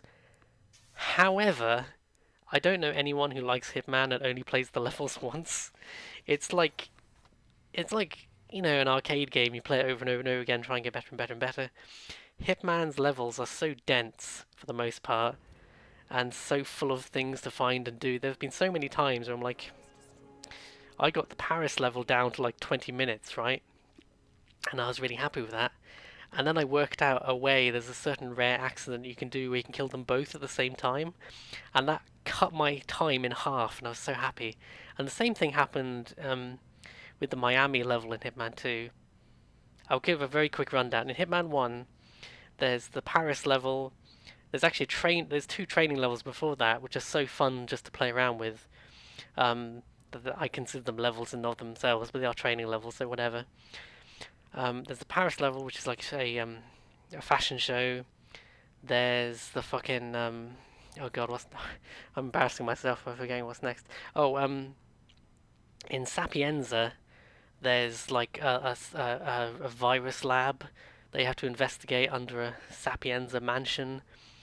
There's a in Marrakesh, you get like political in Marrakesh. We have to stop a coup from happening by killing the leaders of the coup. Um, there's Colorado, where and this is, I'm going to be honest, probably the worst map, but it's still fun to have 4 targets in this like militant camp in America somewhere. You have to kill the 4 leaders of the militia, and it's fun to have 4 different targets in one map. But the actual layout of the map feels kind of random and not thought out very well. And finally, there's Hokkaido. It's a fancy hotel for the mega rich. It's a fancy hospital for the mega rich in Hokkaido. And it has this amazing gimmick. I'm not going to go on about this, but I just have to mention this. It has this amazing gimmick where, in this one level, there are no traditional locks on the doors. Every outfit in the level has a certain security clearance, so certain outfits will open certain doors, and there are only a couple of ways. If you can impersonate the director of the hotel I keep calling it a hotel. If you can steal the hospital director's outfit, that'll obviously open most places, but it won't open all the janitor doors, for instance. It won't open all the security doors. It'll just get you through to the operating room and the director's office and that sort of stuff. There are a couple of very specific ways to hack the system, but for the most part, I think that's just a good example of how, in a Hitman game, which outfits you use are effectively keys to get around the level. You can sneak around a level without having the proper outfit, so you're trespassing, but obviously that's a lot harder because if anyone sees you, they'll be suspicious. So to have a Hitman level where your outfit is literally a key that literally opens different doors depending on which outfit you have is such a simple gimmick, but the entire level feels designed around it, and it's amazing. That's all I'm going to say, really, because Hitman, again, it is absolutely one of my favorite stealth games, and the only caveat I will say about recommending Hitman 2016 is that the best way to play Hitman 2016 is by owning Hitman 1, 2, and 3 all in one mega pack and importing the data across, because you can actually play almost all the levels from all 3 games. You can play almost all of them in Hitman 3, where they have all the little improvements that Hitman 2 and 3 installs. Like, Hitman 2 lets you hide in bushes and crowds as like an actual effect where you're harder to see in crowds, which is very useful. And that is actually sort of backwards implemented into the first game's levels if you play it through Hitman 2 and 3. And Hitman 3 has a VR mode, so that's cool.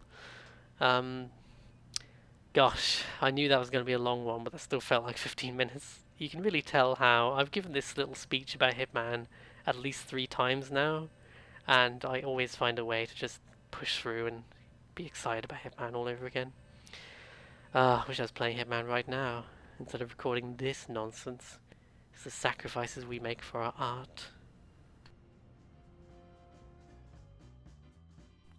People in the comments, you've got to tell me, is there some sort of scientific explanation or supernatural explanation even, whatever you got, is there some explanation as to why every time I sit down to record something, even if I spend 10 minutes clearing my throat and drinking a gallon of water and probably doing handstands and, you know, just clearing my larynx in every possible way, why is it that every time I sit down to record, I always just have a stuffy throat and a blocked nose? Maybe I just walk around like this all day and it's only when I decide to record something that I notice. Maybe that's the pseudo-intellectual explanation anyway.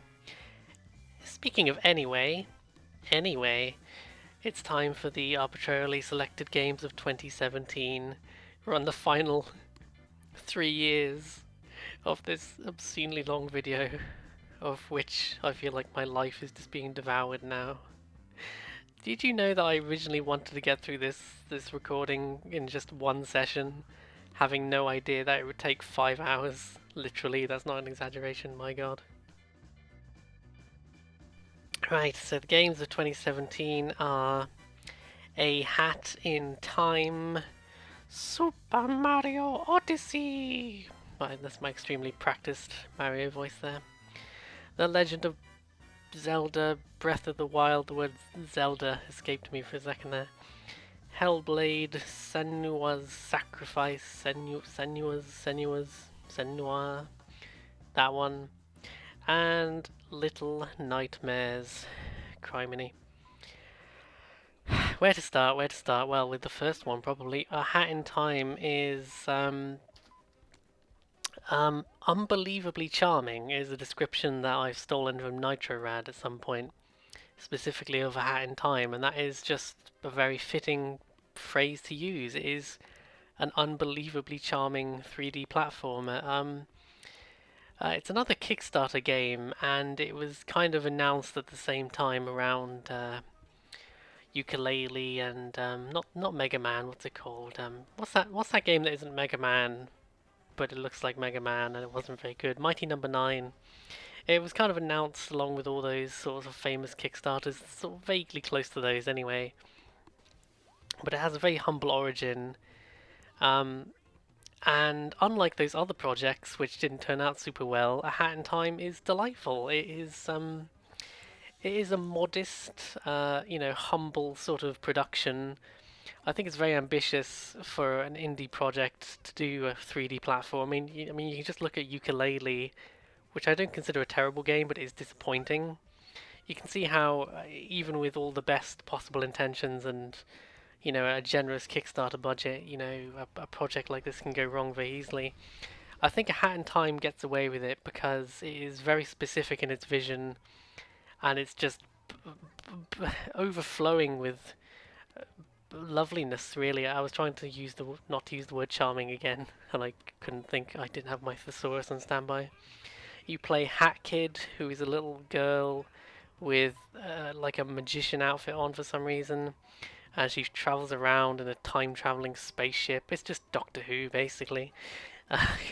And she crashes on this planet, and the entire objective is to collect all your magical hourglass timepieces to repair your magical space-time ship and go back to wherever you came from. And that's the entire plot, but there's like 5 big levels with little levels in between. And they're all complete. All the like level hubs are so different and so weird. There's one where you're like sneaking around the Russian mafia, but it's like at a seaside town. And then there's one where it's 2 competing director birds who are trying to compete to film an award-winning movie. And you can actually gain points for each side, and whichever one you do a better job in the levels will actually win the contest. And there's one which is like really actually quite scary, set in this like creepy dreamlike nightmare world where you have to you you you willingly sign your soul into servitude to this creepy demon creature, who then gets you to do jobs to try and get your soul back. And then there's one sort of set in sort of like a Himalayan sort of landscape with these weird goat creatures, and there's some sort of corruption that's taking over. And then finally, there's like a big plot event at the end, which is kind of a spoiler, but it's a big boss fight essentially. Um, I think it's a sort of game you pick up and play, and you pretty much immediately understand. But it feels very, very, and I think they might have even just come out and said this in interviews. It feels extremely influenced by those sort of GameCube era, PS2 era platformers. So you've got a lot of the first level setting, especially, feels extremely influenced by Super Mario Sunshine, that seaside town, and the way you can climb up walls is quite Mario-esque as well. Some of your attacks remind me of like Psychonauts and the way you can jump around. There's another obvious game I'm forgetting that it reminds me of, but it'll probably come back to me.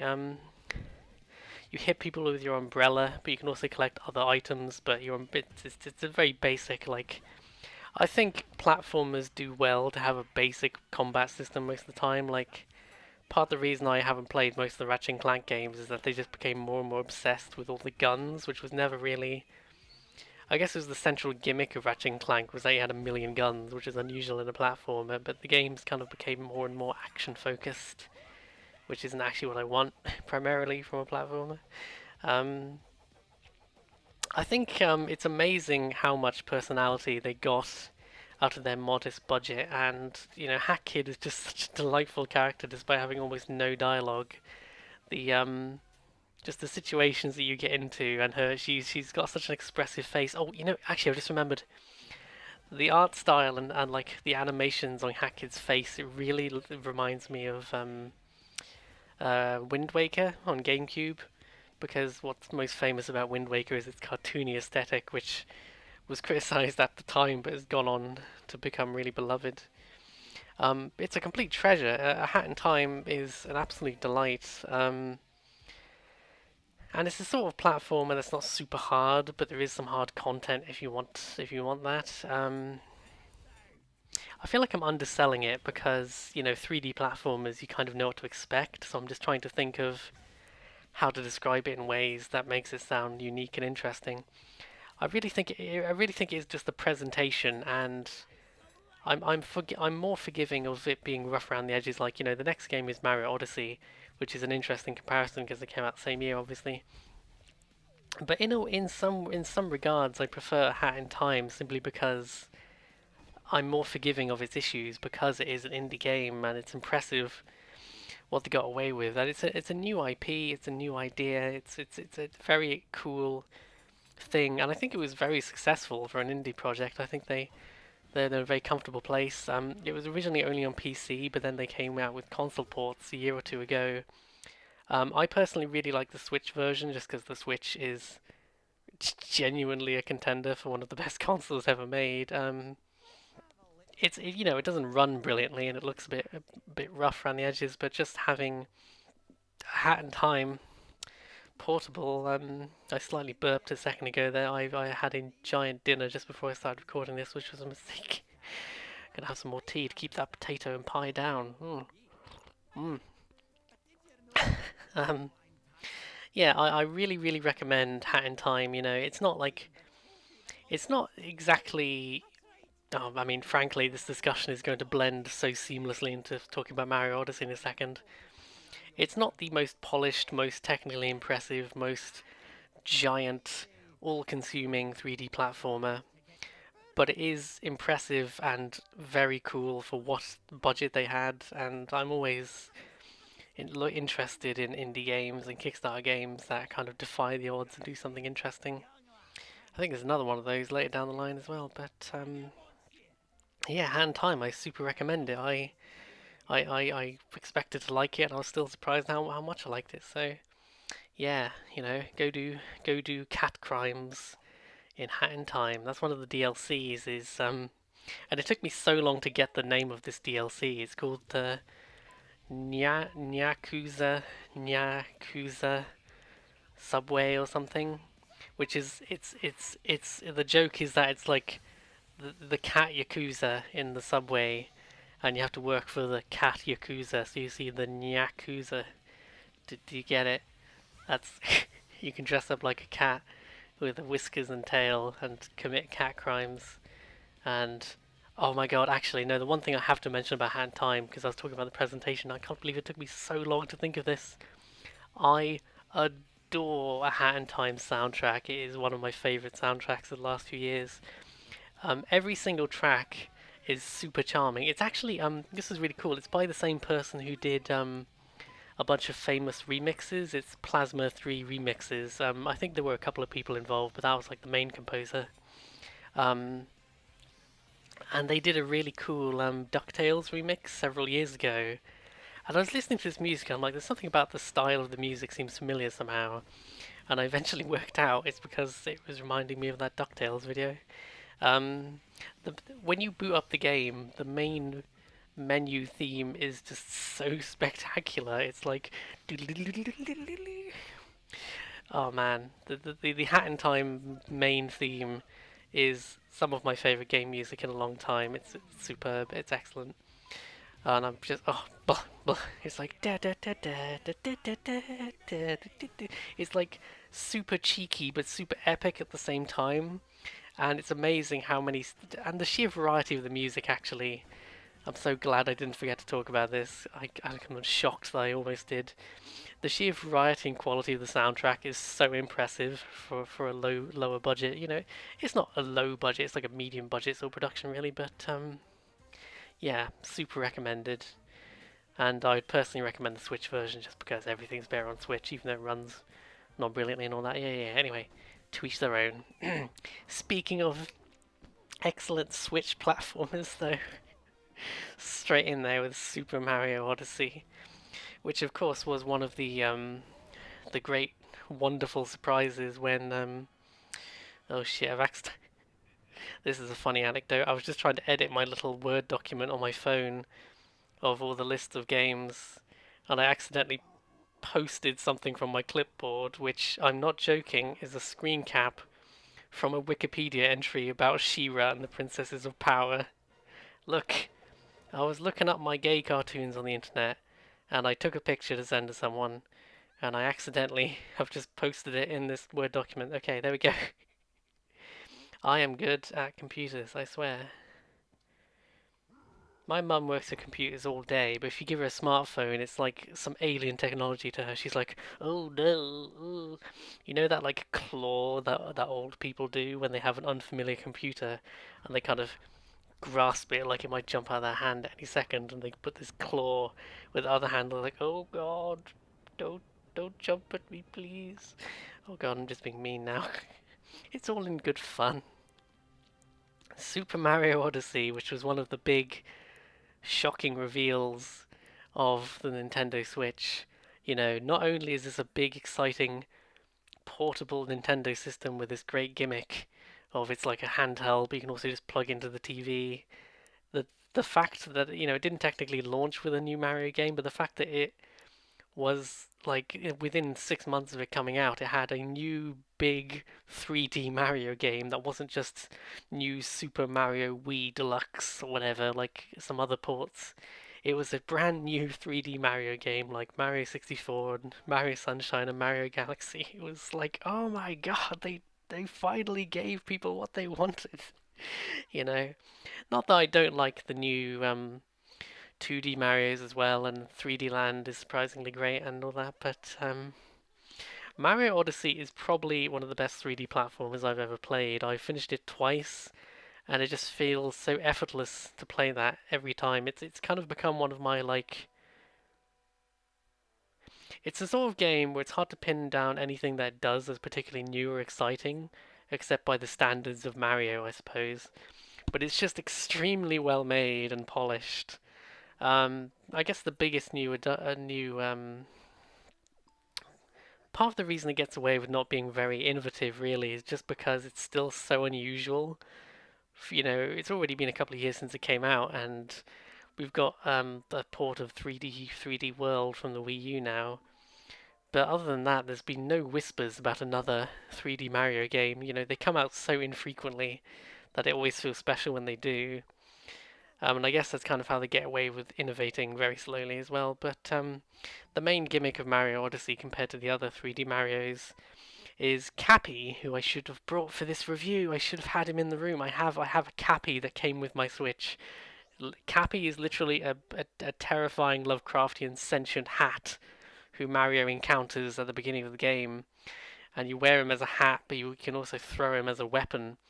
And if you can throw Cappy onto almost any enemy or object, can be possessed with Cappy. You throw Cappy onto the enemy, and then you become the enemy.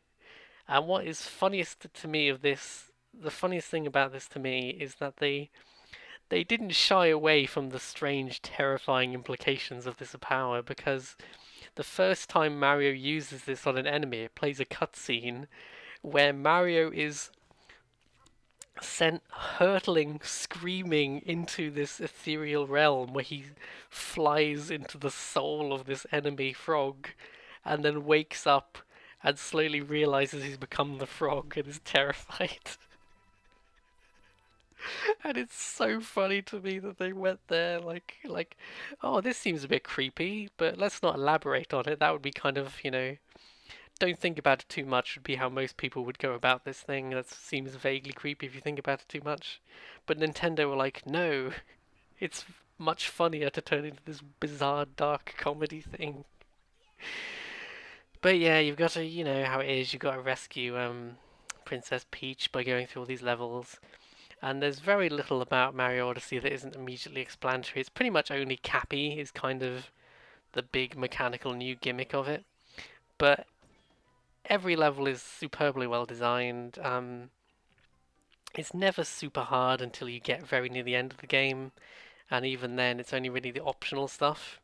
But I genuinely consider that I consider it really good design for your game to have a low skill floor but high skill ceiling, and that means it's very easy for someone who might not even play a lot of video games to get into a game like Odyssey. And they can just have a good time even if they're not good enough to finish it. But if you're more confident with games, you can get through the easy stuff quickly and then spend your time getting the much harder challenges. And it's superb. It is a killer app for the Switch, there's no question about that. I think they said somewhere that it was always developed for the Switch. I wondered at some point whether it was initially planned as a Wii U game, or maybe they were going to do a Wii U version, but maybe not. Considering how long these Mario games take to come out, I just sort of assumed it might have begun life as a Wii U title, but there's been very little suggestion that is actually the case, so I might just be imagining that. Again, this is not a surprising entry. Mario Odyssey is very well regarded as one of the best Switch games. Certainly in the first year that it came out, it was just, you couldn't get away from everyone talking about Mario Odyssey. And there's none of this limited release bullshit that we all bought into still with Super Mario 3D All Stars, which we all bought it anyway because we're suckers. We are chained to the capitalist hellscape that we occupy. With the look, Lisa. Maybe you have a point about America being the land of opportunity, and maybe Odile has a point about the machinery of capitalism being oiled with the blood of the workers. Both points of view are perfectly valid, Nintendo. I'm mixing my metaphors and my Simpsons references a bit here, but we are all suckers. We are all just insatiable when it comes to Nintendo content. Even though Nintendo are just the Disney of video games at this point, unfortunately, and maybe they have been for a while, Disney's always like, we're the family company, but don't pirate our shit or we'll kill you. That's very much Nintendo. And now they are doing that very Disney thing of like, hey, is this beloved property? In the vault it goes. You must buy it now or it'll be gone forever. That artificial scarcity, which is one of the worst things about media companies, whatever. It's not like 3D All Stars is actually rare because it's sold so well that physical copies will be around for a long time, but oh well. Moving on. I need to find something else to say in between the games. Oh look, speaking of can you tell that a lot of good games came out on the Switch in the launch year of 2017?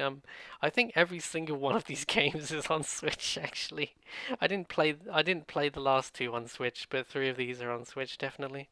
Um, Legend of Zelda Breath of the Wild, obviously by far the highest profile launch title for the Switch, and people go back and forth as to whether it's the best Zelda.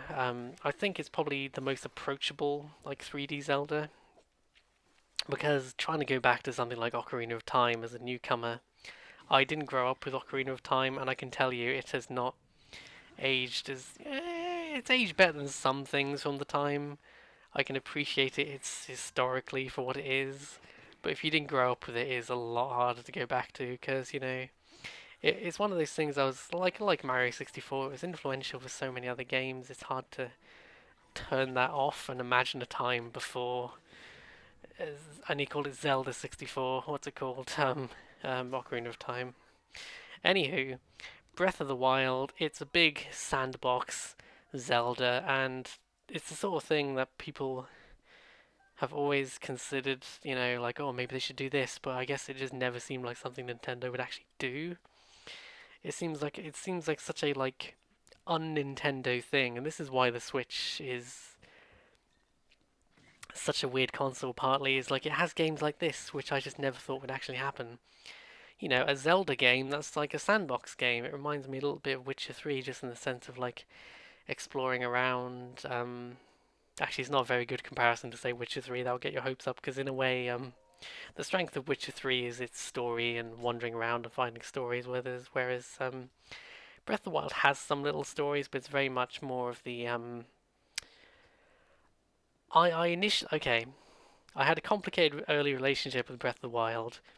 I initially loved it for about 3 or 4 hours. I was having a great time because you start like this tutorial island that's like a plateau before you have to like um go down. There's some fucking dogs barking outside. That's distracting.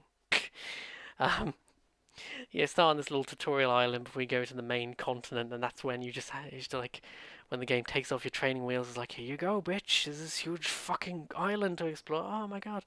Um, and all of that is great, but I do find I was trying to play it as like the game kind of has all these systems like a stamina bar, and the combat is kind of Dark Soulsy in the way that you have to block and time your attacks, and you're encouraged to find ways like using explosives to do damage rather than using your more precious weapons. And it kind of has this sort of survivally sort of the way you have to eat food to get your health back and stuff. It's a surprisingly sort of survival-ish tone to the gameplay, which works really well with the exploration. The problem is, it is cartoonishly easy to just get your health back because food is everywhere, and you learn very quickly that you can pile a bunch of food items into a cooking pot to make them even better. And that's fine.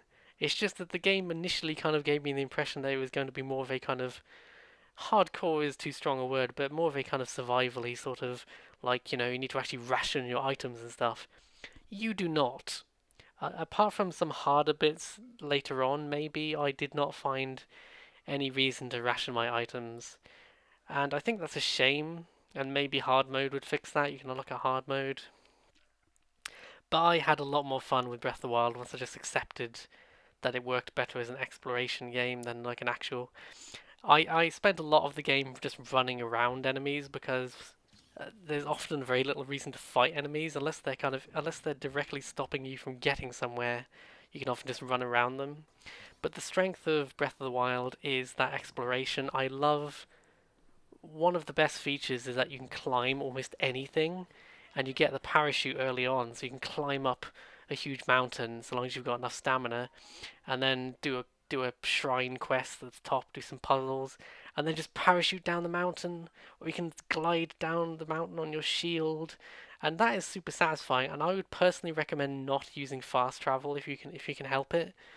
Um, you do get horses. The horses are a bit annoying though because you can whistle to get your horse, but the horse can only hear you from like 50 meters away.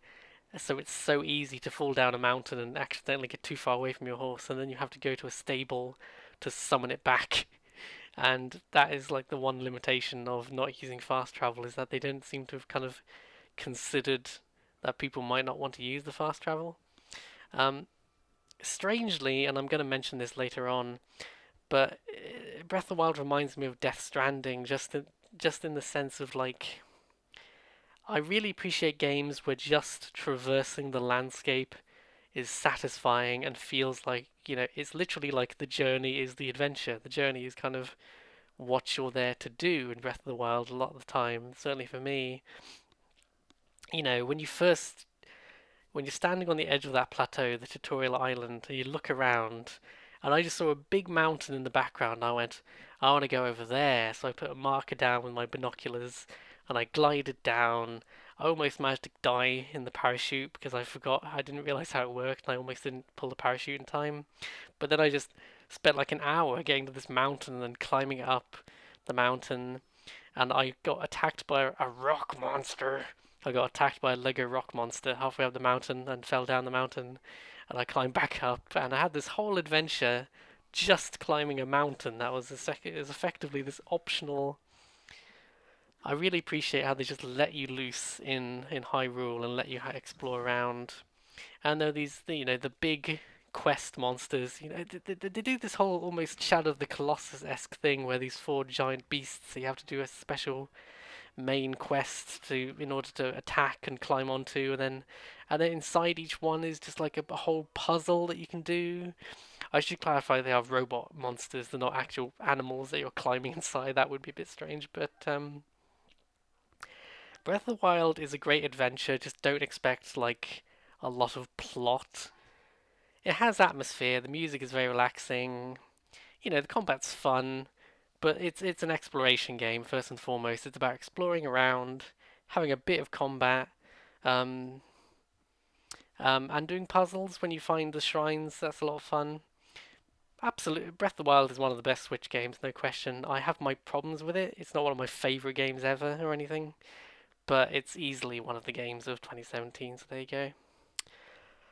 And now we've got an excuse for a cup of tea because I've actually run out of breath talking about Breath of the Wild, so I need to Breath of the Wild. Haha. I need some breath of the tea, whatever that means. Hang on.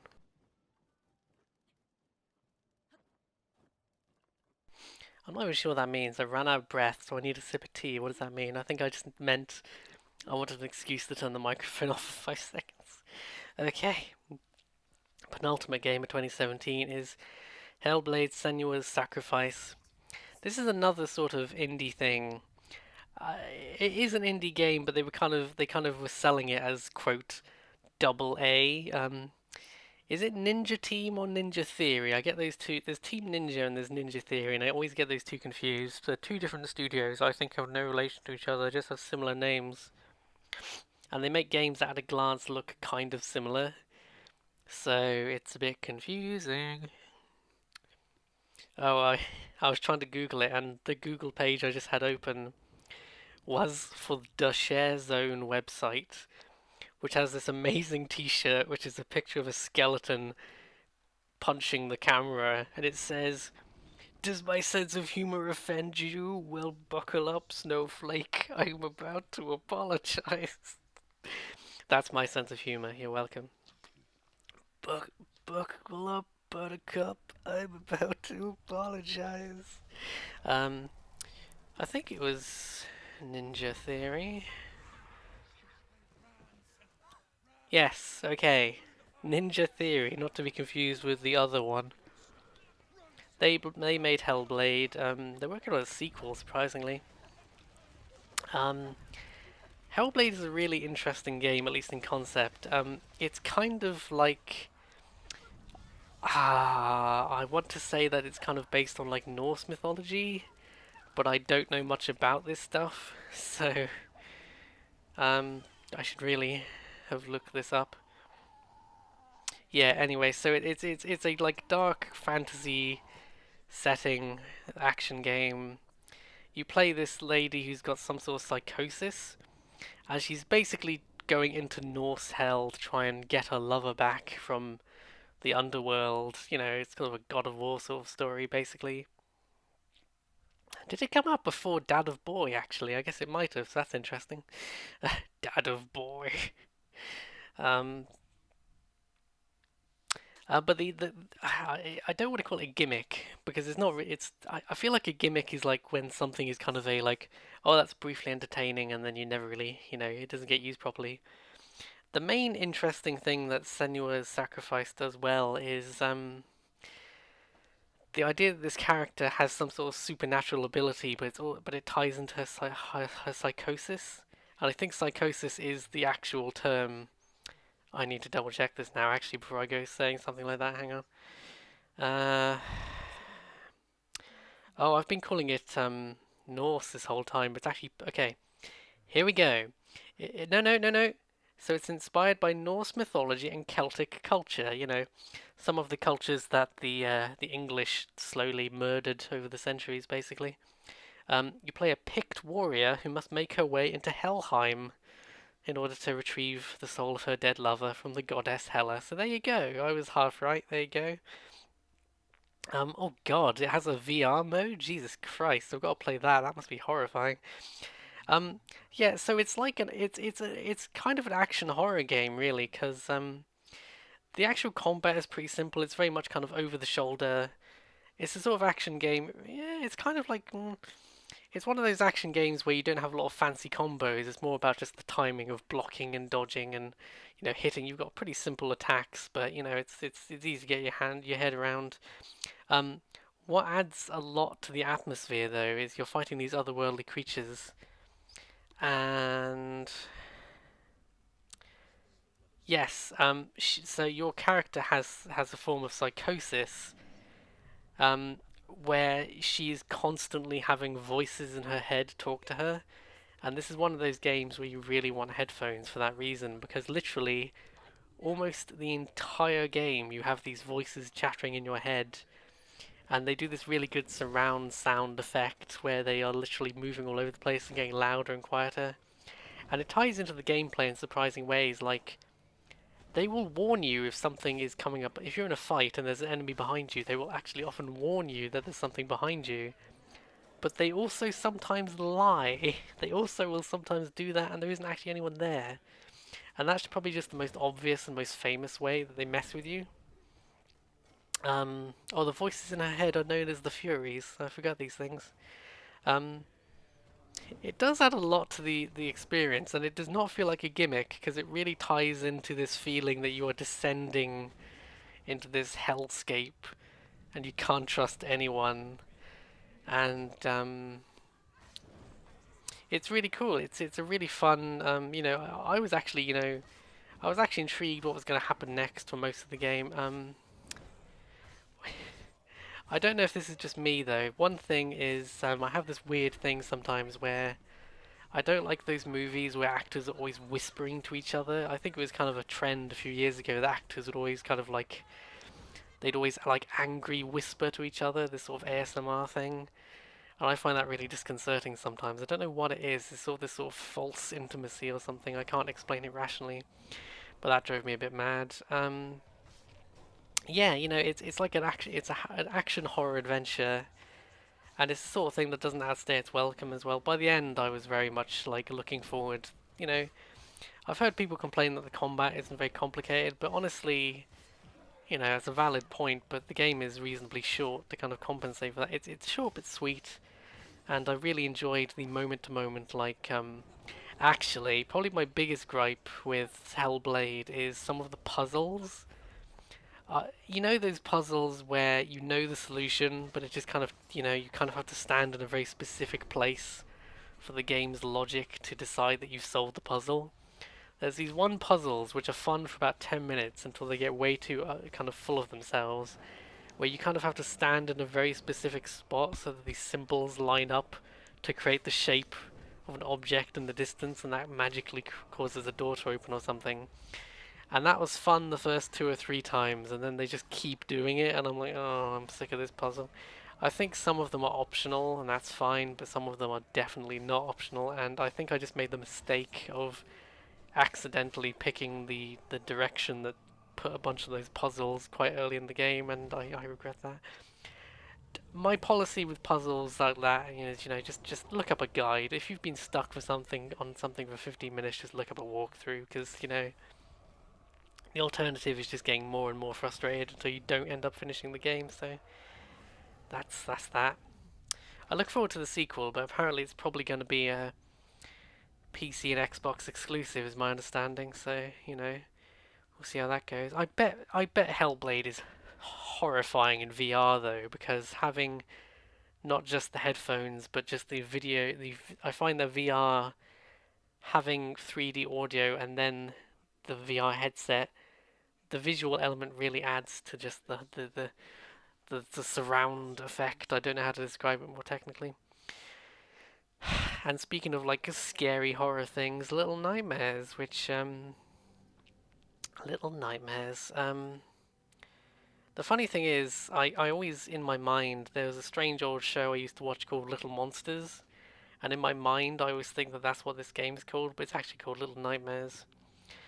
Little Nightmares is one of those weird like it's a very me game, And do you remember? I need a sip of tea actually.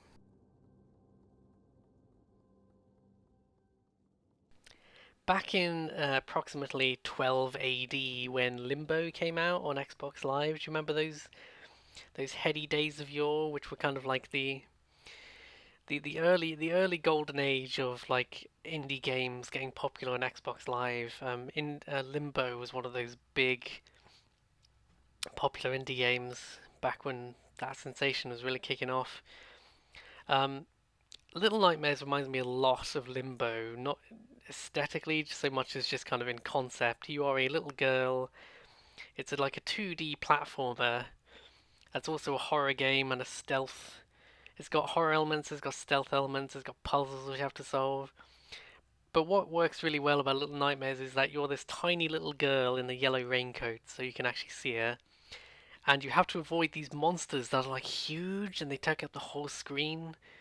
It's like you're a tiny, inexplicably tiny little child on this boat full of massive, horrible monsters.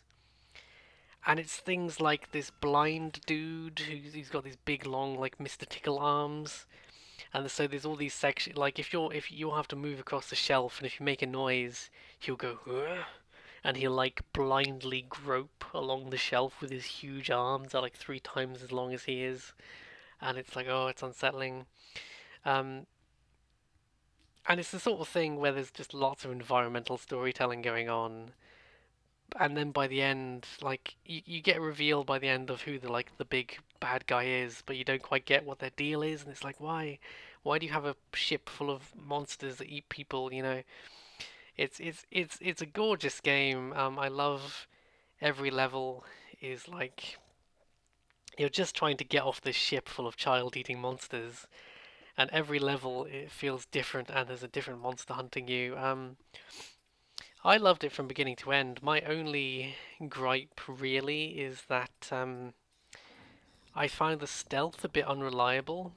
It feels like you have to be very patient and methodical. I think it's like there's kind of like it's one of those stealth things where there's like one solution that the developers have planned. You have to get past the monster by throwing a rock and then waiting until he's completely left the room, and then you can sneak past. And it just feels like if you don't follow that exact formula of how to solve the puzzle, the monster will always hear you.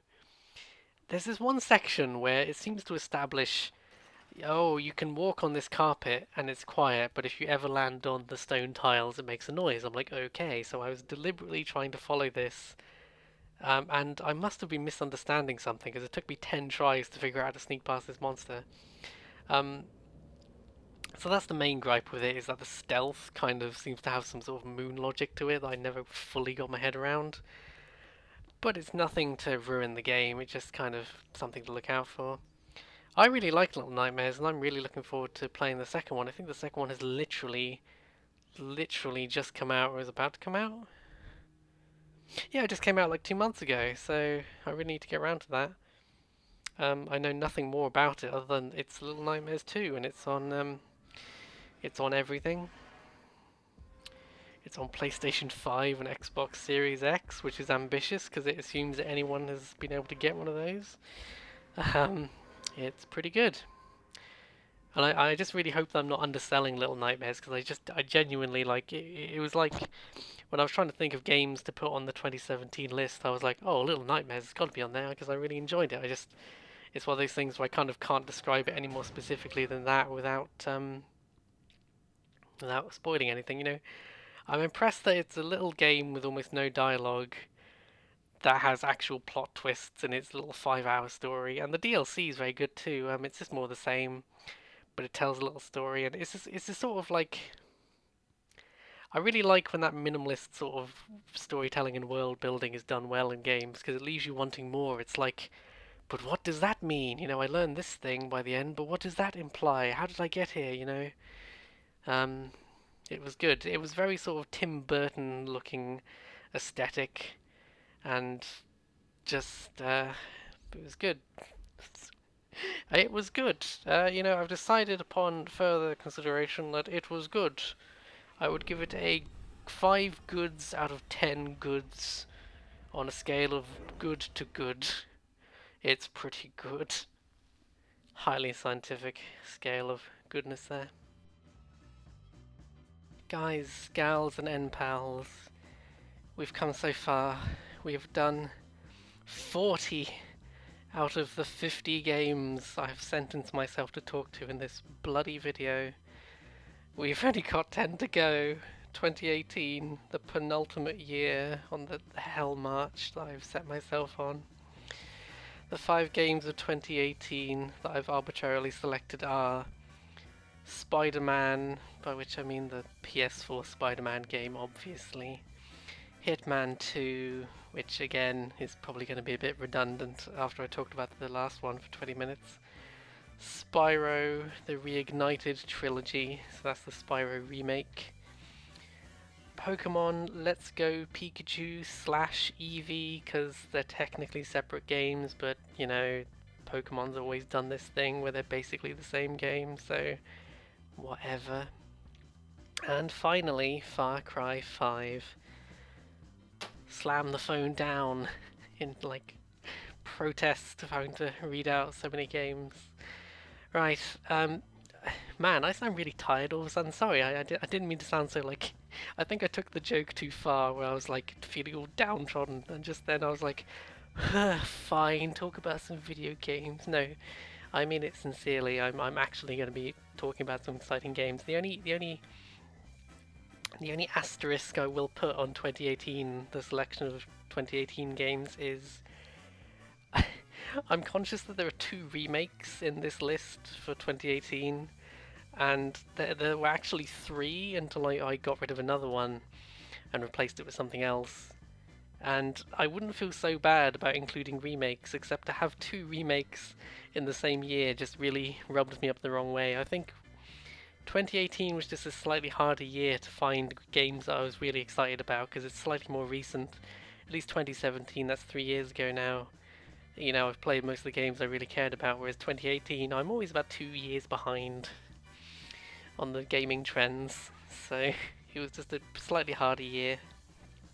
But let's kick it off with Spider-Man 2018. I guess you got to call it that now. You can't call it Spider-Man PS4 even anymore, because there is another Spider-Man game that's on PS4 as well. I guess there might have been a couple, but Spider-Man 2018, silly name for a great game. It's, again, I don't think it was very hyped up. It felt like it was coming off ages, and then it finally did come out, and it was exactly what everyone had hoped for. It really is probably the best Spider-Man game ever made, and probably one of the best superhero games.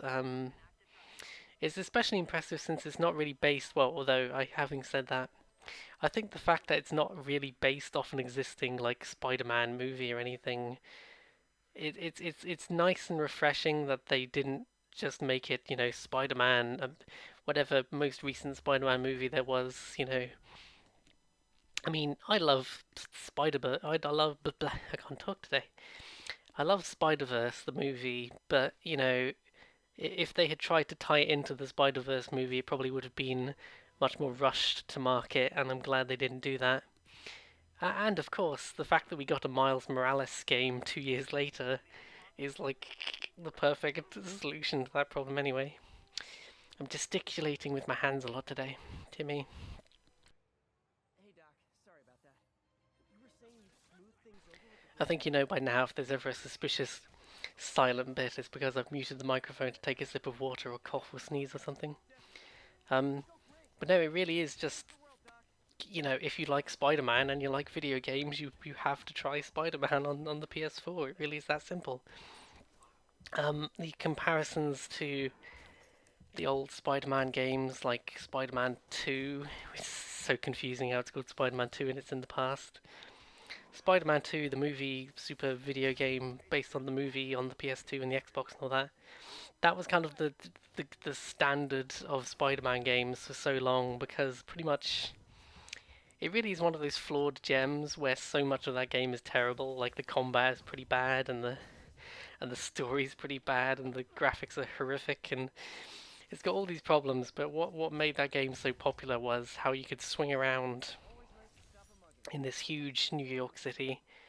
And the swinging was such a beautiful physics-based affair, and just getting the feel for how Spider-Man swings around.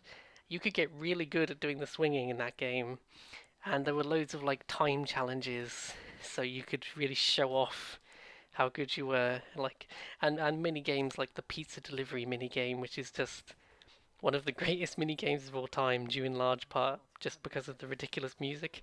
It's, oh my god. I occasionally hear that music used in like YouTube poop videos and it always makes me so happy. That specific version of that song, so I know exactly where that sound file has come from. I think it's funnier that most of the versions on YouTube are really distorted and bad. That just makes it more authentic. Having that blasting out of my old giant fat 4x3 TV that I had my PS2 plugged into for about 10 years probably. Um, I guess this is another one where I'm kind of struggling to think of much to say just because it really is.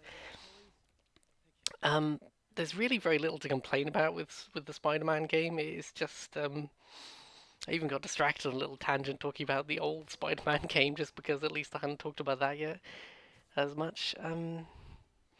It's really it's just really good. It's incredibly polished. I think they did an incredible job of like there's a huge amount of just dialogue and but like it's kind of moment to moment funny dialogue and I think I find some of the recent Spider-Man movies for instance they try too hard with Peter Parker to make him sound whippy and quippy and cool. But whereas I actually thought I'm a big fan of the Sam Raimi Spider-Man movies, even though the third one is kind of terrible. But I think they really got the balance right in those movies where Peter Parker is a dork, and he's a dorky, nerdy guy who no one takes seriously. But when he's Spider-Man, he becomes much more confident, And it's not because he's literally a different person. It's because when he puts on the suit, he can just be himself and not feel, he knows that people will be impressed by Spider-Man, and he becomes witty and quick to snap back at people. Some of the other Spider-Man movies, they kind of make Peter Parker seem too cool. Not, I don't know if cool is even the word, but he doesn't seem nerdy enough. He doesn't seem dorky and socially awkward enough. Whereas I think people kind of make fun of Tobey Maguire, but like that awkwardness works perfectly for Peter Parker and that sort of character. Even Spider-Man 3 with the notorious dancing sequence, that's just how Peter Parker thinks. When he loses his sense of empathy and just decides to try and be a cool badass, that is kind of what a dork like Peter would think is cool, is to just act like a complete dick in public. Um, a daring creative direction choice from Sam Raimi there. Um, God, I'm so easily distracted by talking about other Spider-Man media, but it is really just because there's not much that hasn't been said. Okay, I should assume that you have never heard anyone talk about the Spider-Man PS4 game before. It is one of those sandboxy things like the old games. You can swing around. The combat is so much better than it has ever been before. It's basically like Arkham Asylum, Shadow of Mordor. It's that sort of thing where you're really encouraged to you press the counter button whenever the enemy flashes, and you do a counter attack and you keep your combo going.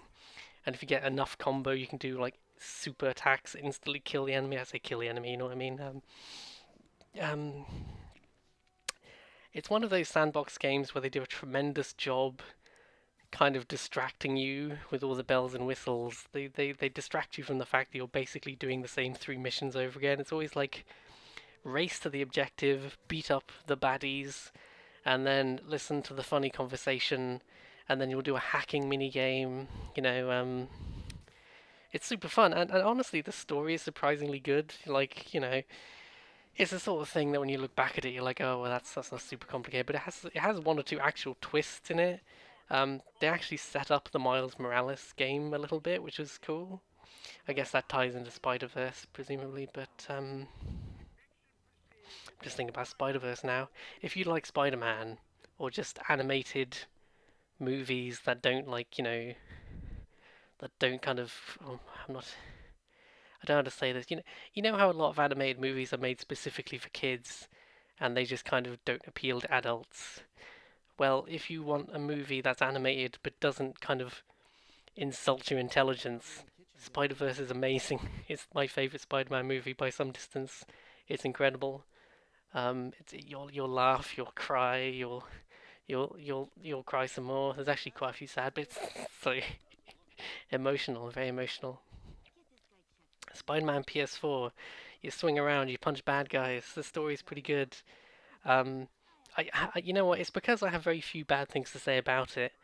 Oh, I do have one nitpick, but not a lot of people have mentioned this, so it seems to be only something that bothers me. The combat is very Arkham Asylum in that kind of the way it has a kind of rhythm to it, and how you punch, punch, counter, dodge, roll, that sort of thing. And you have all these gadgets which are really fun.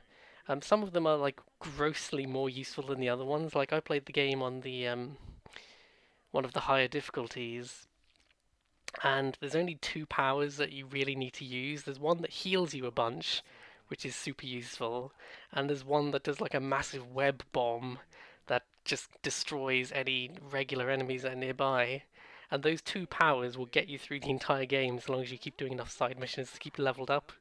But one issue I had is in Arkham Asylum, there's loads of like little shortcuts, little controller shortcuts you can do.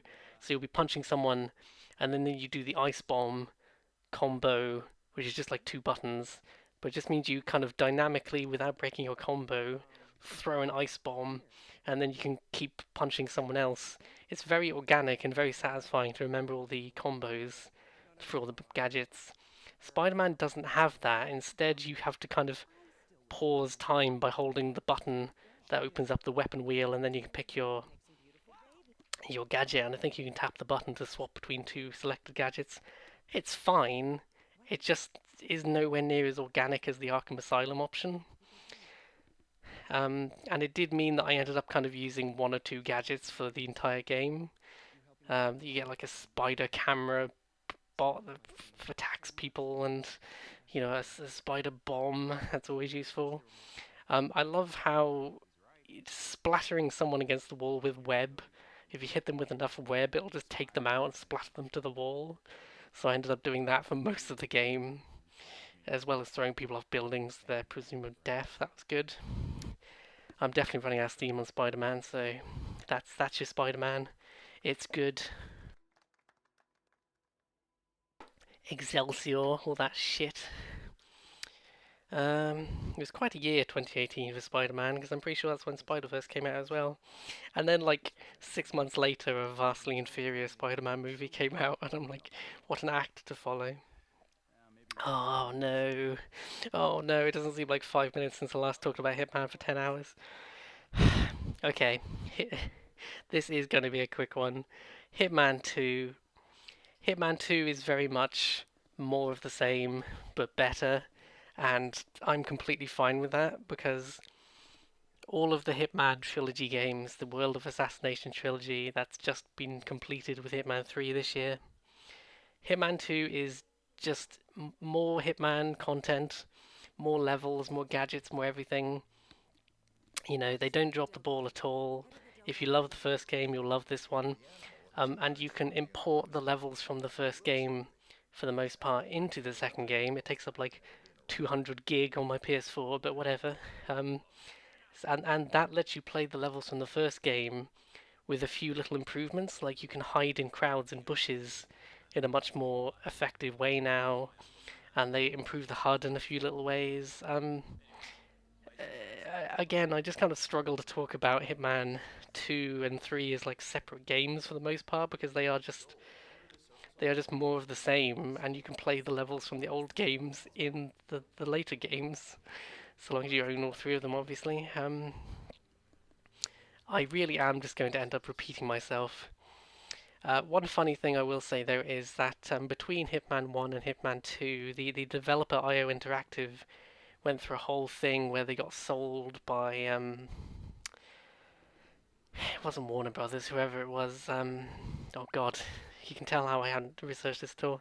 They got sold by the publisher who kind of owned them, so they kind of became independent now. They're technically an independent developer, but I think they have a publishing deal with Warner Brothers now.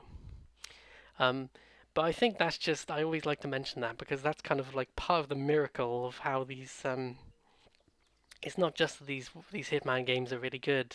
It's just that they're really good and they came out against all the odds. I think after that first one kind of didn't meet their sales expectations, um, there was this real question as to what would happen to the company, and not to mention the rest of the trilogy. And I'm so happy that not only did the company not go under, but we got these great games and they were everything we wanted them to be. And I think the word of mouth has just become so strong now. Apparently, Hitman 3 made its money back in like a month of sales, which, if that's true, that's ridiculous. And I'm sure they had some sort of publishing help in that regard. It's not an entirely self-published thing, I don't think, but I'm so happy for those developers, and I hope they are going on to the grand things with their James Bond game they're making now. I don't think we know anything about that yet, just other than very loose details. It's going to be interesting. Yeah, I already spent 15 minutes talking about Hitman 1, and this is really just more Hitman, but it had to be in the list because together the Hitman trilogy is one of my favourite stealth games ever made. I take about a month off. I think I'm in a kind of hiatus at the moment, and I go back and I find another level to play, and I just master it, and it's just, oh, it's so fun. It's a shame that Hitman 3 came out the next decade rather than the previous decade, but maybe that's for the best because I'm clearly struggling to think of anything else to say. Hitman 2, go play it, you damn fools.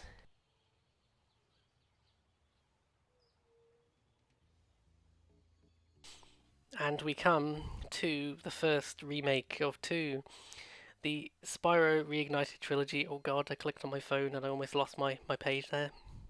The Spyro Reignited Trilogy is literally a remake of the first 3 Spyro the Dragon games from way back in the day. This is my childhood, bitches. Get your 2D Mario out of here. That's before my time. Get your, I guess Mario 64 was the same time, but I didn't grow up with an N64, so get that shit out of here. Spyro Reignited Trilogy, that's my shit right there. You know, the my position on the Spyro remake is as a remake, and I mean that it is a proper remake. It's not a remaster, it's not a port, it's not a reimagining. It is a true remake of the first 3 games, and I think it was the right decision to have the 3 of them in one pack, because it turns it from, you're getting 3 great games remade from the ground up for 30-40 quid. Perfectly reasonable, perfectly reasonable. My position is that as remakes of Spyro 1, 2 and 3, they are basically perfect. You know, they are gorgeous. I love the modern attempt at the art style. It's very faithful, but still being modern. Um, it looks like one of those Pixar movies. You know, it's very well done. Um, and they've standardized and improved the controls. And I don't think any of the old Spyro games on PS1. I might be wrong. It might be that the third one lets you use two sticks, but I'm pretty sure that none of the Spyro games let you use both sticks.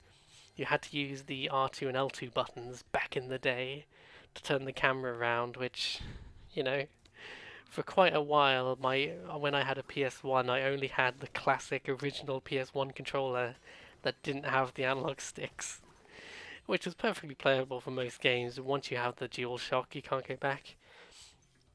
Um, so as a remake, it's completely perfect, and I have no issues with it.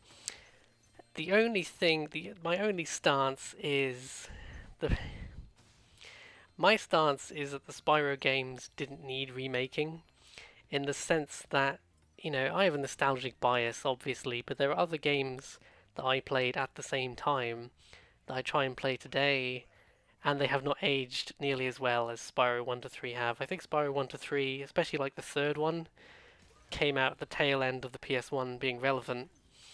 They are very well made, very approachable.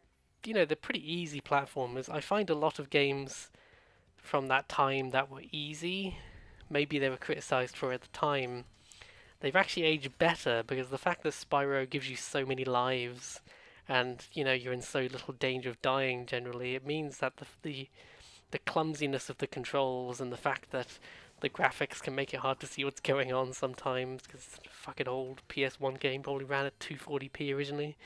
Um, all of that, you know, that and the cartoon, the lovely cartoon art style of the original games, all of that makes it so much easier to forgive that it is of its time. And, you know, obviously the controls aren't very good, and obviously the graphics are horrific by modern standards, and obviously the loading times on the PS1 could be fucking abysmal, you know. It's just kind of tragic to me. I even think that Crash Bandicoot, the old Crash games, especially the first one, remaking that makes a lot more sense to me because and that's why it's a shame that the Crash remake is kind of a mixed bag, because the original Crash Bandicoot, if you get the Crash Bandicoot remake, which I think is still very good and very solid, play the second or third Crash game first, because even in the remake, the first one is notably rougher around the edges, and it's hard to even put your finger on why. It did used to be worse though, because in the very original Crash game, you couldn't just save anywhere. You had to like beat a couple of levels and then save, which makes the presence of limited lives so much more annoying. Some of the new Super Mario games still have that. I think like the very first of the new Super Mario games on the DS has that thing, and that just makes limited lives so much more stressful. Even if I technically have loads of lives, I think I've mentioned this, just the presence of limited lives stresses me out, because it might be that I fuck up too many times early on in the game, and then 10 hours later when I'm in the final third, when it gets harder, I've got far fewer lives to play with. Spyro gets around that problem because you technically have limited lives, but so long as you're paying attention, you'll pretty much never run out of lives. Especially because you can just run through the same levels again, and they're very short, and you'll get a bunch of lives from doing the same easy levels over and over again. So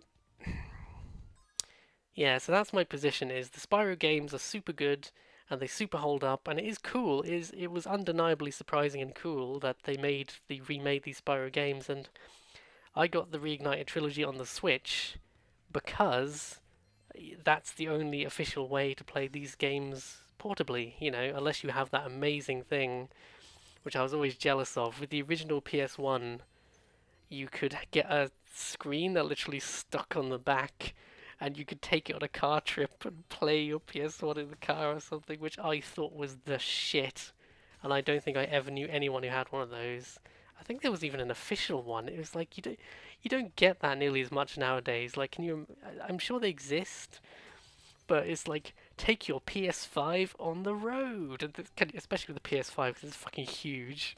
You got your fucking white monolith of a PS5 on your lap in the car, and a huge like 1080p widescreen TV stuck on the back, literally just screwed on, and it flips up and down like a laptop. I guess the old PlayStation was much smaller. So I completely recommend the Spyro Reignited trilogy. It's just that, especially if you've never played the original games, it's just that supposedly the story goes that the original source code was lost.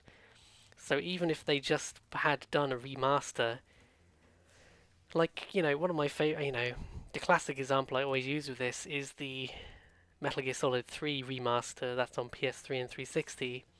It's the exact same game, almost. It is just a port of the same game, but it's running in HD, it runs at twice the frame rate. It's an almost infinitely better version of the same game, but it's not a remake, it's a remastered port, it's an enhanced port, and that is what would have been ideal for me. Improve the frame rate. I don't think Spyro is a game that benefits from having a shitty PS1 frame rate. It's just a shame that apparently wasn't an option, and maybe they wouldn't have done it anyway. But that's just me, and I can't really hold that against the game, because if the option is we never get these games again, or we get these remakes that in every other objective sense are completely perfect. I've beaten the Spyro Reignited trilogy like 2 times, and I don't even know why, because I've played the original games 10 times probably. And this is another kind of abstract point actually, but I do think it was the same with the Crash Bandicoot remake. Because the 3 games are standardized in a lot of ways, they all just look the same now, and they all have the same controls. And I think the controls make sense, but just the games feel even less distinct now than they did back in the day. They just feel like one big. I mean, I know it is literally one big game because they just come on one disc, don't they? But at least it's weird to me how they feel a lot more sort of interchangeable now. Anyway, that's that. I've pretty much said that really. You can play as a fucking adorable purple dragon, and you can murder bitches by blowing fire on them. That's all you need to know.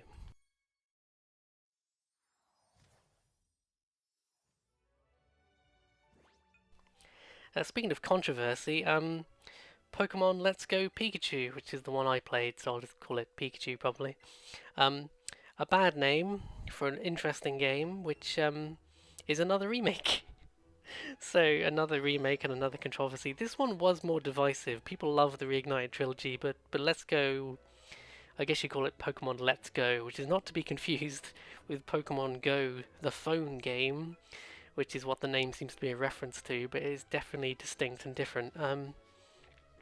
Pokemon Let's Go is a remake of like Pokemon Red, Blue, Green, Yellow, that first original classic OG Pokemon generation.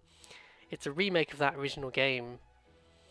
And it's gorgeous. It's a wonderful looking, it could be said it looks a bit like an upscaled 3DS game, to be honest. It's not as impressive as a lot of Switch games in comparison, but it still looks good. And again, it's that nostalgia bias for me. I also grew up playing Pokemon Gen 1 and 2. I played them to death, and then later on I played 3. Did I play 4? I don't think I did. I definitely played 3 later on. I'm talking like 10 years later, probably I played 3. Well, at least 5 years later. I played Gen 1 and 2 when it was at the height of Pokemania, and then it was several years later I played 3. And then I played the most recent one, which was disappointing. But that's another that's a related issue. We'll get into that. Let's Go Pikachu was kind of the weird in-between game. It was the first Pokemon game on Switch, other than there might be some spin-off thing I don't care about. And this is a spin-off because it's a remake. It's kind of an in-between game before, it was the year before everyone's favourite, that's sarcasm, Pokemon game Sword and Shield came out.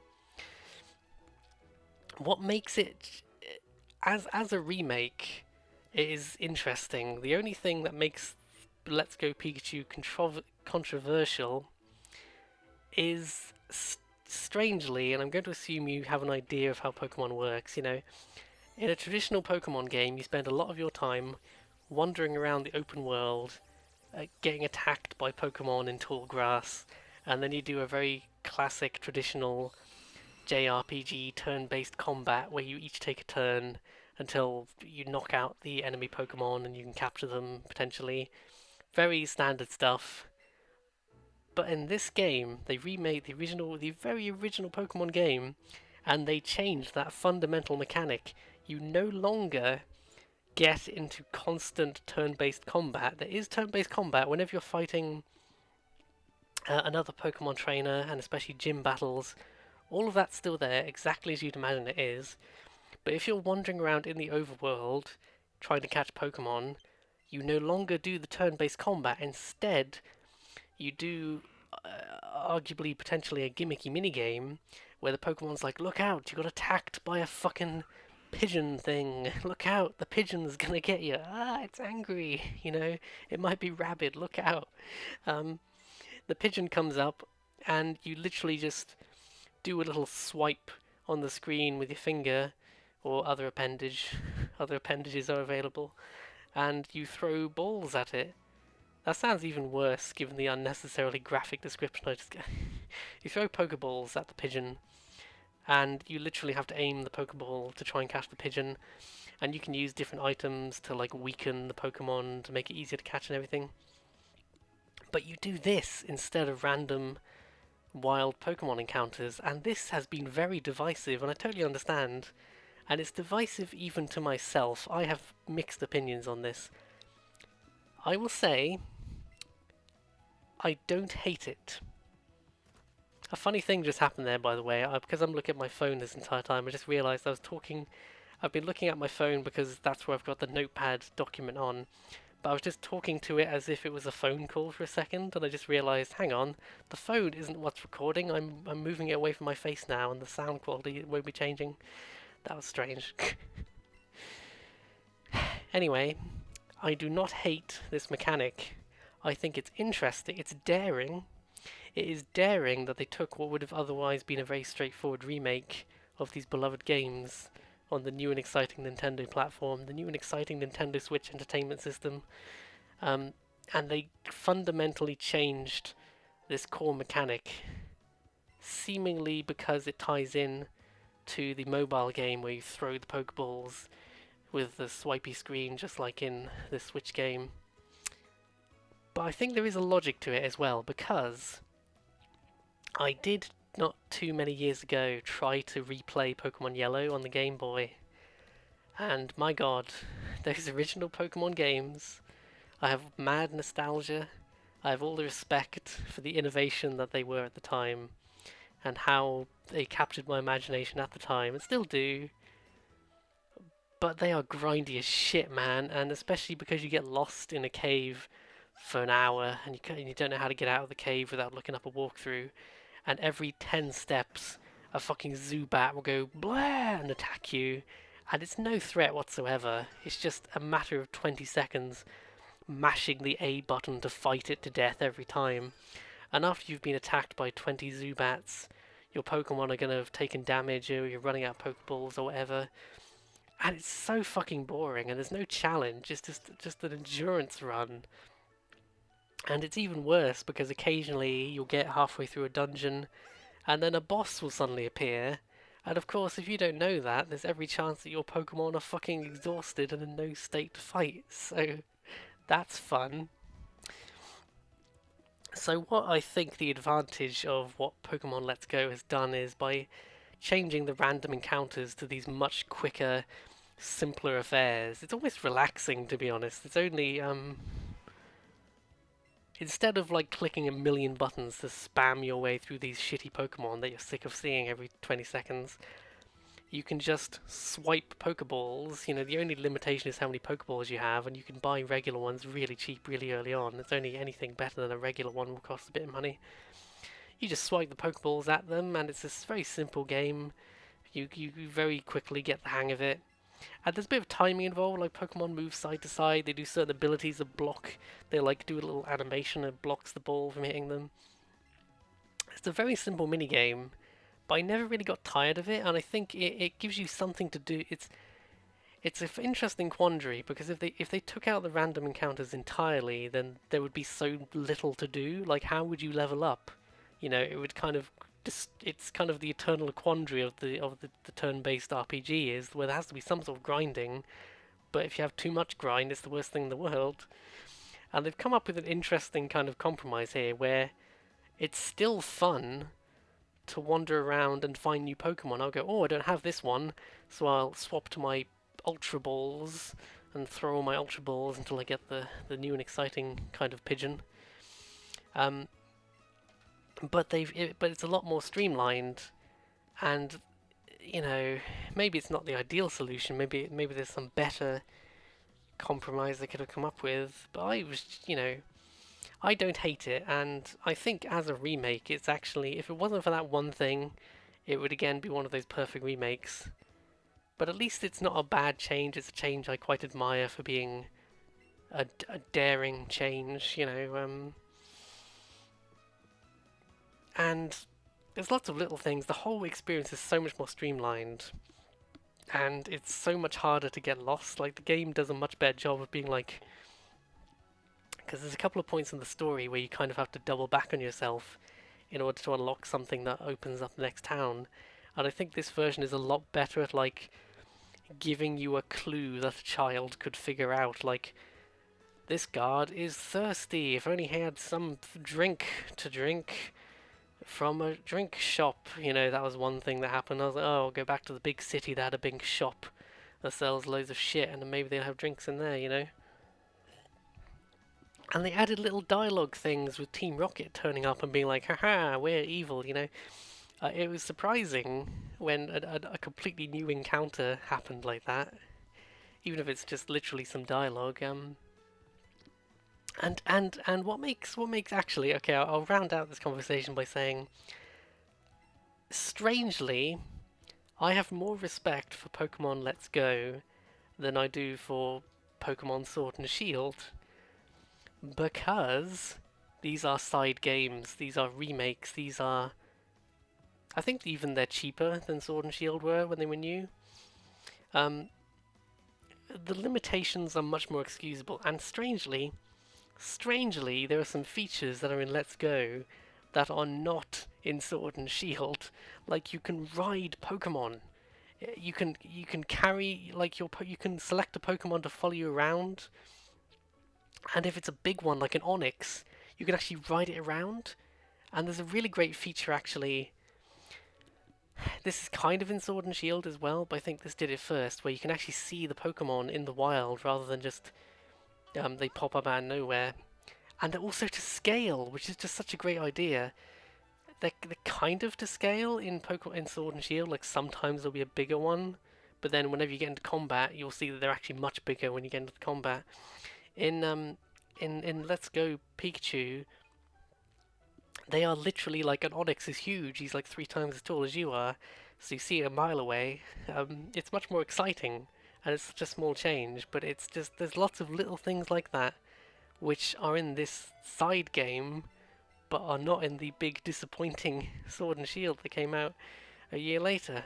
So that's why I think I kept coming back in my mind to Let's Go rather than Sword and Shield, is because I weirdly have more respect for this game that feels like it's meant to be like a holdover until the big new exciting but ultimately disappointing Sword and Shield came out, Sword and Shield, I was like, for about 5 hours at the beginning of Sword and Shield I was having a terrific time, and then I was having an okay time, and then I just wanted it to be over. Once the nostalgia and the simple joy of seeing this Pokemon version of England wore off, I was like, oh, it really is just this uninspired story for the entire game, isn't it? Oh, okay. Let's move on. Big sip of water and then we'll round out with the last game. Golly gosh. Golly gosh, Batman. What's the last game? I've forgotten. Remind me. Okay. Far Cry 5. which I must put a disclaimer. I've been playing this extremely recently. I've played this today. I've played Far Cry 5. So take this recommendation with the understanding that I have played it very recently, so I might still be in that honeymoon period sort of thing. Um, but for a year where I did kind of struggle to think of a good list of 5 games, most of these years I was struggling to like fit. Like I had too many games. Like 2015, there were so many games. 2018, there's a lot of games I've still not got around to. So this list is so arbitrary in the tail end of it. But I really came round to Far Cry 5. I played it with my friend, um, who rarely steers me wrong with these recommendations, so that's good. And I've an interesting history with Far Cry as a series because I originally played Far Cry 2 back in the day and kind of hated it. And then I played it again many years later and had a much more sort of grudging respect for it because I think it is flawed and weird, but I have a weird respect for Far Cry 2 as being a bit of an oddity, even if it's even if its own franchise now. It simultaneously set the tone, like it set the kind of mechanical framework for the rest of the franchise ever since, but it also still stands out as not really fitting in a weird way. Especially tonally, it seems to be much sort of grimmer and more down to earth and realistic in a way that the other games never have been. And I played a little bit of Far Cry 3, and among other things, I just can't get over. Maybe this is a sign of me getting old, but there are so many games and things I want to get round to. And I was playing Far Cry 3, and I was like, are you familiar with the white savior trope in storytelling? Which is, you look at Avatar, you look at Pocahontas. It's especially prevalent from like the 90s. I think they eventually realized how shitty this trope was, and it became less common. But the white savior, the mighty whitey, I think it's also called, is literally like when a white person turns up and helps the native people. So they're doing a good thing, but it kind of makes the local people seem incompetent that this heroic white person had to come along and save the day and save them from their own problem. It's often like the one white person who decides to help against all the bad white people, which also carries the implication that, oh no, racism isn't systemic, it's just there are bad people and there are the good people, and we just need to make sure that there's more good people than bad people. It's not that these problems can be systemic and transcend generations and cultures and nations. No, no, it's just that sometimes there are bad people and we need to make sure there are good people. you know, which it's possible to overthink this stuff, and it's possible to acknowledge it and get over it. Like I'm struggling to think of an example off the top. Okay, Lord of the Rings. A lot has been written about Tolkien being a man of his time, and how fantasy creatures like the orcs, you can read a lot into kind of how they are coded. Coding is like a writing term. They are coded in a very sort of othering way, and Tolkien wrote about the orcs and directly compared them in his mind to like mysterious foreign races of the real world. And I'm like, oh no, Tolkien. So Lord of the Rings has always carried this racial undertone, which modern fantasy still has to deal with. But you can acknowledge that and get over it and not let it ruin the story for you. I couldn't get over it with Far Cry 3. It is one of the most. Your character is just some tourist who gets captured by pirates on this like paradise island in the Pacific, I think. I think it's in the Pacific. I'm not very geographically informed, as you can tell. I keep getting Marrakesh and Mumbai mixed up in Hitman, so you can tell how ignorant I am of these things. But your white guy gets captured by pirates, and then he gets rescued by the locals who are trying to fight back against the pirates. And then there's this there's this magical black man, which is a trope. I didn't just use that. That's not a term I invented. The magical black man. Magical black man rescues you, and he's like, he's talking all mystically like you don't understand your place with the people. You don't understand your destiny, and your bewildered white man character is just like thrust into this fate of having to save the natives from the pirates, and it's just the most awkward, cringy. It's so awkward it just kind of becomes accidentally funny. But I just couldn't get over how uncomfortable this story made me feel, which I should clarify is combined with the fact that I wasn't feeling super entranced by Far Cry 3 in general. I've talked about this for far too long, but this is kind of the necessary context. I'll wrap this up because that was a very long anecdote I just realised. Far Cry 5 has nothing to do with the other Far Cry games, and in concept, it is kind of the opposite of Far Cry 3.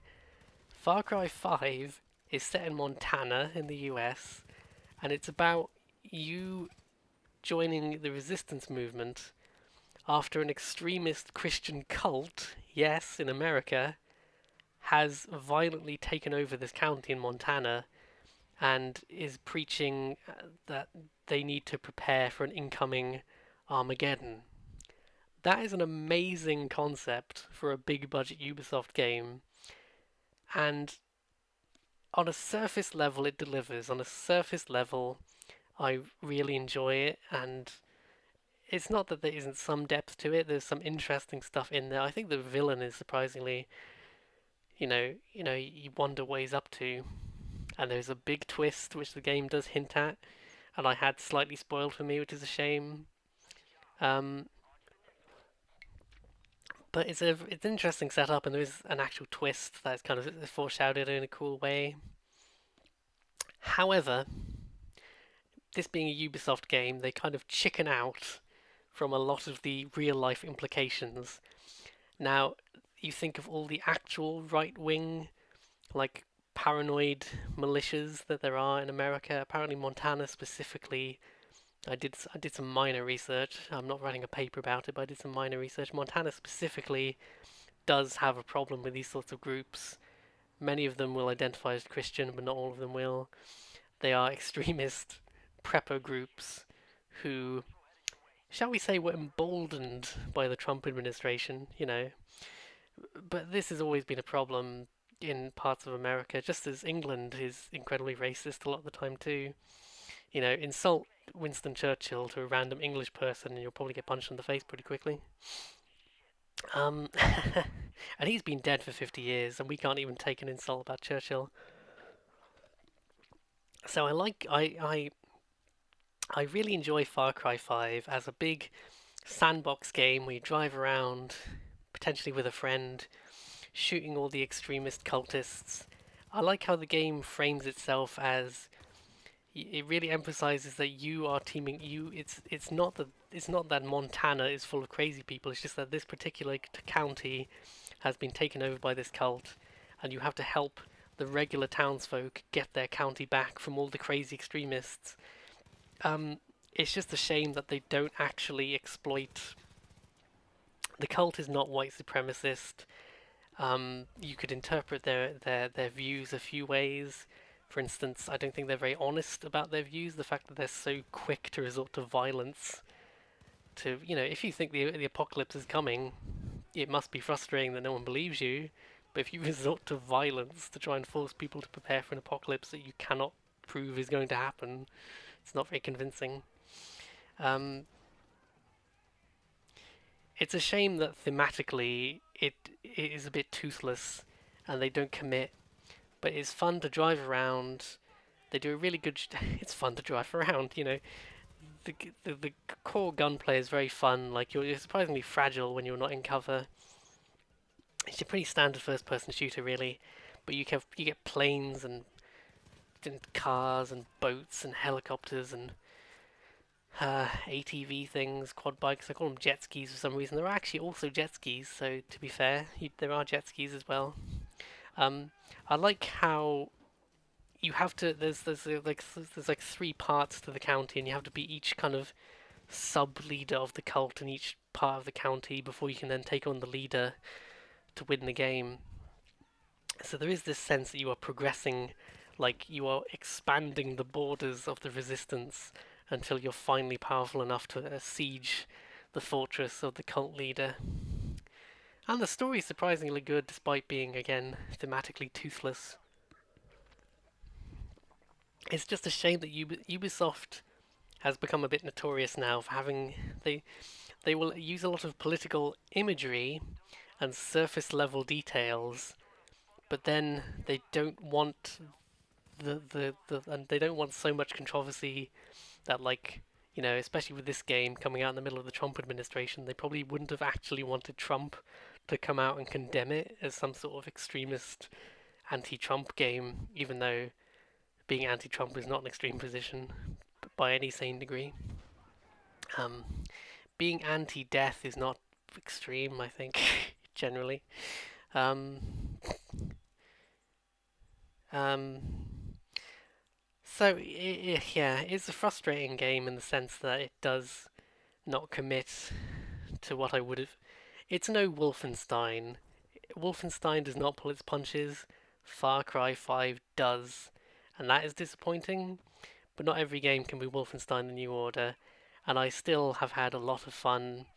And I started playing it again. I did a casual playthrough. I just wanted to fuck around. You can get a pet bear called Cheeseburger, who eats people on command. That's all you need to know. Get in a pickup truck with your friend in the gunner seat. Shoot all the crazy extreme cultists. Free the town. And then anyone who's left over, just get Cheeseburger, your pet bear, to eat them.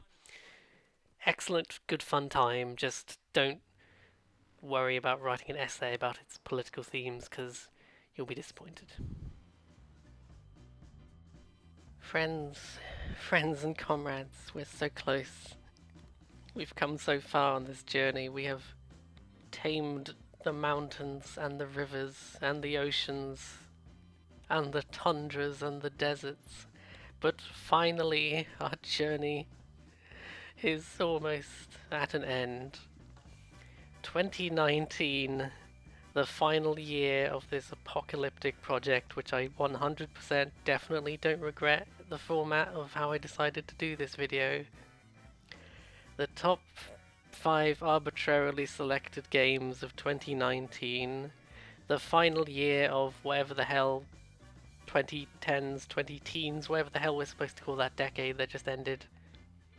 The top 5 games of 2019 are Blood and Truth, Untitled Goose Game, Luigi's Mansion 3, Star Wars Jedi Fallen Order, and drumroll, Death Stranding. I almost made that entire list without doing some sort of joke halfway through, because I noticed every single time I was like, oh, just say the names quickly, and then I'll tell all my silly jokes when I get to the main bit, and then every single time I would get distracted halfway through reading the names out. I've just got so many ideas bursting out of my brain. Okay, right, now, in all seriousness, let's jump to it. I hope you don't expect me to plan the grand ending to this, because I fucking haven't. Blood and Truth, which I believe is a exclusive to PS4 game, and specifically it's exclusive to the PlayStation VR headset. That's virtual reality for you boomers out there. Virtual reality headset, you put it on your face. Quickly scrolling back through these games, I think this is the only VR game that I've put on this list. There were a couple of contenders, but I was just so impressed by Blood and Truth. I only got into VR a few months ago after being obsessed with looking into it for literally years. To be fair, I never had a PS4 until a year ago, and I have never felt as confident. You know, at least with a console game and a console doohickey like an expensive VR headset, you can just plug it in and put a game in and be reasonably sure that it's going to work as advertised, whereas PC gaming is like the creme de la creme in terms of fidelity, but also just the absolute pits in terms of things not working properly, and you have to go to Nexus mods to download some dodgy app that someone's coded together in their basement to fix your game that you paid good money for. Anywho, Blood and Truth is a first-person shooter specifically made for PlayStation VR on the PS4. I assume it might be compatible on PS5 now, who knows. And what's even cooler is that it's also fully compatible with, I think you can just use the regular DualShock, but you can also use the PlayStation Move controllers, which have really come to their own in the age of VR after being a bit of a joke on the PS3 when they originally released. Blood and Truth it starts out as quite a it's actually an expanded version essentially. There was a tech demo for the PSVR called the London Heist, which you can still play on the VR Worlds compilation. And London Heist was a very short tech demo of about half an hour of you playing this little shooting gallery game where you could use your headset and use your gun. I think having a headset and then having the motion controls in a first-person shooter, it really takes you back to if you've ever played a light gun game with an actual gun controller back when those worked. At least in the Wii era, that kind of gave. That was the one safe harbor for light gun games for a long time, was the Wii. That's the Nintendo Wii and its silly name. But Blood and Truth, the full game, is a full, like, sort of 10-15 hour adventure. And it really is, it came out quite late in the PS4's life, obviously. And it really does feel like kind of the swan song of the PS4 VR experience. Now, that's not to say that PS4 VR games didn't come out afterwards, but Blood and Truth is just this rip-roaring, technical, impressive adventure where it starts out like a mafia, sort of London mafia mob mystery. You can tell I don't actually know much about the real-life mob scene. Please don't put a hit out at me, Agent 47. It starts out like that, and then it turns into much more of a sort of James Bondy adventure halfway through. And with a lot of VR games, you kind of accept that there are certain limitations, especially when the move controllers are involved.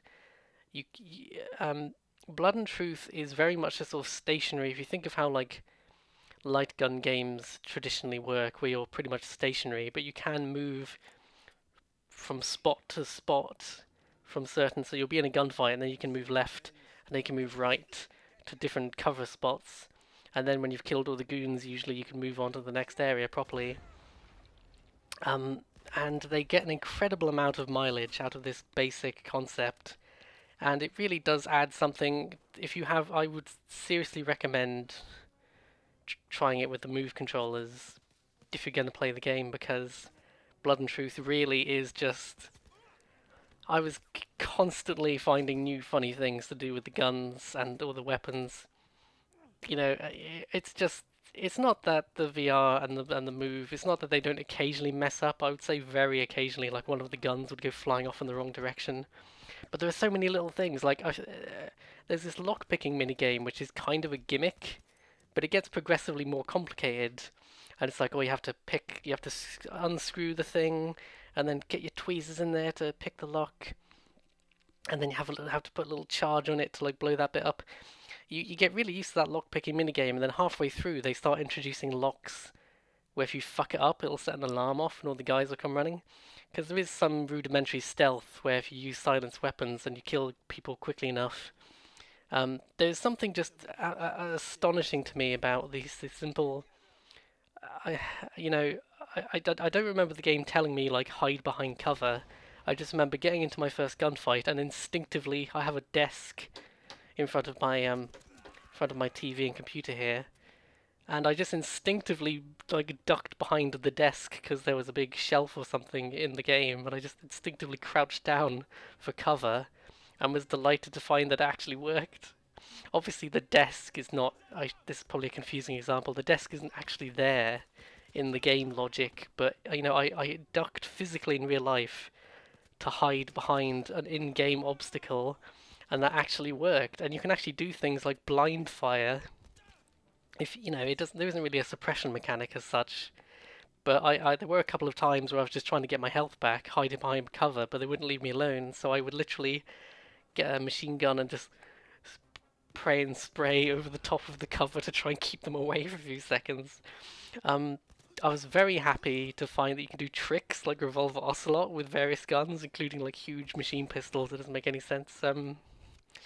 every time you find a new game, every time you find a new gun in Blood and Truth, it's like, ooh. And I would physically pick it up and look at it and spin it around. There's this little gimmicky thing we can buy upgrades in the workshop, and there's a little gimmick where you have to physically clunk them onto a work rack and pick up your spray can and screw on.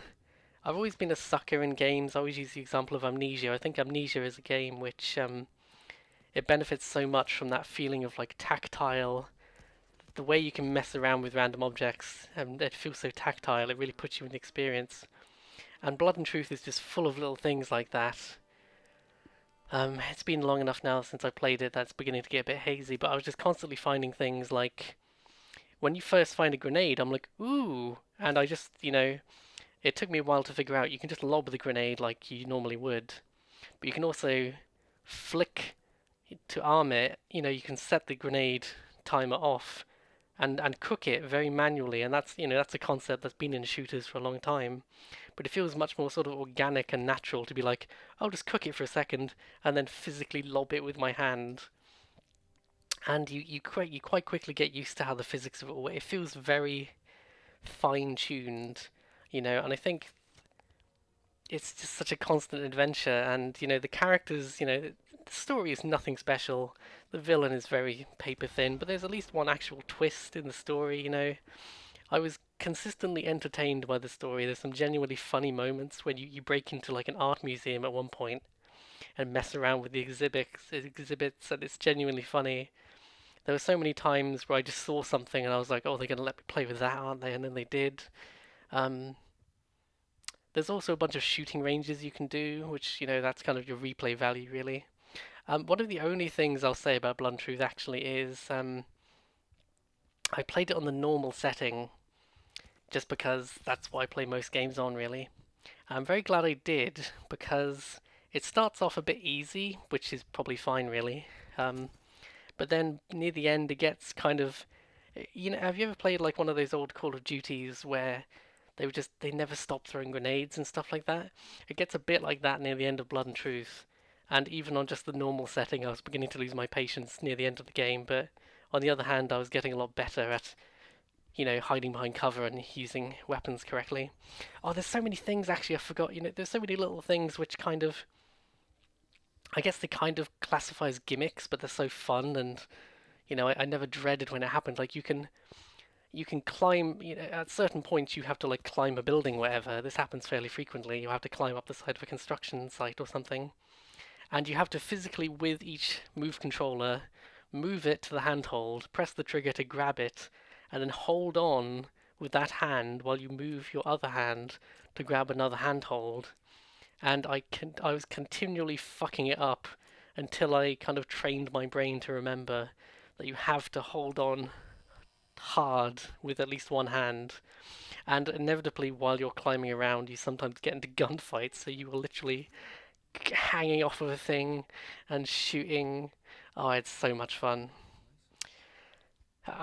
Blood and Truth really impressed me. It's absolutely one of the best VR games. If you have a PS4 and you have a VR headset, you have to try Blood and Truth. It really is that simple.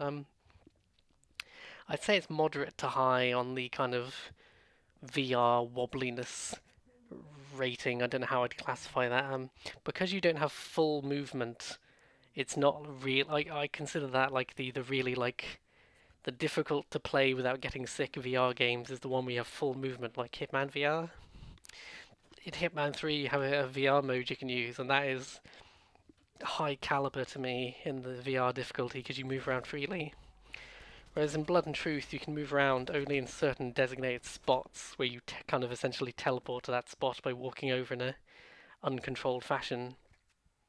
But you can look all around, and because it's an action game, that always makes it more stressful and more dizzying. So I wouldn't recommend it as your first VR game, but if you already are somewhat used to VR games, this was only like my fourth or fifth VR game I'd ever played, and I got along fine with it. So it's super fun. There's so many car chases. Yeah, it's probably one of the best VR games on the PS4, and I'd absolutely recommend it. It's only a shame that it is only on PS4 because I'd like more people to be able to play it. From what I've seen, there are not many VR shooters that impress me as much as Blood and Truth does, even just at a glance, and that's a shame. Ammo good. Weapon good. Safety off. Always. Whoa, it's time for Untitled Goose Game, honk honk. I think I'm going to cause problems on purpose. Anti-establishment goose simulator. Now you might have missed. This is a whole little mini phenomenon for a while on Twitter and stuff. Was Untitled Goose Game, which I think was a revealed sort of as a joke initially, and then actually became its own thing. Untitled Goose Game is a game where you play as a goose solving little puzzles in an English town by like you have to solve the puzzles in order to cause the mischief to the various people who are just being tormented by your goose character.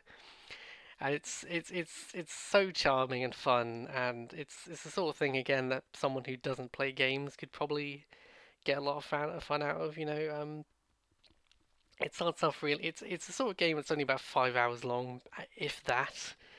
But yeah, it's still fun to once you've forgotten some of the puzzle solutions. It's still fun to play, and it's really fun to show people, including people who, even if they can't play it, I think people who don't understand games will still understand the concept of the game. Like you're playing as this silly goose, plopping around on your big goose feet, and just tormenting other humans around this town. And the goose kind of became this surprising internet hero character where people literally the goose doesn't speak or anything. There's no dialogue in the game. You just fart around as this goose tormenting people by like stealing their hats and making them trip over things. It's a puzzle game at the end of the day, but it's this really charming puzzle game where just hide in this box and then jump out after the character has carried you through the fence that you couldn't move through, and make them jump. And there's so many little hidden things. Like there's this um, one pair of people at a dinner at a picnic, and they're like the only people who don't seem to be frightened by the goose. They're like, "Yay, goose! Flap your wings!" If you flap your wings, you're like, "Yay!" It's so good. Um, it's endlessly charming. The only limitation with Untitled Goose Game is kind of your patience for puzzles. It really depends how you do with kind of slightly arcane puzzle logic.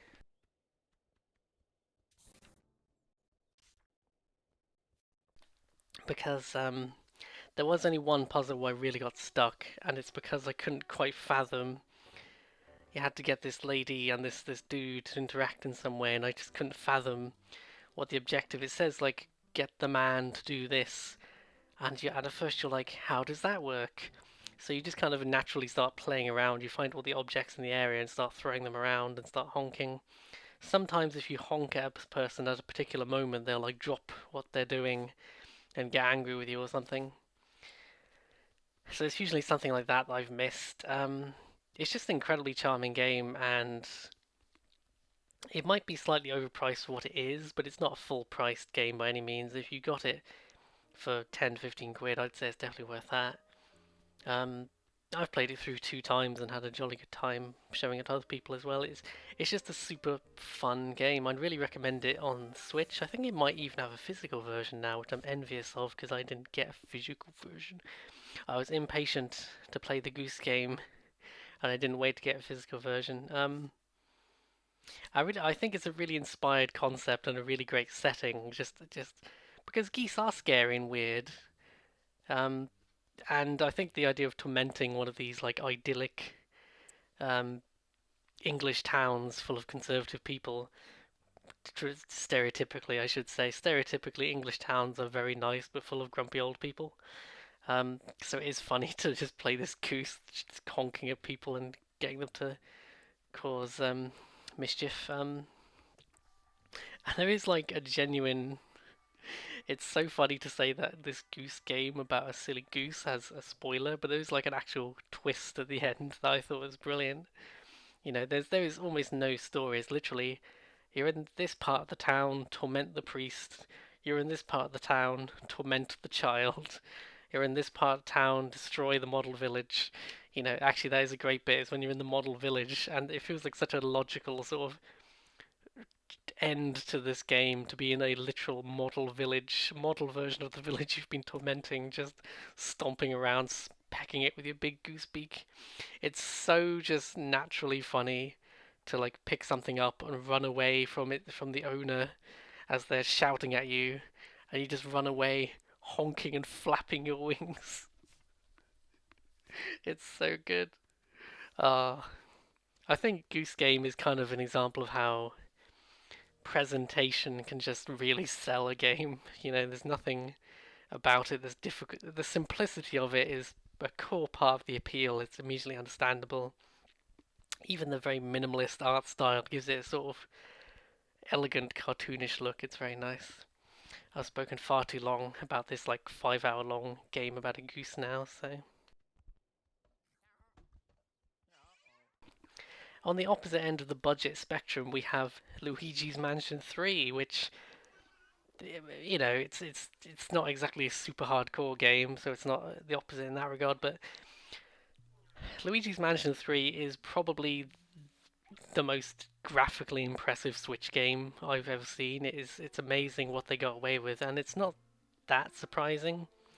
When you can, it's funny how Luigi's Mansion in its design, it's kind of like baby's first Resident Evil in a lot of ways. It's a lot more puzzle focused than Resident Evil is. But in terms of the controls and everything, it really does remind me of old Resident Evil games when they had the tank controls. It's not really tank controls, but it just kind of is reminiscent of it in a lot of ways. Baby's first Ghostbusters, how about that? Um, Luigi's Mansion 3 was the one that finally got me into this franchise that I've been curious about for a long time, and I loved it. It's so, I hate to use the word charming again, but it is just so charming. It's funny that this one is no longer even set in a mansion. Really, it's set in a big hotel with loads of floors. But you know the plot. Luigi has got to rescue his brother and all the other fucking toad monsters that are for their friends, and Princess Peach, I suppose, as well. That's all fine. But I love how every floor of the hotel has a totally different theme, including some mechanical gimmicks. So there's like an ancient Egyptian floor, there's a medieval floor, there's one that's based all around like a film set. That's very fun, actually. Um, the core mechanics of Luigi's Mansion have been roughly the same ever since the beginning, but it's like this is kind of the big blockbuster. The original Luigi's Mansion was kind of the bizarre GameCube launch title that wouldn't appeal to everyone. It was also only about 5 hours long, so a lot of people complained about that. But it was very charming. I've played it now after having played this third one. Luigi's Mansion 3 is shockingly well made, shockingly big budget for what it is. I think they've done a good job of making it a more appealing. They've kind of leaned less on the mild horror elements that the original game had and more on the just wacky adventure, and they've got the co-op and everything now. So you go to a new floor and ghosts will pop up and you have to like blind them with your torch and then vacuum them up and smash them all over the place. I think that it's such a simple repetitive gameplay loop. It never really stops being fun just smacking them all over the place, especially because when you smack them to do extra damage, you also smash the scenery, which you can then hoover up all the money from. And I can imagine playing the co-op mode with someone could be a lot of fun, just because you'd be constantly smashing up the environment. It is very satisfying to enter an immaculate new room in the hotel, and then after a few minutes of fighting ghosts, it's just a fucking wreck. Um, but you also solve puzzles. I love how every time you get a new ability, like being able to, you get like this blacklight thing that can reveal magic ghost doors and stuff, and you can use that on certain enemies, but you can also unlock new parts of the hotel using that, and that's one of my like real like game design things I love is if you look at like the Arkham games, they're really great at like here's a gadget that is useful for opening a new type of door, but you can also use it in the middle of combat to distract your enemy or something. I love when a character has a tool that is both, it's a problem-solving tool, but it also can be used to traverse the environment in some way, and Luigi's Mansion is really great at that. Um, it's again, I hate when I do these little mini reviews and I can't really think of many points of criticism. One of the only things I will say about Luigi's Mansion 3 is that it has a live system, and I don't know why. And there's only like one or two bosses in the entire game that I ran out of lives on. It's really strange for this kind of game, especially to have a live system. It just feels like a real, like, why is it here? It doesn't serve any purpose. There's also a really strange problem where there's very little incentive to actually collect all the money. It's just for collect. It's only if you want to collect as much stuff as possible and unlock every extra and all that sort of thing that you will want to get as much money as possible. That's actually one of my recommendations, and the game will take about twice as long. If you go through collecting all the stuff, it will take twice as long. I would genuinely suggest try and get through the game in a speedy fashion, just collecting stuff that you actually need, you know. And then if you want to, you can always go back and hoover up the stuff. You know, that's your completionist run, is when you've beaten the game, you can then go back to the different floors and hoover things up, because otherwise it goes from like a 15-hour game to a 25-hour game, and I don't think that's an exaggeration. It impacts the length of the game remarkably, and it's better to keep that as an optional afterthought than as something you feel obligated to do at the time. I just wish the game doesn't really communicate this. I think the only thing you can spend money on is extra lives and tips on where to find some of the bonus collectibles, which is like, you know, whatever. But, you know, the fact that the live system feels so redundant, and then one of the only things you can spend your money on is extra lives. I don't think I'm misremembering this. But it just kind of highlights how useless the money is, that one of the only things you can spend it on is the pointless live system that doesn't feel like it should be there anyway. So yeah, it'd be especially fun in co-op though, smashing things. It's great. The presentation is really great. And especially because I've actually played a lot of Luigi's Mansion 2 as well, and the third one fixes that game's biggest issue, which is just how aimless and repetitive. Luigi's Mansion 2 has 5 different mansions, and each one drags on for quite a long time. Whereas Luigi's Mansion 3, each level is like an hour at the max, basically, I'd say. Some of them are longer, some of them are a lot shorter. But there's like 20 floors or something, and each of them is about an hour. Hour maximum, actually, I'd say, yeah. And I think that's very good, because it means you never really get bored, even though you're doing basically the same thing on every floor. It really helps, you know, when you beat a boss and you're like, yeah, you're genuinely excited. It's fun to walk through the defeated level after killing all the ghosts and be like, well, I never have to be here again, and just zoom off to a new and exciting mystery on another floor. It's good. It's very good. Oh no, I just have to say that Luigi is the superior Mario brother, it has to be said. Forever forgotten at the back of the stage, but he is the superior Mario, it has to be said. Whoa, it's time for Star Wars Jedi Fallen Order. In this post-Rise of the Skywalker landscape, that the destroyed Star Wars wasteland that Rise of Skywalker's left us in, it is good to know that at least we still have some good Star Wars video games we can go back to. Yeah, Fallen Order, which for some reason is not just called Star Wars Fallen Order, it's called Star Wars Jedi Fallen Order, or whatever. Why does Jedi have to be there? Is it just for that search engine optimization juice? They just had to get the word Jedi in there as if Star Wars wasn't a good. I guess Fallen Order is a fairly generic subtitle, but Jedi is probably the single most common word used in Star Wars game titles, so other than Star and Wars, so whatever. It's a video game in which you play a Jedi, and it's surprisingly really good. Like, it's really solid. I have a few grievances and a few caveats and a few asterisks. But this was one of the very first PS4 games I played when I got my PS4, and was still super, because I had a friend at work who was playing it and was like, "It's genuinely really good," and I can't stop playing, and I was like, "Oh, okay." Um, you you play as this. It's interesting actually. You play kind of. When's this set actually? I guess it must be between. It's between like Return of the Jedi and The Force Awakens. So it's in that kind of the Empire's at the height of its power sort of period. And you play as this Jedi who was a Padawan when the Jedi were purged at the end of. Actually, I've just got that fucked up, haven't I? Hang on. I've just got that fucked up. No, this is not set after the original trilogy, but before the sequel trilogy. This is set after the prequel trilogy, but before the original trilogy. So it's set between um, Revenge of the Sith and A New Hope. So it's set after the Empire's taken over, but before Luke Skywalker is grown up and all that. So okay, I'm glad I realised what I did there because that was almost really embarrassing. So Darth Vader's still walking around and stuff. Just walking around and stuff.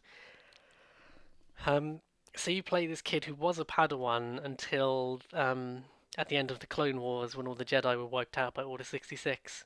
And he's been in hiding ever since because obviously the Emperor has been hunting down rogue Jedi ever since. And he's suddenly thrown into this quest.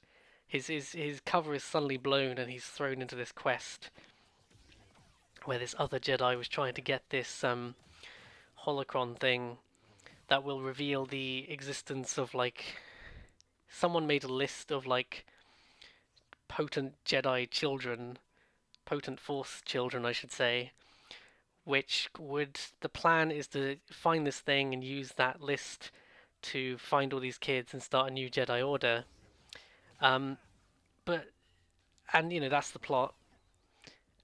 But it becomes clear pretty quickly that the Empire would also want this list of Force-sensitive children in order to either kill them or turn them into evil Jedi. So of course, the hunt is on to find this thing. So you go in your ship, and you go to different planets, and you go into different ruins, and you meet different characters. And I won't say the specifics of the plot because it's actually genuinely, it's a surprisingly solid plot, honestly. For a game that I just thought would be a fun shooty pew pew vom vom Jedi game, I was genuinely enjoying the plot. It does that video game thing I've complained about before, where you'll kind of get to an objective and it's like, oh no, we need the magic doodad of Azkaban to get through this door. So you have to fucking pop to another planet in your ship to go get the one guy who knows how to open the door and then come back. It does kind of pop you all over the place. There is some repetition where you go back and forth between the planets a bit, but it's kind of, people call it people compare it to Dark Souls, and there are some obvious comparisons. It has the whole bonfire system where you sit down. It made me laugh actually because the game literally tells you use a checkpoint and your powers will be restored, but the enemies will all respawn, and they don't explain why the enemies respawn in any way. So it's just funny how that's just such a commonly accepted concept now of the Dark Souls bonfire. But it's more like a modern.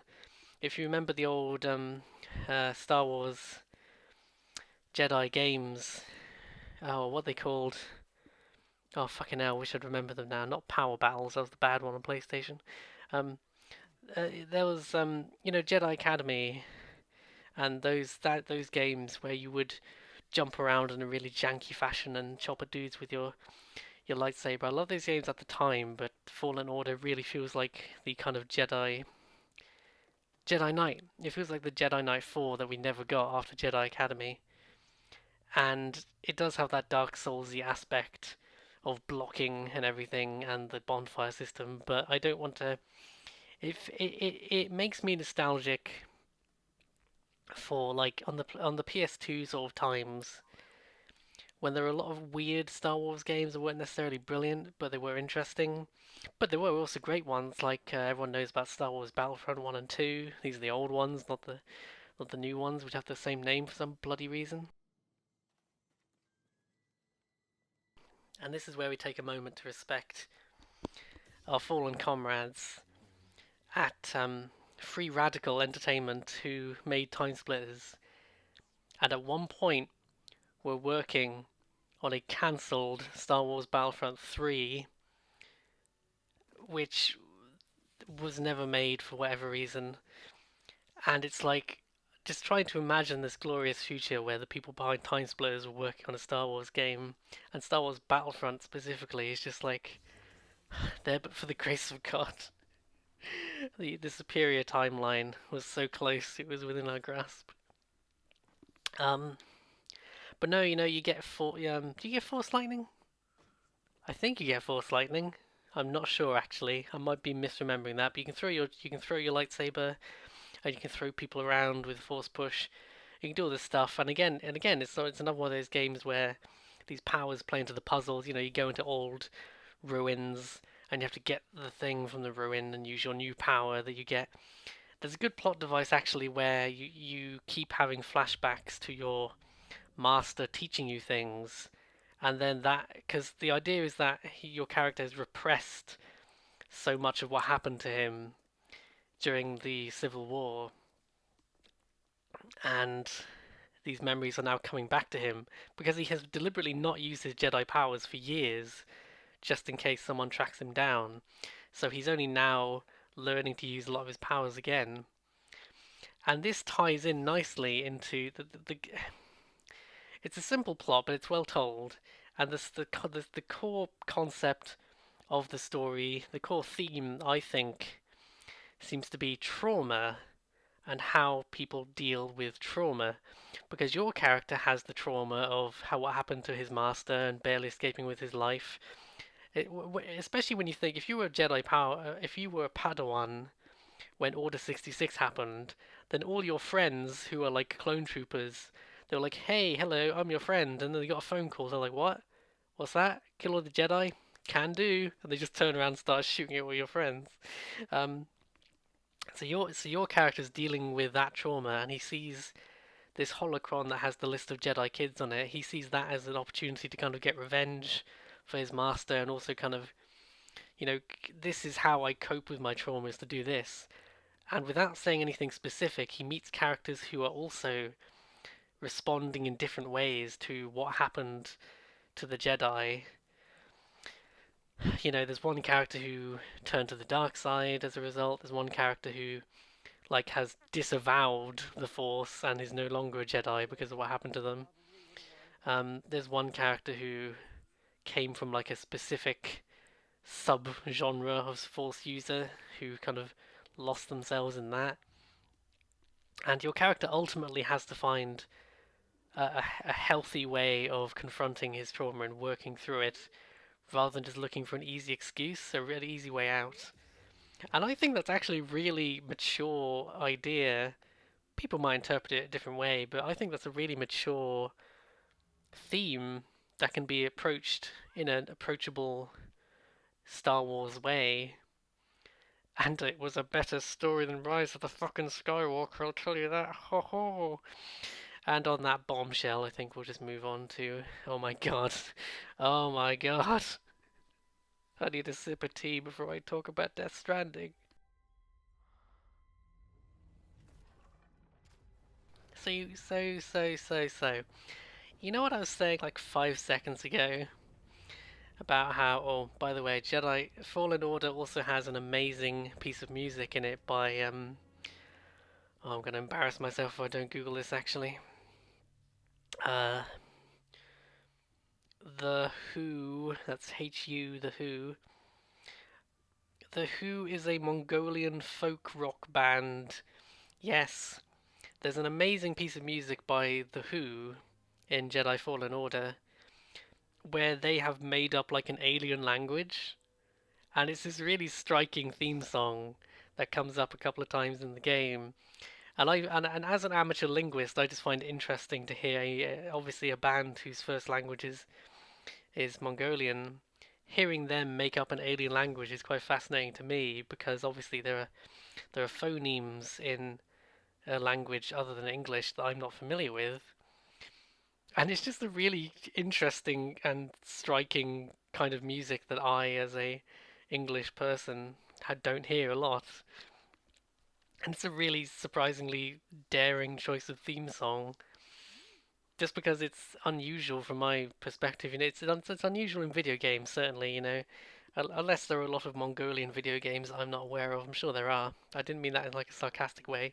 I'm gonna move on before I fucking bury myself in that topic too much. But I just had to highlight the interesting theme song that was specifically made for the game. It wasn't just like some recycled music. It was specifically made for Star Wars Fallen Order. So there you go. But now, oh friends, we have left the most complicated topic, quite possibly literally the most complicated fucking game to try and talk about on this entire list. We've left it to the very end. It's just a coincidence that it came out in 2019, but as soon as I saw that, I knew it had to be at the bottom of the list. Death Stranding is one of the nichest games I think I've ever enjoyed. It is one of the hardest to recommend, most indulgent and just almost a defying categorization as to what the hell kind of game you'd call it. It bears more resemblance to something like Euro Truck Simulator in its mechanics, and I'm not even really exaggerating that. I'm really, you know... Death Stranding is a game primarily about walking from one part of a barren wasteland to another part of a barren wasteland. You think of like Fallout 3 or something, where moving between areas is pretty boring and the combat's not very good. But there's usually an interesting story once you get somewhere. There'll be an interesting building or whatever. Death Stranding is almost entirely moving from place to place and just encountering bizarre things. Um, and to even begin to explain the story, it is a slow, plodding, monotonous game, punctuated only very occasionally by mandatory action scenes and some optional action stealthy bits. But it's also like got this horror atmosphere to it, and it's also got this incredibly like this game has huge it's a Hideo Kojima game, who's most famous for Metal Gear, of course.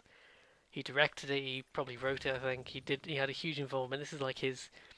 It's just so funny to me that this could have been such a disaster, but this is his first post-Metal Gear project, really. And it's so funny to me that it turned out to be such a glorious... No, it's not a glorious mess.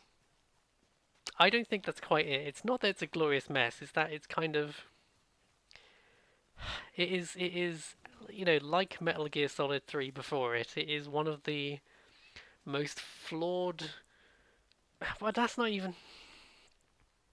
I don't think it's fair to call it a glorious mess. It has problems, but most of what I kind of hesitate to recommend it about it isn't... It feels very deliberate in its design for the most part. The only part of it that feels kind of an exception to that. What this game does well, and I'm not even being comical about this, Death Stranding is an amazing game in the sense that it makes walking from one place to another and just...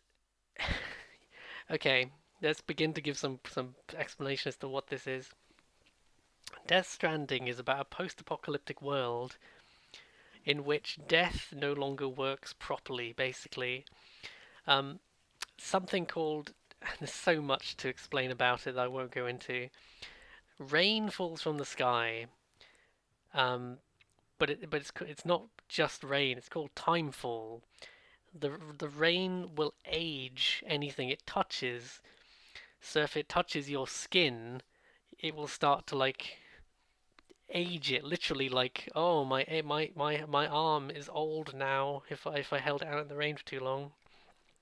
You know, you meet people who have had their limbs just atrophy from this timefall rain, and it affects pretty much everything.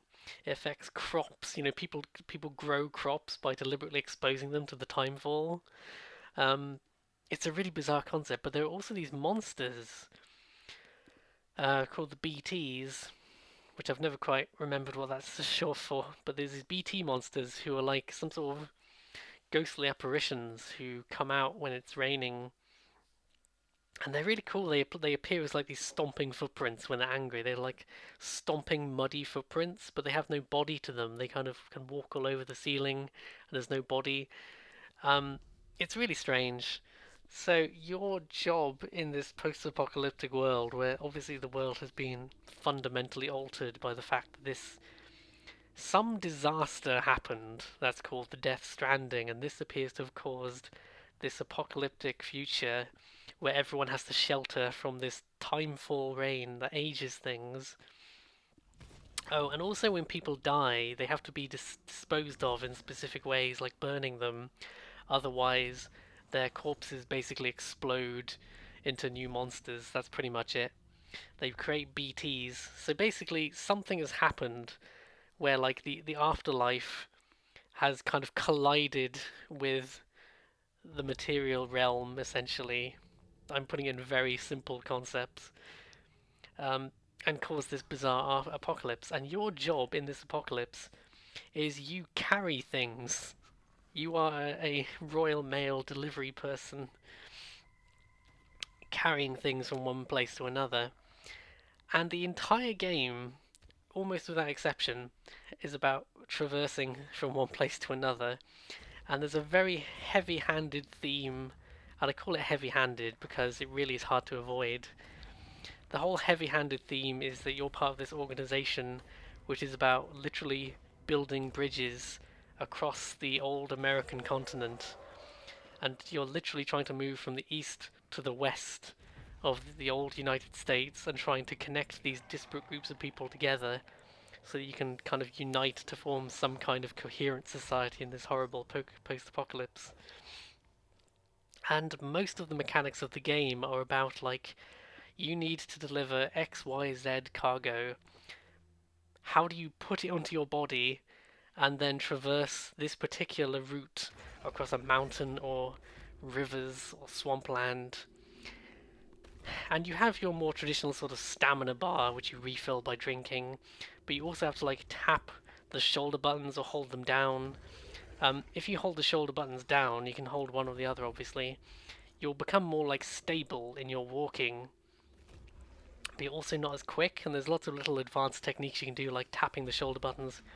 If you're on a flat surface, that's fine, you're unlikely to fall over, but the more cargo you have, you can stack huge amounts of cargo onto your back, but the more cargo you have, and whether you have access to both of your hands to stabilize one shoulder or the other, and if you're going up like a rock slope or a muddy swamp or whatever else is going on, you have to be constantly aware of your environment. And there's the online aspect where, think of it, it's almost like Dark Souls again, but in like a really constructive. It's almost like Dark Souls, except there's no paranoia as in Dark Souls. It's purely like constructive community endeavor where people can build literal bridges and like ladders, and they can leave vehicles for you to drive. And so it's like you'll be stomping along this mountain and you're like really running low on energy or something. Maybe you drop some supplies and they're in bad condition. And then you'll find a ladder and you're like, oh, brilliant. So I can essentially skip this one bit of the mountain by going up this ladder. Now, the the biggest flaw I have with Death Stranding is that the plot is unbelievably, catastrophically inelegant. It is overwritten beyond belief. I've almost never seen a project that needed more editing. That is probably my biggest genuine complaint. I would also say that I don't like the action scenes. There are a very few handful of like mandatory action scenes where you have to get a gun and shoot at the bad guy until his health bar goes down. And they are by far the worst part of the game. At least the like the mandatory ones are kind of interesting to look at. But there's also I had a lot of fun just running away from the enemies. You know, there are these horror stealth sections where you have to sneak around the monsters. You can't really fight the monsters; you have to sneak around them. But I like the there are also these human enemies, and I liked just trying to sneak around them or run away from them whenever possible. Because actually fighting them just felt. If you use guns, they're pathetically easy, but if you just punch them, they're too hard. So I ended up kind of doing this thing where I'd sneak for as long as possible, and then when I inevitably got spotted, I'd just start smacking them out of the way while I was trying to run away. I've said possibly in this very video, I love when games make the simple act of traversing the landscape entertaining, and I cannot rationally explain why. I played this entire fucking game without really getting bored because I actually beat the story, and I continued playing it for quite a bit after that. I went back and did some side missions. Death Stranding is a game I was so worried would turn into a disaster, and I still really struggle to recommend it to people. But it's still so amazing. I'm not crazy because there are other people who like it. I do really enjoy Death Stranding. It was always going to be on this list. It wasn't a like, oh, should I put it in there? Do you want a slower sort of game? Do you want a sort of slower game where just the simple act of getting from one part of the map to the other, I actually really enjoyed, especially once you get used to the mechanics. They slowly give you more and more stuff that you can build and easier access to resources. And if you play the game online, you're a lot more likely to just find random vehicles lying around. It's such a wonderful feeling. I love how the vehicles are situated. You know, you get bikes and you get these cars, and they're quite situational in their use. Because obviously, if you have a car, you can carry a lot of cargo in the back that you don't. You can then preserve your own stamina and stuff. You can traverse huge amounts of, like, you can also build roads in certain places. If you have a car on a road, you can just fly with huge amounts of cargo and get there in record time with no injuries. But if you have your car and it's a mountain, you're screwed. You might get hot, you might make a little bit of progress, but then once it's too steep or too rocky, you just can't go any further in the car, and you have to then make that decision of like, okay, well, I have to get out. I've got my power suit that I've just bought recently, so I can get up the mountain easier, but I can only carry so much cargo, and you have to choose what cargo is worth. There's also a mechanic where if you have something in your hand, then if you fall over, you can protect it with your body so it won't take damage. So certain cargo has different properties, like, you know, it's really fragile, or you can't drop it in water at all, or there'll be deliveries where you have to do it in a really, really quickly. I would have liked to see them expand on it even more, but honestly, it was only like, you know, man, this is not a spoiler, but one of the I'll describe this in the vaguest terms possible because it's not a spoiler because I wouldn't do that to you. But one of the last things the game makes you do is just this huge long journey from where you came, from where you've ended up, journeying all the way back to where you came. And in any other game that would be like, ugh, you know, in any other game the idea of just going from one side of the map and then having to traverse all the way back again would just be, what are you doing?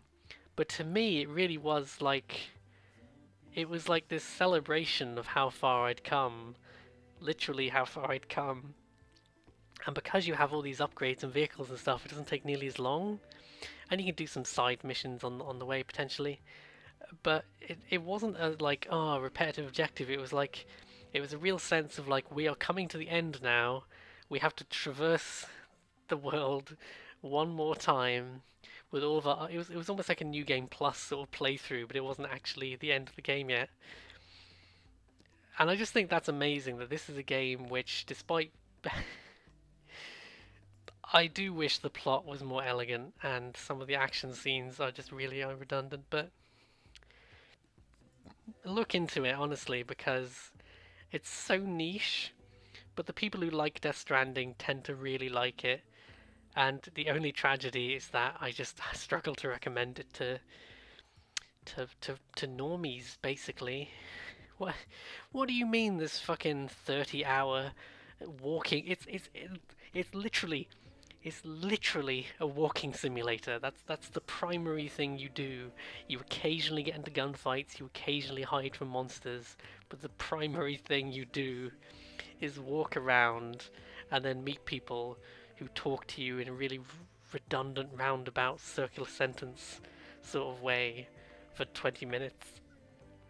And it's so hard to recommend, but I like it so much. And I played so much of it, and then a few weeks ago I was thinking, Death Stranding. Wouldn't mind doing some more Death Stranding. No, I'm a recovering Death Stranding addict. So, you did it. Kojima Productions, not just Hideo Kojima, I want to thank all the people. You deserve this applause. This was appropriate at the end of this fucking video too. God bless you at Kojima Productions, all you mad people who successfully made a walking simulator. You did the joke. You did the meme. You successfully made a walking simulator, but it's not shit. It's not just Dear Esther, where you walk from one part of the map to the other while someone narrates at you. You made the act of walking compelling, and it's a beautiful anomaly. It's a beautiful, freakish abomination, and I can't explain to normal people why I like it so much, but you did it. And speaking of beautiful abominations, this fucking video is at an end. In less than 5 minutes, my recording says I've been talking for an hour, and I'm going to wrap this up in less than 5 fucking seconds, quite frankly, as soon as I rethought that. I regret the format of this video. I would never imagined it would take this long, and I should have known. But I guess I'm glad I got it over with, and I'm glad someone is apparently listening to this and finding it interesting. No matter what format this video actually takes with video footage or whatever, I'm glad I got it over with after. Go back to doing. This video was literally like 10 times more effort than the normal monthly content I like to put on this channel, and in my mind it only counts as like one video, you know what I mean? So versus me talking for an hour into a microphone and then putting some footage in the background and dumping it on YouTube, I've had to record several hours worth of footage about me talking and then find a whole bunch of background footage that I can put in there, and it's taken so much longer. And no one made me do this. I did this to myself. And I wouldn't want to do anything anywhere near this much effort more than once a year. But, yeah. I think the only good way to end this video is to be ironic, to have such a long video and then have a really short ending. So, like, comment, subscribe, motherfuckers. Peace!